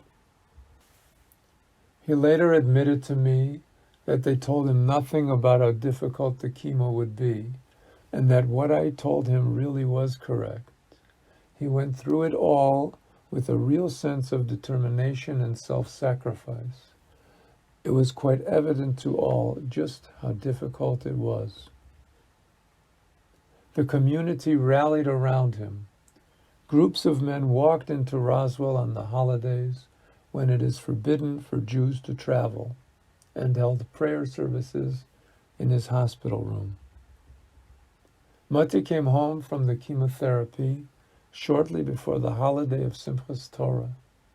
It is the most joyous holiday, where the reading of the Torah is completed and begun again, and the synagogue is filled with joy throughout. Happy people are everywhere, and dancing till the early hours of the morning with the Torah scrolls is the norm. Yitzchak, my oldest son, may he live and be well, called Mati on the eve of the holiday, and asked Mati, "What is going to be, and what are you going to do?" To these questions, Mati answered simply that the holiday is known as the time of our rejoicing. And Mati further pointed out that the situation that he was in was the work of none other than the Creator himself. Therefore, he was planning to rejoice. That is exactly what he did. Mati gave back to his community from the start. He was unable to walk more than a short distance, so a wheelchair was brought for him. He was wheeled to the synagogue on the holiday of Simchas Torah, and stood up from the chair and danced with the Torah for 10 minutes. This inspired his brothers and the whole community immensely. The inspiration, the awe, and the admiration of all present was intense. People came over to me and told me that they had never seen such a spectacle before, and we were so proud to be his family and his friends. As quickly as he had come, Mati vanished from the synagogue, in the wheelchair, of course. He got home, undressed, and went straight to bed. The chemo had taken away his last strength, and he needed desperately to replenish it. Meanwhile, in the shul, a young boy dislocated his hand and was screaming in terrible pain. The boy's father planned to take him to the emergency room and was starting to make plans to walk there. Zami, Mati's oldest son, told the father simply that they lived very close by and that his father, Mati, knew how to fix dislocations. Mati was sleeping upstairs when the crying child was brought into the house. Mati got up, put on a robe, went over to his patient, spoke some quiet words to him, and told the youngster to look away. Then with a click, the bones were snapped together like a toy. The child was happy, totally transformed, and Mati was very happy himself that he was able to help. The father and son left the house, and Mati went upstairs at last to sleep. It had been a long day for him. Chapter 33, Heaven. I made plans to fly west after the holidays to see my newly found brother and sister in Seattle. Despite the difficult health situation which my son Mati found himself in, I was still looking forward to seeing my new family, and Mati himself encouraged me to go. My sister Rivka kept telling me that maybe I would be able to meet my mother on this trip. But realistically speaking, there was nothing to give me hope on that score. The time was getting closer for the trip to Seattle, and we were also about to go to Connecticut to visit my sister. We planned to go to the Ohel, as the grave of the Lubavitcher Rebbe is called. Our plans was to go to the cemetery where my parents are buried after the visit with Rivka. Shortly before the trip to Connecticut, Susan wrote me that she had broached the subject of a visit with our mother in the house in Anacortes. To this suggestion came the quick reply of definitely not. I was so devastated when I heard that.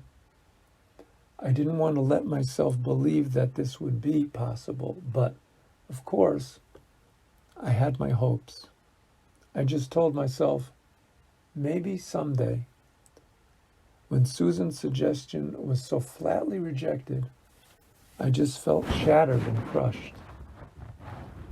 Yossi went to Connecticut with us, and I talked to him as we drove down the highway. I told him that in light of Barbara's response to Susan, I thought of canceling the trip altogether. He responded that it would be a shame for me to cancel just because of that. After all, I was going to go with Yisrael, who had not met them before, and thus he would miss out if I canceled. So I reconsidered and kept to the original plan. We went to the Rebbe's grave in Queens, New York, spent time in Gila's cousins, who live close by, and then went to my sister Rivka in Connecticut. The next morning we met with an old friend of mine, Stephen Plotkin, his wife and his mother. It was an exciting get-together and reunion after so many years. We went to the cemetery in Manchester, Connecticut, and we all prayed for Mati's recovery. We also placed stones from Auschwitz on the grave markers of my parents, as I had planned to do.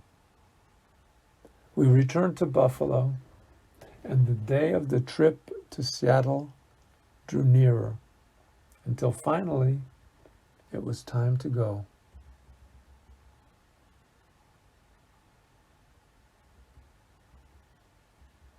"34. Reunion. Before boarding the flight to Vancouver, I went to a local store to buy some small gifts for Hans, Susan, Christine, and their children. As an afterthought, I picked something up for my mother Barbara, just in case. I told Yisroel that I probably needed to have my head examined. I selected a designer gift drinking bottles for everybody. And when I got to the checkout counter, the cashier remarked that this was an unusual purchase. I explained that I had located my brother and sister after 64 years and was going cross-country to visit them.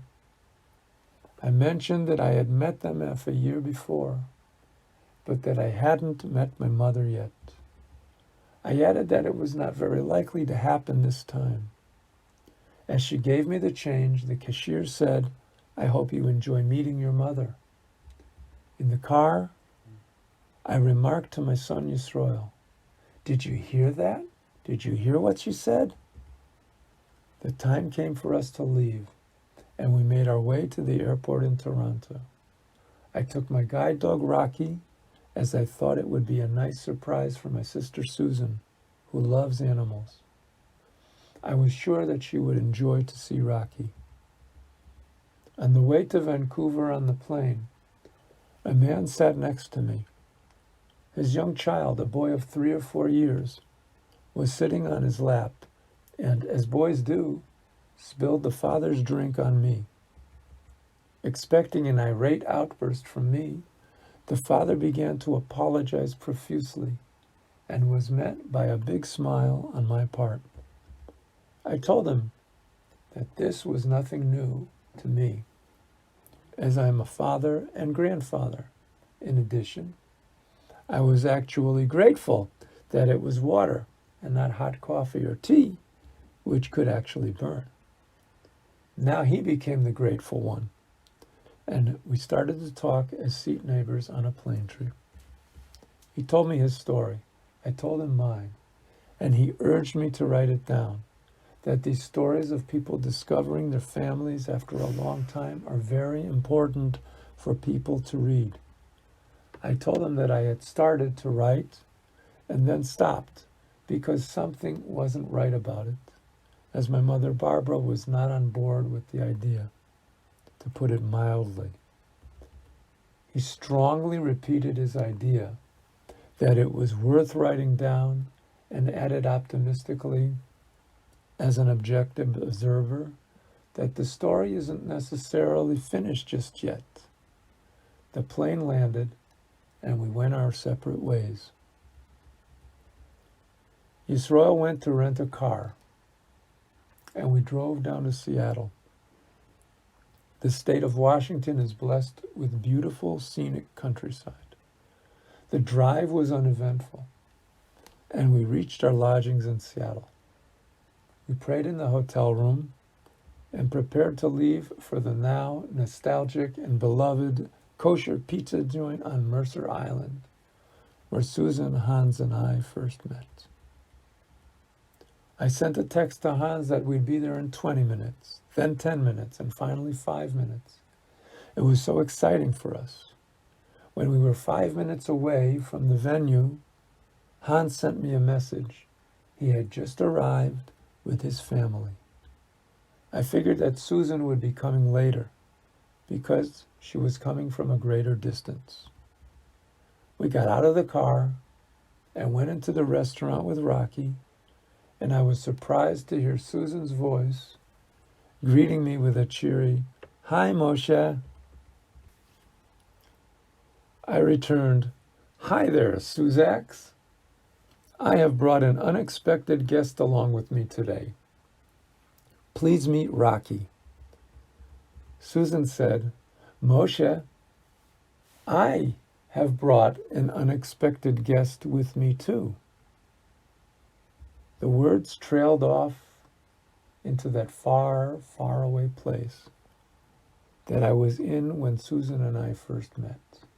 You know, the rock that is underneath the willow tree by the brook, where everything is safe and secure, and it is not necessary to be afraid at all. That is how, after almost 64 years, I met my mother, Barbara. I had really prepared myself well for not meeting her. But more than that, I guessed that I had done a lifetime of preparing to meet her one day, although I still had trouble believing it. My mother told me that she was an old fool. I knew, however, that this was not a fool in whose arms I was, but rather a brave human being that put aside her intense pain and vulnerability to come and meet me. This was an instance of which our sages write, "There is no man without his hour." It was an incredible experience for everybody there. And I had to pinch myself to remind myself that it was real. I'm going to try to describe it here, but it really is an impossible task to express the feelings that were going through me at that moment. I held her hand, the left hand, for a long time, even as we sat down to the meal. I could not let go of her hand. My mother, Barbara, told me that on the day that I was born, she took a bus to the Mount Sinai Hospital on Blue Hills Avenue in Hartford, Connecticut. And after giving birth to me, they told her to go home. She didn't even know if I was a boy or girl. She didn't hold me. Nothing. 64 years. The lady who ran the restaurant took pictures of the reunion and was quite moved, as all of us were. We said our goodbyes and went our ways for now. There was still tomorrow. The next day the plan was to go to Anacortes and tour the island with Susan. I realized in the morning that I'd forgotten to give Hans something, and so I asked if it would be okay if we stopped by his place on the way north. It was. We did. Hans enjoyed it immensely to have us in his house, and the feelings were definitely mutual. The whole thing was absolutely surreal. Anacortes is an incredibly beautiful place, as I've described it previously. But in real life, it is so much more. There is a certain existence there which you only read about in storybooks. The ocean, the lakes, the giant trees everywhere, forests that may never have been touched. Fish and whales and seals and boats of all sizes, from ferry boats to oil tankers to tugboats and fishing boats, and shipyards too. There are deer wandering around everywhere over there, as individuals and in family groups. There is an Indian reservation of the Swinomish tribe. There are eagles and flocks of herons. If only I had the eyes to see it. But with Susan as our guide, the whole thing came alive, and you could feel it. We picked Susan up just outside of the house, and we were led on this wondrous excursion of a wonderful place. I insisted, first of all, on going to the cemetery where our sister Rachel is buried. I asked Susan to tell me something about Rachel, and she did. The whole death of Rachel was an experience that was highly traumatic to the family. This is not difficult to understand in general terms, but the specifics of it, the fact that Susan was the one who called the ambulance and Susan was beside Rachel as she was lying on the floor in between dying and death. Susan saw Rachel's eyes looking up through the top of her head and waited with Rachel until the emergency medical team arrived. Susan was not even 12 years old. The emergency people came and took Rachel's body out of the house, but not out of Susan's heart, where Rachel still remains. The bathroom, the hallway in which Rachel died are still there. I was there, and it became much more real to me. After a ferry boat ride to Greaves Island, home of islanders and movie stars alike, we returned to Fidalgo Island and to our mother's house. We went into the sitting room and we sat and talked and watched the two cats sneaking around the room to get closer to Rocky. This was something very unusual, they assured me. The cats were generally very antisocial, but for some reason they were very interested in Rocky. My remark on this was that what we are watching here with the animals is what is happening between us. Barbara is admittedly not much of a talker, but we did have a nice conversation, and I would have liked to continue it forever. But there is a time for everything, and the time had come to be on our way. Till next time, whenever that would be. I said goodbye to Barbara, and she said that she loved me. That was a lot for one day. Susan came out with us. It was nighttime on the island, dark and getting cold. Susan reminded me that Mother had actually said that she loved me.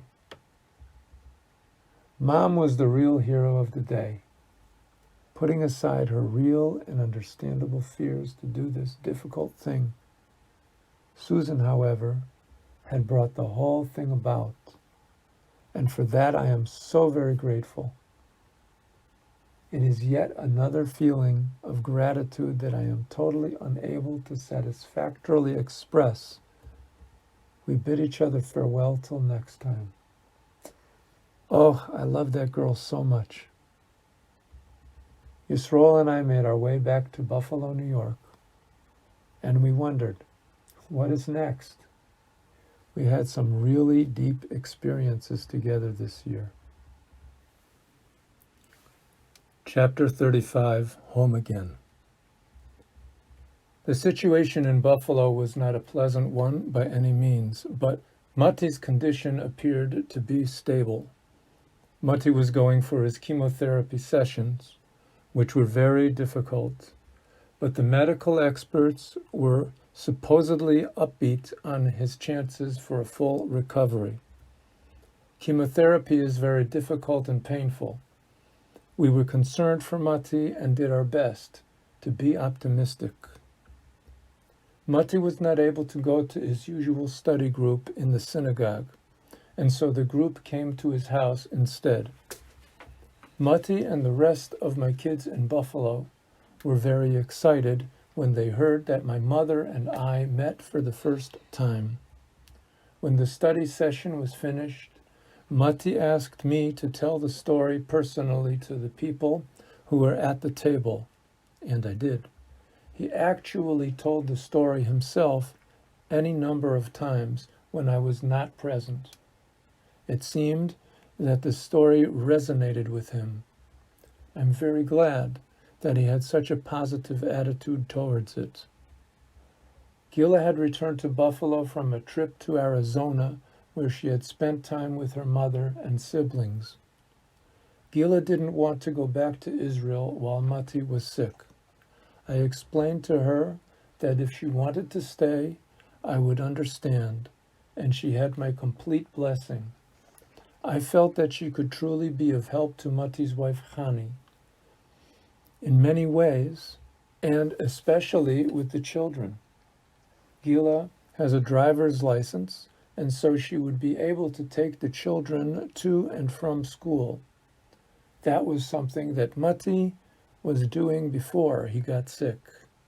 She could also do shopping and other errands which were necessary for the running of a household.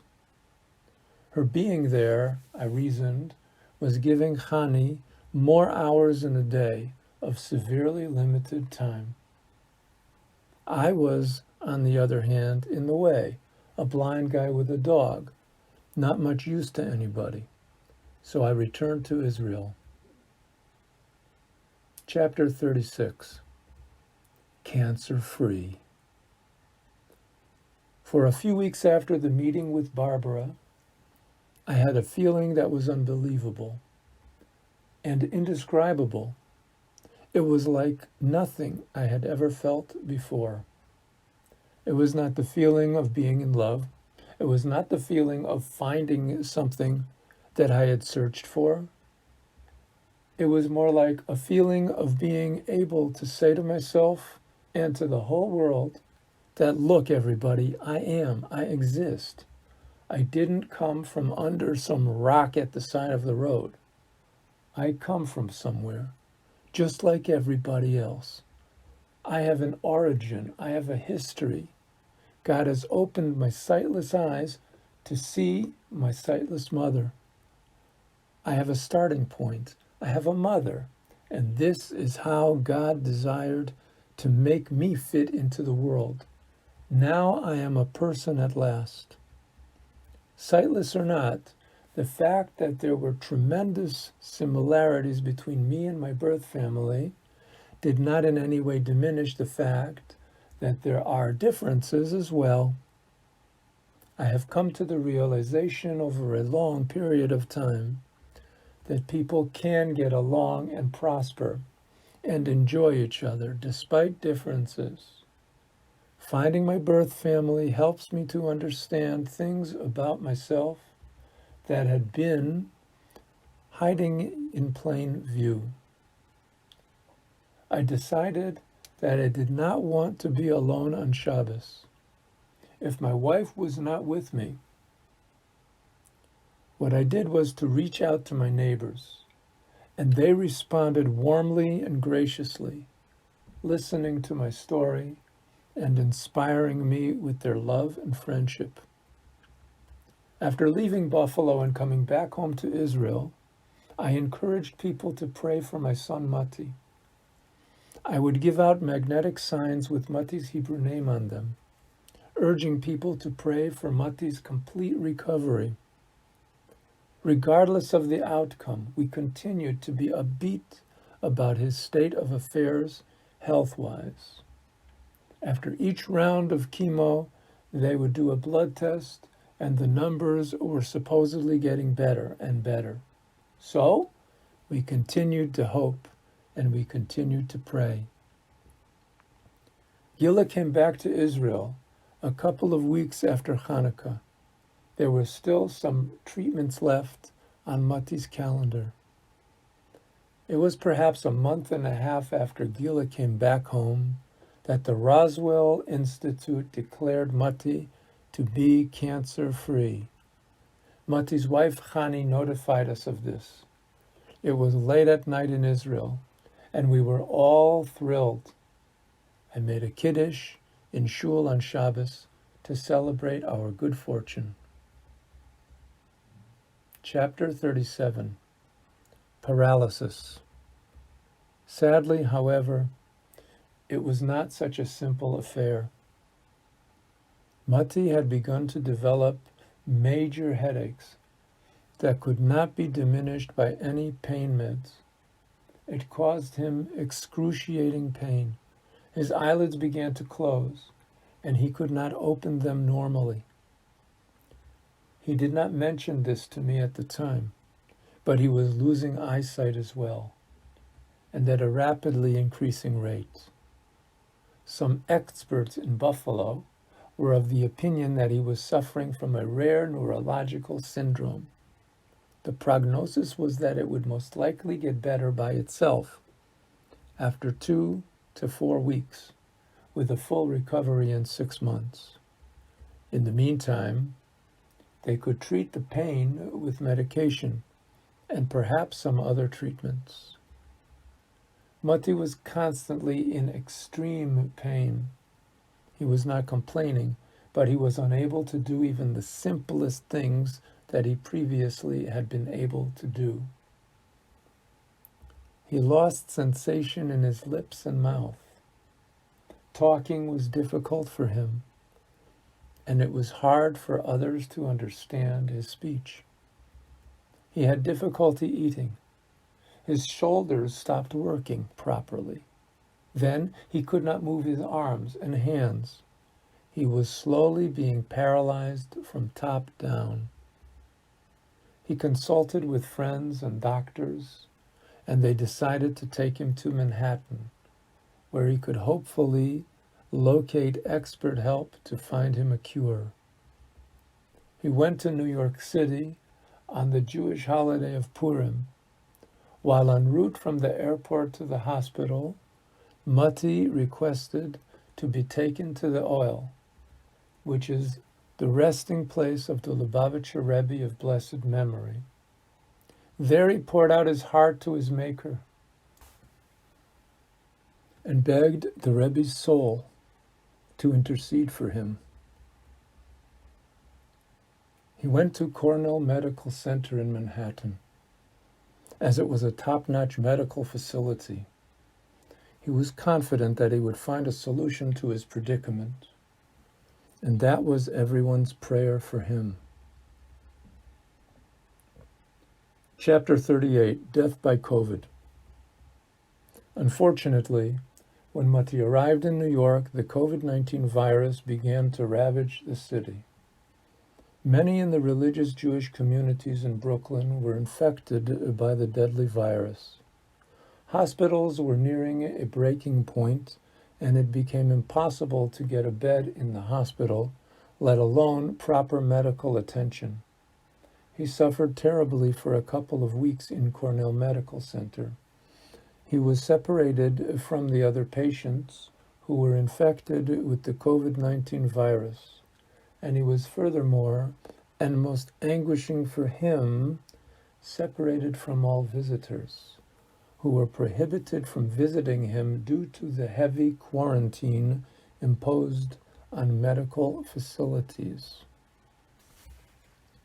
After 3 weeks, a biopsy was performed on a growth found behind his eye. It was now revealed that cancer was very much present, but now it was in a much more aggressive and deadly form. It was called leptomeningeal cancer, and it affects the central nervous system. This was devastating news for those who knew what it was. Mati was taken out of the hospital and spent time at the house of a good friend in Brooklyn. He had people around him and a very serious prognosis ahead. Things really did not look good at this point. I did manage to talk with Mati at this point, and he did convey to me some important things. I began to send him stories that I recorded about my father from the old country before the war. He liked them very much. He could not read text or operate the telephone, so somebody would help him, and he could listen to me telling him the story on audio. He told me that he liked these stories very much. He also shared with me at that time the fact that he could not see in one eye, and that how now he could understand what it must have been like for me all those years. He told me that he admired me for it. I countered with, "Could you not find someone better to admire than me?" Lastly, he told me that on Shabbos, he told the people in the apartment in Brooklyn the story of his own father. Yes, that's me, and how they were very impressed and amazed at the story. Clearly, Mati was. Well, Jewish people do not give up, so no one gave up, but no one should think that it was easy. Some felt strongly that Mati would be better served in Johns Hopkins or MC Anderson, but because of concerns about the COVID-19 virus, they were not taking out-of-state patients, and especially not from New York State, which was the most severely plagued state at the time. In New York City, the head of oncology in Montefiore Hospital in the Bronx, Dr. Goldfinger, not a made-up name, took a special interest in Mati's case. He started an intensive treatment, injecting chemo solutions into the cerebrospinal fluid, which is called CSF, by way of the optic nerve. Mati showed rapid signs of response. We saw a video of Mati lifting both arms without assistance. He was speaking and even opening his eyes. This video so inspired us and gave us hope before the Passover holiday that we were really beginning to think that maybe our boy would be the one to shatter the statistics. On the eve of Pesach, we were somewhat buoyed by this news. However, we had 2 days of holiday followed by Shabbos. A lot could happen in 72 hours, and we just prayed that it would be good. Yitzhak called Mati from Belarus and asked Mati, "What is going to be?" Mati answered him that he should drink a cup of wine at the Seder for simcha, for joy. That is an additional cup of wine for the sake of joy. He urged everyone to be happy. We heard nothing for 3 days because of the holidays and the Sabbath. And when the Sabbath let out, we still heard nothing. The next morning, when we woke up, we still hadn't heard anything. And so it was a bit more of a relief. Sometime around 12 o'clock in Jerusalem, I dropped something in the kitchen and said to my wife, "Things are not going my way." Half an hour later, we got a call from Buffalo, New York. It was Pinny Young. Dr. Pinny Young was one of the first people I was introduced to in Buffalo when Mati first moved there. An ear, nose, and throat specialist, he was very friendly with Mati and all of our boys. When Yossi got married, he and his wife made one of the Sheva Brachas meals for the new bride and groom in their house. He and his wife put on a truly splendid and honorable affair for all present, and it was one of the best I've ever attended. Now, however, I understood intuitively that it was not going to be so splendid, honorable or otherwise, but it was a call that I would not soon, if ever, forget. In a voice breaking into sobs and outright weeping, Dr. Young blurted out the words that Mati had finished fighting a valiant fight, and unfortunately, that fight was now over. He told us that he had informed Yisrael, as he was the oldest of the family in Buffalo, and then he agreed to call us because Yisrael was just not able to do so. I guess that we had an idea that this was coming, but naturally we hoped and prayed till the end that maybe somehow it would be different for us. It was not. My precious wife and I had become members in the club of bereaved parents. We found out some more information about Mati's last days. He kept stressing the concept of joy throughout his suffering all the way to the end. In short, he was a true chassid. As he lived, so did he die.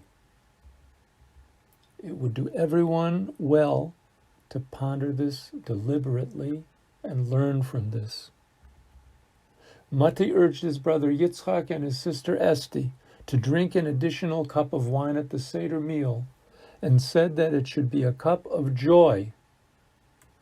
The Seder that night was the last time he would truly partake of this meal of freedom.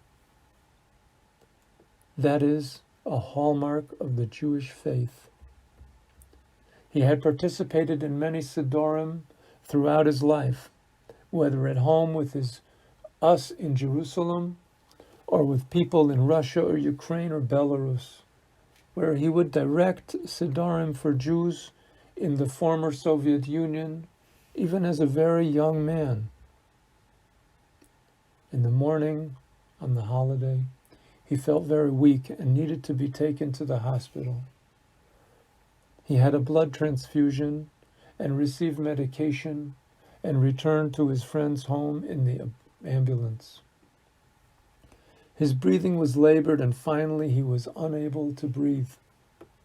So local oxygen was administered in situ. The concentration of oxygen was insufficient for him, so portable respiration units were brought to the house. When the portable respirators proved to be insufficient as well, it was decided that Mati would be requiring full ventilation in an intensive care unit.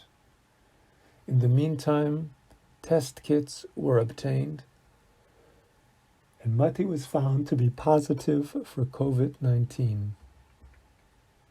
New York City had no intensive care units left due to the virus situation. It was decided then to transport him to a hospital with an available ventilator. That was in Buffalo. They arranged for ambulance transportation to Buffalo from the city. They left on Friday, which was the second day of the holiday. On their way to Buffalo, as they were in the ambulance, on the highway, the sun began to set. When Mati was informed of this, he realized that it was Shabbos, and he began to sing Lecha Dodi, "Come, my beloved bride, let us greet the Shabbos." When the hospital in Buffalo was reached, Mati motioned to his friend that he wanted to say something. He needed to remove the mask from his face to speak, and Mati said his last words, Ki besimcho seitzeyu, which means, for in joy you shall go forth. The emergency team put him under sedation in preparation for the ventilator. Mati remained on the ventilator till around 4:30 in the morning on Sunday. At that time, Mati's soul returned to his Creator. And the world lost a pure, humble, loving man. He was a precious son, a husband and father, and a friend to many, many people who will miss him for a long, long time. May his memory be for a blessing.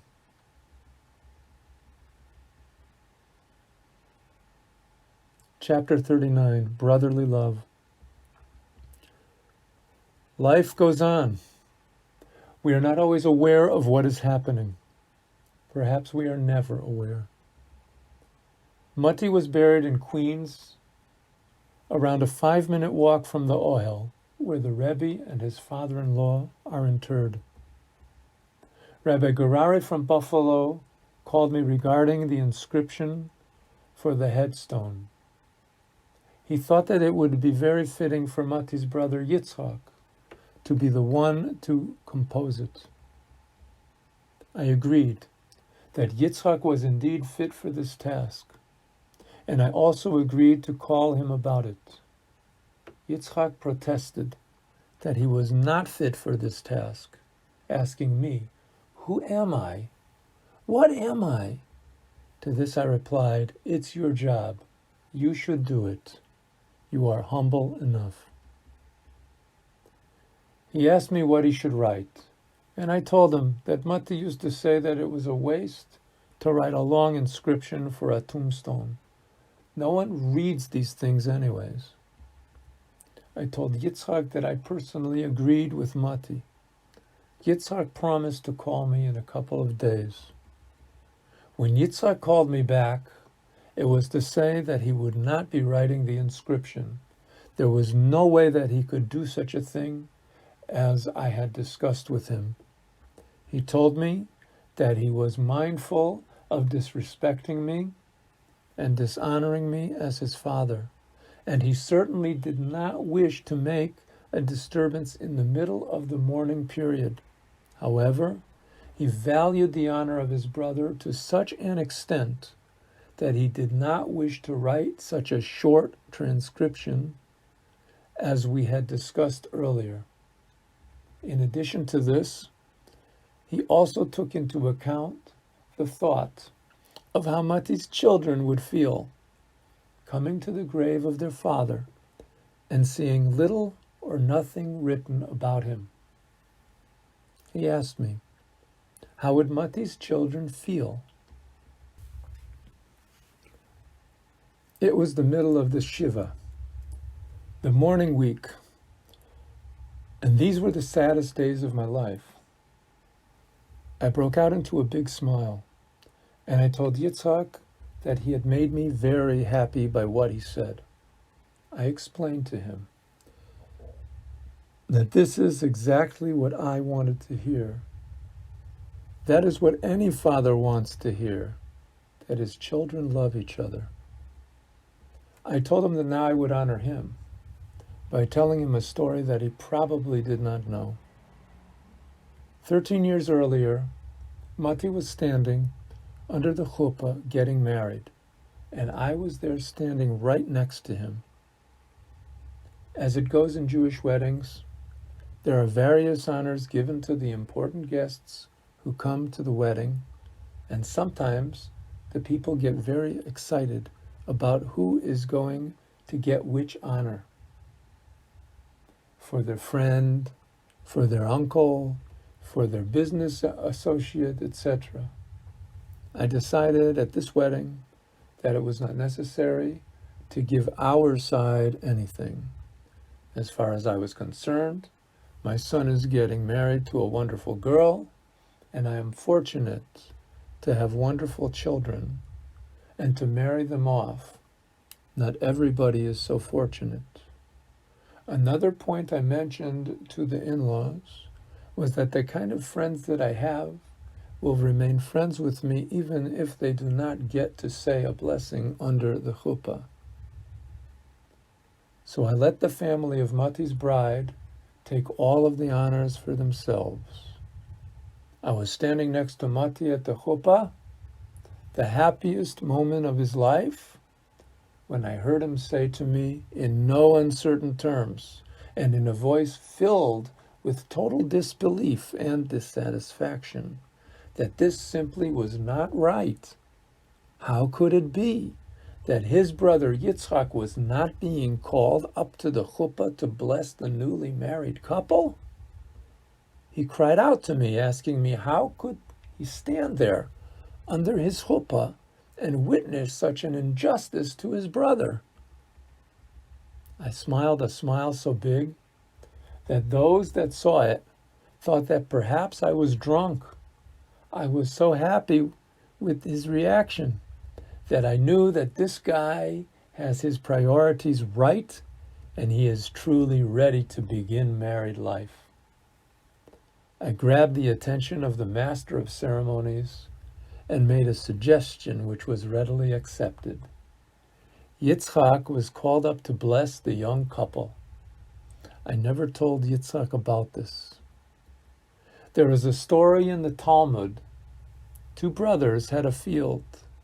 They split the harvest, and as each brother looked at his portion of the harvest, it seemed to him that his brother received less than he did. Each brother resolved on his own to wake up late at night when all were asleep and secretly place produce from his own pile on the pile of his brother. Each brother arose from his slumber and walked with the portion of produce that he wished to place on his brother's pile. As it happened, they met each other halfway, and at this point, a voice came out of heaven announcing that on this very spot, the holy temple will be built. I told Yitzhak that I had lost a precious diamond of a son, but that now all can see clearly that the connection between the two brothers continues and will never be diminished. Even at a time of great loss, this is something that can bring great joy to a parent. May we all learn from this. Chapter 40, Losing Children. To lose a child is the worst that can happen to a parent. My mother taught me that long ago, and I remembered it. I never dreamed that I would become a bereaved parent. Recently, I have been reunited with my birth mother after a very long time. She has been a bereaved parent for many years. I decided to seek her advice on this subject. How does a bereaved parent cope? Her answer was a simple one. My mother Barbara told me that you have to take it one day at a time. You have to take it bit by bit. It never goes away, but it does get better with time. Chapter 41, The Fall. Long life is a blessing, but it is not without its downside. The elderly are often fragile, and it is necessary to be extremely careful with them. Even when exercising the greatest of caution, a sudden fall is possible, and this can lead to serious health implications.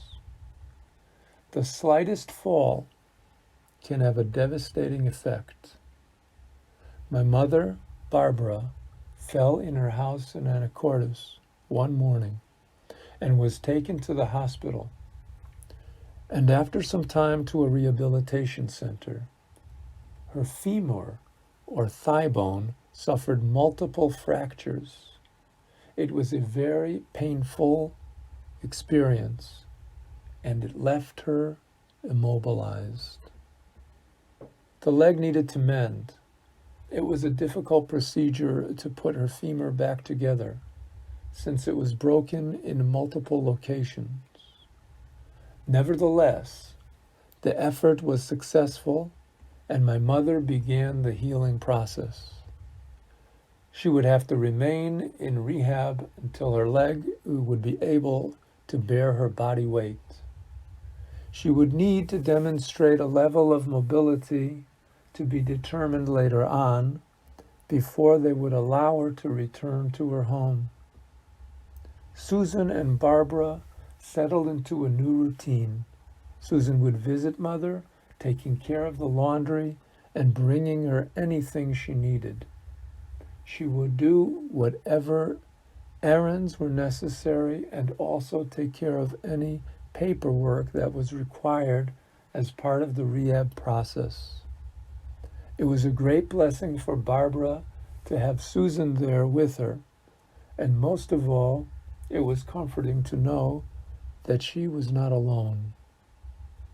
Then the COVID-19 virus began to assert itself, especially in Washington state, and especially among the vulnerable elderly population. The rehab center no longer allowed visitors to come inside. Susan, even though she was immediate family, was no longer allowed to visit Mom at the rehab, and the two had to suffice with window visits. Susan would go to a window that was outside of Mom's room, and she would stand by the window. Mom was aware of her presence there. It was the best possible solution under the impossible circumstances. My son, Mati, was also denied any visitors when he was hospitalized in New York. Sometimes it was cold and wet outside. Susan told me about a puddle of water outside next to the window. It kept getting bigger as she stood there in the rain, trying to be as close as possible to our mother. Fortunately, there was the phone, so they were never out of touch completely. Mom had physical therapy as well as occupational therapy. There was a time that Mother was making progress. It was not home. And after a little more mobility progress, they allowed Mom to return to her home, provided that there was an accessibility ramp and a wheelchair. Mom would need to be in a wheelchair for the foreseeable future, and so a ramp had to be built at her home. Susan put out a contract and got bids, but they were very expensive. Finally, she had a brainstorm and did some research. It turned out that the Anacortes Fire Department has a special fund for situations like this one. A squad of their finest men came to the house, made the necessary measurements, bought lumber, and built it on an afternoon off from work. May those good people be blessed. Everything was set for Mom to come home. Mom did come home. It was fine at first, but her physical condition started to deteriorate. She had various difficulties and was back in the emergency room, the hospital, and finally the rehab center. It was very difficult for both Mom and Susan. Hans came up to visit, and it was very hard on him not to be able to help more. I was able to talk to her while she was in the hospital on a few occasions. It always picked me up to be able to talk to her. I was trying to be careful, not to overdo it. I didn't want to get her stressed. We talked, and she told me that she loved me. I felt really good about that. Mom reached a point where she could no longer verbally communicate. So Susan put the phone up to Mom's ear. I spoke to her clearly and slowly. I told her that she had made the best decisions for me in my life and that I had no regrets whatsoever.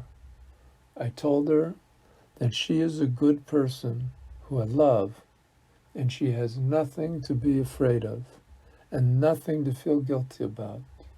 I said that the decision to meet with me was genuinely difficult, but very worthwhile for the both of us. I told her goodbye. It was the last time that I spoke to her. Chapter 42, Barbara Passes. I got a call from Hans. He told me that this was the call. I tried to comfort Hans. The grieving process isn't the same for Jews and non-Jews. It is terribly sad to be a mourner, but I feel that traditional Jewish way is effective in helping mourners to sort out their feelings of loss and to assist them in readjusting to the new reality of the loss, and also in re-entering society again. In the Jewish tradition, the community helps the mourner practically by assisting with arrangements and day-to-day tasks and chores, such as meals and prayer gatherings. Community members will come to the house where the mourner is sitting for 7 days. They will talk with the mourner, and it is a mitzvah, a good deed, to comfort and console mourners.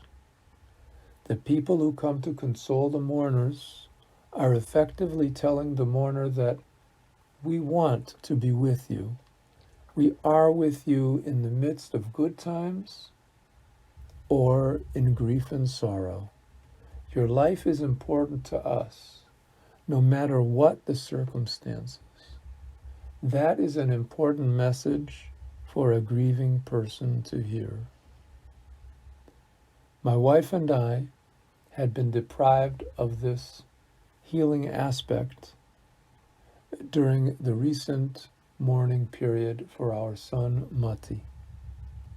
That was because of the corona epidemic and the subsequent state of total lockdown that everybody was compelled to endure.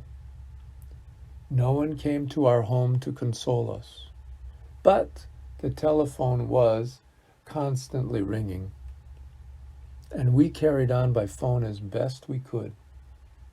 In Judaism, one always finds a way. Still, there was something missing. It was not the same. This loss of my mother was also a non-standard mourning. My birth mother had died. I had sorrow, the sadness of losing an important part of my life. I did not, however, truly have a Jewish mechanism to deal with this. I realized that my situation was not in the least comparable to that of Hans or Susan. Mom had raised them through all the years, and I had only recently come into the picture. It is strange in a way to think that I am the big brother with respect to age, but as someone born yesterday with respect to the family experience. One of the lessons that I learned from this is that if my son, Yossi, or Hans' wife, Christine, hadn't purchased a DNA test or had purchased tests from different companies, we would most likely never have met. I would never have met Hans and Susan and would not have met my mother. There was such a small time frame of possibility. And if one does not take advantage of opportunity when it is presented, it may not present itself again. Hans and Susan experienced the usual mourning and grieving after the loss of a mother. Hans is a feeling and sensitive person. He has his own family around him, and he is resilient. In my opinion, that is a good thing. Susan has spent almost her entire life with mother, and now she is alone in the house. I am concerned for her, of course, although I know she will be all right. I am grateful to them both for their kindness to me and their understanding. Clearly, if not for their efforts on my behalf, I never would have met my mother. I believe that it was a good thing for both my mother and me. I got it though, and I was able to accept it. I think I know where my place is in all of this. I do have my sadness and pain regarding the loss of mother. However, this is a situation that is not a usual one and is specific to only a few people in the same situation as I am. I have come to accept it. I received much more from the Lenish family than I had ever hoped to. There was compassion and understanding. Their treatment of me shows a lot of character, values, and good upbringing. That is a great credit to the Lenish family. My siblings were generally kind to me. Most importantly, I felt accepted by them. They accepted me as I was, for who I was, and for who I am. There was no pity and no guilt. A chapter in my life had ended. Chapter 43, The Package. Susan told me that she would be sending me a little package. In it would be a few small things that belonged to Mom. I told her that the mail to Israel was very slow, but that I would surely let her know when the package arrived. It was very thoughtful for Susan to send those things to me. She didn't have to send me anything at all.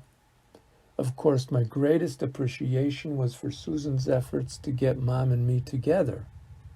She succeeded. For so many years, I had no idea of who my mother was or what she was doing.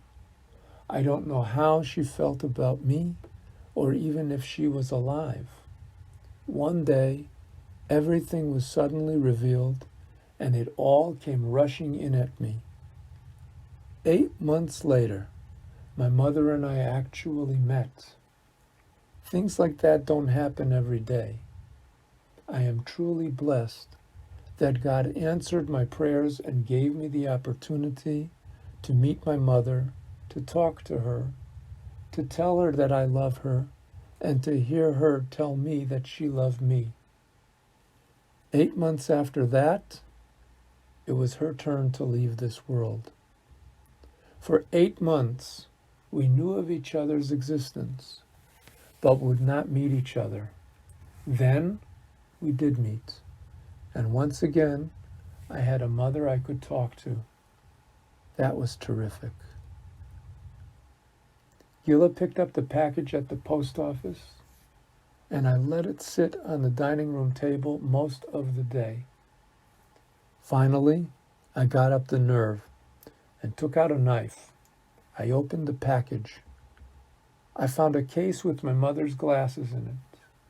I opened the case and I pulled out the glasses. I placed them back into the case as they were before. I found a Ziploc bag, inside of which was a curl of hair, my mother's hair. That was a very touching thing for Susan to include. Tears came to my eyes. How thoughtful of her. How did she know that I would be so moved by this? I placed the items on a shelf next to my bed. On that shelf, I keep a few precious objects. I have my bronze baby shoes, a stone from Auschwitz, a bone fragment from Treblinka, a feather from Majdanek, and a porcelain jar that belonged to my mother in Connecticut. I have lots of memories that accompany me wherever I go. But these items sit on the shelf next to my bed. The chapter has ended well. All is well that ends well. Chapter 44, The Ring. Does anybody think that there is only one Moshe? Is there only one Rivka? My sister Rivka and I are named after Moshe and Rivka Merjinsky. They were my mother, Helen Kopman's parents. I wrote earlier of the bribe that my father gave a German soldier in the Majdanek concentration camp, which saved my grandmother Rivka's life for 2 weeks. He gave up a precious pearl ring. It was a family heirloom that was held by the Kopman family for centuries. He gave it up to save the life of his mother-in-law. I know this from my father, Joseph Kopman of blessed memory, who related the story to me personally at the dinner table. We were in the kitchen in Manchester, Connecticut when we lived on 21 Constance Drive. My mother was present in the kitchen as my father told me the story. She was in Majdanek with my father at that time that the story took place. He brought the ring with him in case he would need to save himself, but gave it without hesitation to the German soldier in order to save the life of my grandmother Rivka. That ring bought 2 weeks of life for my grandmother. Where do you suppose it is possible to find something like that today? Where do you suppose it is to be found today? this question is not asked concerning the ring, but rather concerning the extraordinary level of self-sacrifice that my father had. I ask again, where do you find that today? Where can that level of self-sacrifice for another human being be found? Chapter 45, Shlichus. Nechami and Rivki were first cousins. Within 2 months of each other, the two cousins married. Yitzchak Kapman, my son, married Nechami, and Gabi Holzberg married Rivki. The two couples went on Shlichus. Shlichus is what Chabad couples do when they want to really connect with the teachings of the Torah and Hasidus. It is for those who wish to be participants in life and not merely spectators. The Kopmans went to Grodno, Belarus, and the Holzbergs went to Mumbai, India.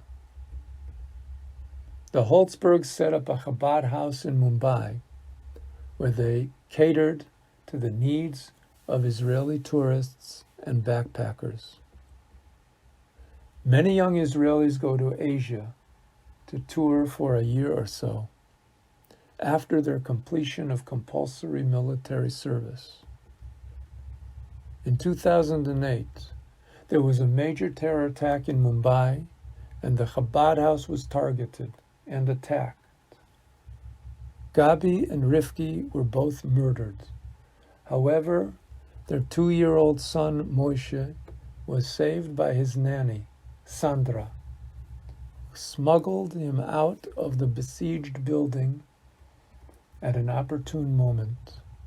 May Sandra be blessed forever with goodness overflowing. May the blood of Moshe's holy parents be avenged. Most importantly, may all the objectives of their shlichus be accomplished without delay. These young couples selflessly dedicate themselves to helping Jews all around the world. It is known among the traveling Jewish youth that if one finds himself in difficulty, wherever one may be, he can always turn to Chabad. They have helped countless Jews unconditionally who find themselves in all manner of difficulties. Their dedication is total and complete, and it is a true wonder to behold. They are the true heroes of the Jewish world today, and amazingly, they want no credit for it. Look what a person can do with his life. He can protect and enrich the lives of those he is there to serve. That is the answer to the question, where is the extraordinary level of my father's self-sacrifice to be found today? It can be found wherever the Rebbe's shluchim are. 46. The ring returns. A young Israeli woman came to the Rosenberg house in Afula. Both the Rosenberg family and the Holzberg family were sitting Shiva, the 7-day mourning period, observed after the tragic terrorist murders of their children in Mumbai. It was an international headline, and in Israel, it was a national tragedy. Many people came to express condolences and comfort the mourners at the large tent that was set up outside of the family residence. A young woman came to the house carrying a package. She requested to talk to Rivki's mother privately, and they went into a side room. The young woman presented the package to Rivki's mother, and when Rabbanit Rosenberg opened it, she received the shock of her life. In the package was a diamond ring and an exquisite dress. She recognized these items immediately as belonging to her slain daughter, and gasped, "How did these things come to your hands?" "They belong to my daughter Rivki." The young lady replied, "Yes, I know they belong to your daughter Rivki. It was she who gave these things to me, and now I am returning them to you." Then she told the following story to Rebbetzin Yehudis Rosenberg, Rivki Holzberg's mother. The young lady was backpacking through India and the Far East, which was a fairly typical thing for post-army Israeli kids to do. She said that she was immature and was doing some very foolish things, which got her into trouble. She was arrested by the local Indian authorities and thrown into a local prison. She told Rivki's mother that she could not begin to describe the primitive conditions that existed in that prison and of how frightened she was to be there. She was able to figure out, however, that the prison was not a very organized place. She thought that it would be possible to bribe a guard to look the other way and thus escape.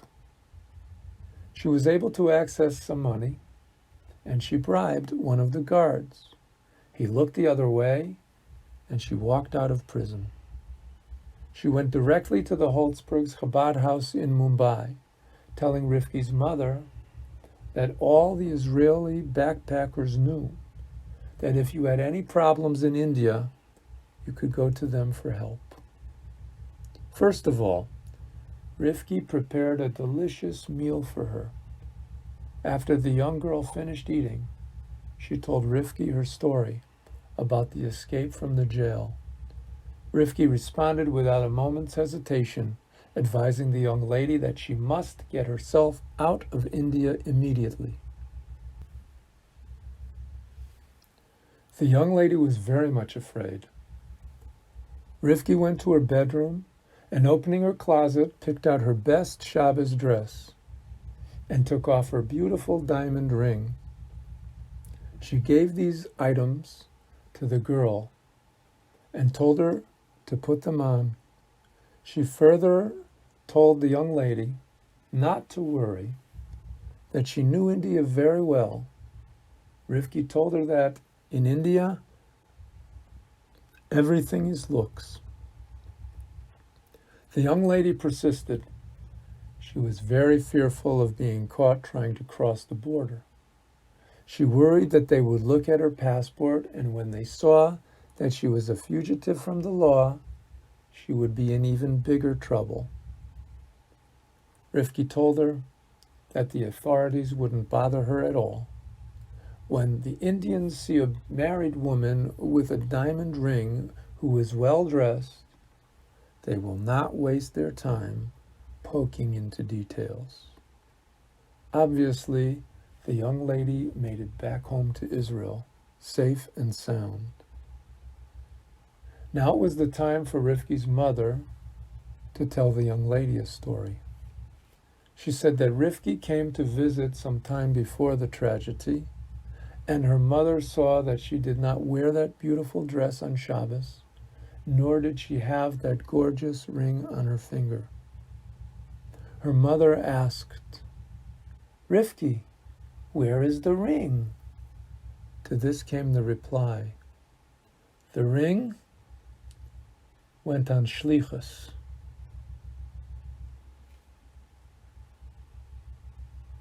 Chapter 47. The Mission. Shlichus is what they do when they want to do and not merely watch. Oh, the questions bite into the flesh without respite. Why is the young boy orphaned of his mother forever?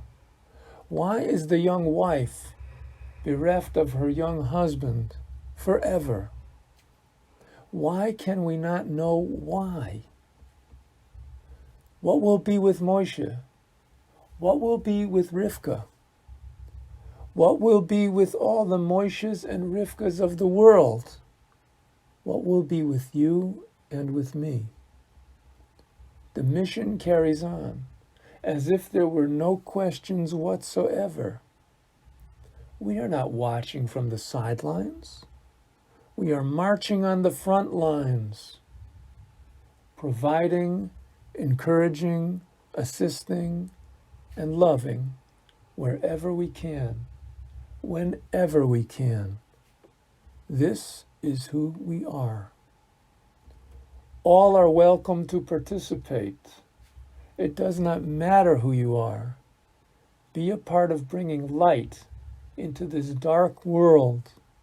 Actualize the possibility that is in you to bring hope where there is despair. In any place, whether near or far, go there and bring love into the world. Chapter 48, Conclusion. There is a book. The book is lying on the table. The book begins to speak. The book says, "Will you read me?" The book is entitled The Unknowable Unknown. The name of its author is Ineffable. The book is closed.